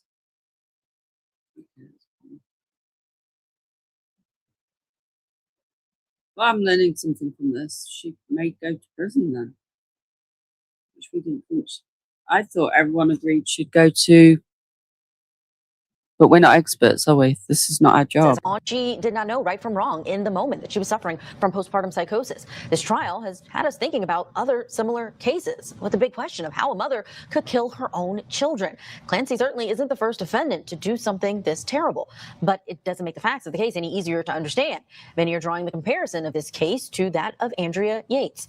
Earlier this week, a nurse who worked with Clancy testified about the defendant's reaction to hearing about this case long before Lindsay Clancy would be arrested. We had a conversation. Lindsay was brand new. It was the summer that she had just started. And we had a conversation about mental health in pregnancy and postpartum. And I asked her if she had ever heard of the Andrea Yates case, and she hadn't. And I explained that to her, and she cried. And she said, how could a mother hurt her children? In 2001 is when Yates drowned her 5 children and claimed postpartum psychosis and other mental health illnesses. The first jury, though, convicted her, found her guilty. It's not until an overturned conviction and then a second jury finding her not guilty by reason of insanity, leading her to live a life in a mental health institution. Let's bring back in our panel of legal analysts who are still with us. Philip Dubay, Randolph Rice, and Sunny Slaughter. Randolph Rice, let's talk about that moment inside of the court. They did talk about using exercise bands in the facility. Like, that was a bit. Room where Margaret Ham, who was a former co-worker of the defendant, testified, and it was brought up on redirect. The prosecution opened the door during cross. Who do you think that moment helps, knowing that at some point in Lindsay Clancy's life, she heard about this horrific crime and felt strong emotions about it? Yeah, it certainly helps the defense. And it's just one more piece of the building blocks in establishing that she was a good mother. She loved her children. She would never want anything bad to happen to them. And that goes along with all the other things that she was doing up to the moment that she killed them. I mean, making snowmen that day, worrying about their medications, all the things that the witnesses testified to about how she was a good mother, despite the fact that she was suffering for this. And I don't think there's any doubt that this was postpartum depression up to the moment of the psychosis, which, that's obviously what the defense is arguing, when she did have this snap and ultimately killed her kids. One other quick note that I wanted to just say based on our conversation earlier was there's a third option, but this jury could come back. I don't think it's very likely, and I'd love to hear Philip's opinion on this, but they could come back and say not guilty altogether. That's a third option there. Not very likely, but still an option. Yeah, Philip, react to that. Well, that would then be jury nullification, because it's undisputed that she killed the kids. Unless you've got some conspiracy theorists on that juror who think she's covering for somebody else, she did not have. Yeah, I was just about to say that's not an option. And a hand in it, that's one thing. But if they feel that this prosecution, even though it was lawfully brought, should never have been brought, and they're going to just disregard the law, then their message is to send a message to the Commonwealth that they had no business bringing this case, that this case did not belong in the criminal justice system. ample precedent for it in history. It wouldn't surprise me. And you never know. You never know. Sonny Slaughter, I want to read you something back to the discussion about Andrea Yates, that Texas case, and the comparisons, because we definitely know more now about postpartum psychosis and depression than we did back in 2006, 2010, 2001. But the attorney for Andrea Yates spoke with Court TV. You can go and find that article on our website, courttv.com. But George Parnham said that just because a mother waits for the husband or father to leave doesn't necessarily mean she's not in a psychotic break. That happened in both the Yates case and the Clancy case.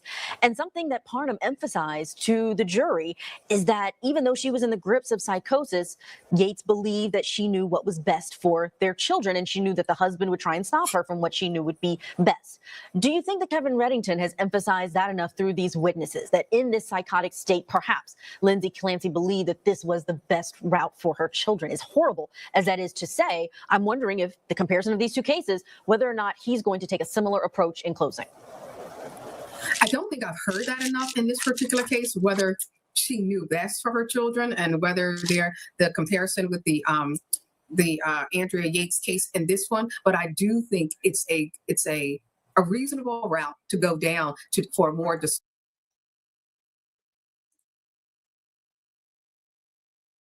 Sorry, I was listening. I thought it was muted. That's an unfortunate name, isn't it? Sonny Slaughter. So she got the name Sonny, but then the surname Slaughter, which is a bit discussion. And let me say this, in addition to postpartum, we talked a lot about medication, but one of the other things that women have during postpartum depression and psychosis, because we know that they are so closely aligned, is the different hormones. The hormones that women are having, the fluctuation of hormones, medication. I know there's been some conversation around, well, she didn't have enough in her system and that she didn't talk about all of the medications that she was on. We also haven't talked about the non-prescription medication that could potentially impact the medication that she was taking. So there are a lot of ways for people to really analyze this case in a way that is not so linear that they only focus on the fact that she murdered these children and that she is evil, and less about all of the other intersecting possibilities around mental health, medical conditions, hormones, non-prescription medication, and just the overall condition that she was in. People operate every day experiencing mental health disease and diagnosis, and then they just have a potential break. My daughter was in the store and we were shopping, and all of a sudden she started crying.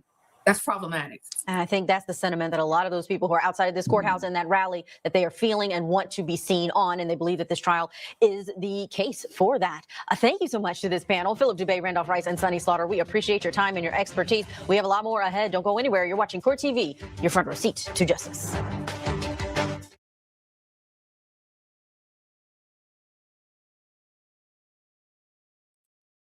It's an unfortunate. Is she still in PPP? I don't think so. Better.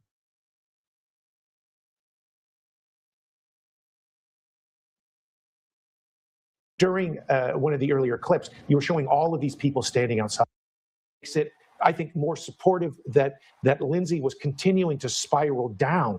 And I think that's far more consistent with the theme that Mr. Reddington has been trying to introduce throughout the case. Certainly, and we are going to hear that theme laid out in those closing arguments that are expected to be on Monday or Tuesday in this trial. One thing that I noticed about Allison's testimony, even early on in the direct, when she mentioned that her sister was clearly decompensating, that is not a word that is used by the average person. So then when you learn that she's a social worker, that she's been in these spaces, perhaps had a lot of interaction with people who are dealing with mental health issues, it's just a reminder of what Lindsay had around her. Her mother-in-law is a nurse. She herself is a nurse. Her friends that were close to her were therapists and people in the medical industry. And I wonder how that impacts this case, how that impacts the prosecution, because there's a question of whether or not this is a prosecution for her privilege. The fact that she had access to so much, that she had the knowledge of how to take the medication and do these things.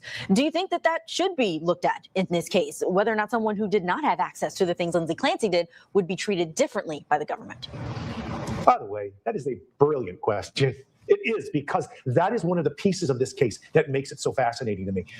During one of the earlier clips, you were showing all of these people standing outside, and they were there in pink, and they were talking about how she was forgotten, how the medical community didn't get it. And yet what we have here is the medical community is everywhere, right? We do have her. We do have her sister. We do have her mother. We had multiple psychiatrists who were involved in this case, multiple doctors, multiple people trying to find answers for her. And yet, despite that, what we're finding is those answers did not come. and that they came and they went sideways and they actually created contamination between this pharmaceutical and that pharmaceutical and the other pharmaceutical. But it highlights your question, because if we think about where we sit here, all of these doctors were involved and they still weren't able to come up with a consistent answer. Let's imagine what would have happened if she didn't have access to any of these things. Would we treat her more harshly because she didn't? Or are we treating her more harshly because she did? And that's one of those interesting questions that we have when we think about what it is that somebody faces as a defendant in a case like this. Because, for instance, we treat people the same. We have the same standards for somebody who is a PhD or a doctor or a lawyer who is charged with something, and somebody with serious mental illness, but just on the quote unquote right side of competency. The standard of behavior is exactly the same, and yet we treat them the same, even with access to all of the availability. Right, I'm going to switch gears. I'm going to stop sharing that. I think this is from earlier.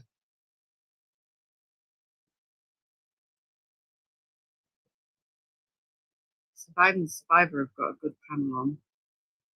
I just want to go back.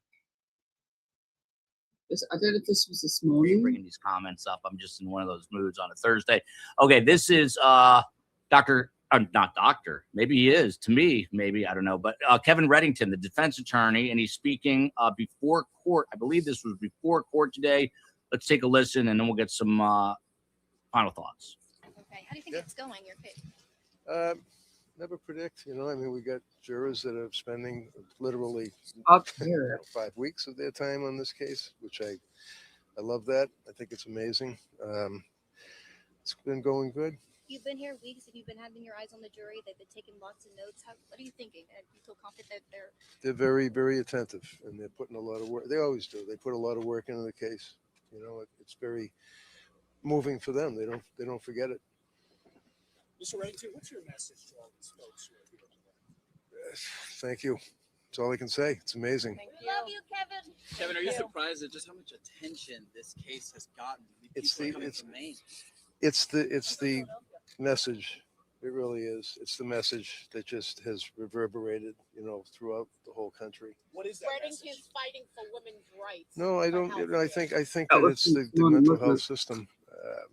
I hate to use the word health care because unfortunately in this case we can see it hasn't been health care, and I think that it shines a light on this issue. I mean, when a woman is going through what so many people do and they go to a doctor and the doctor says, here, take this pill, take that pill, take this pill, and then they basically treat them for 15, 20 minutes and send them on their way. It's just not right. And to those who can't wrap their heads around sympathizing with a mother who killed her 3 children, what do you say to them?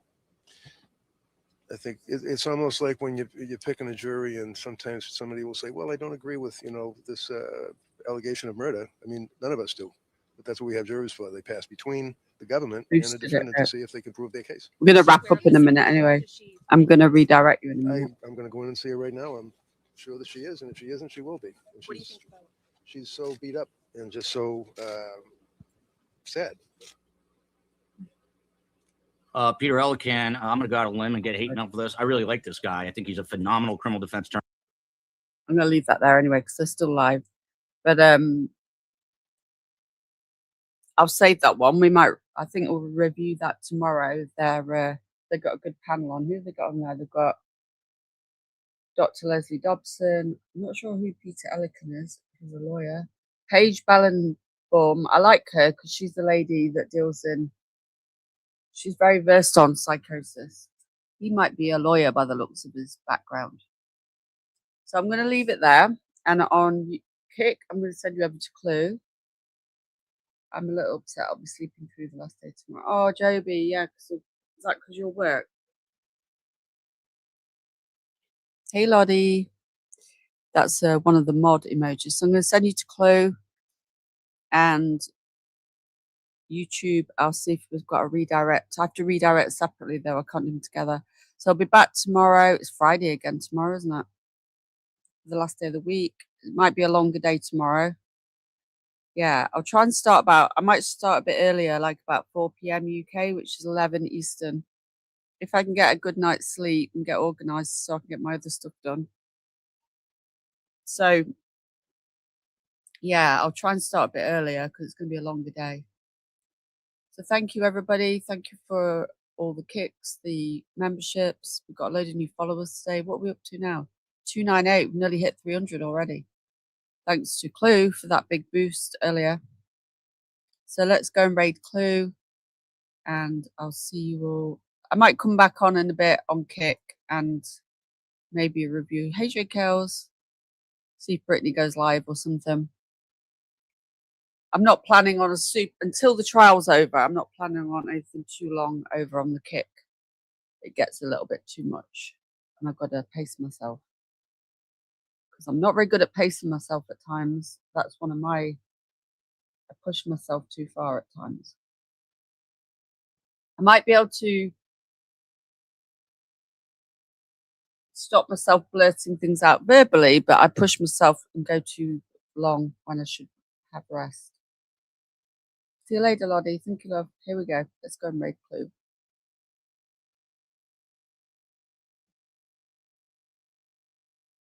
See what they're doing, allegedly speculating, I think.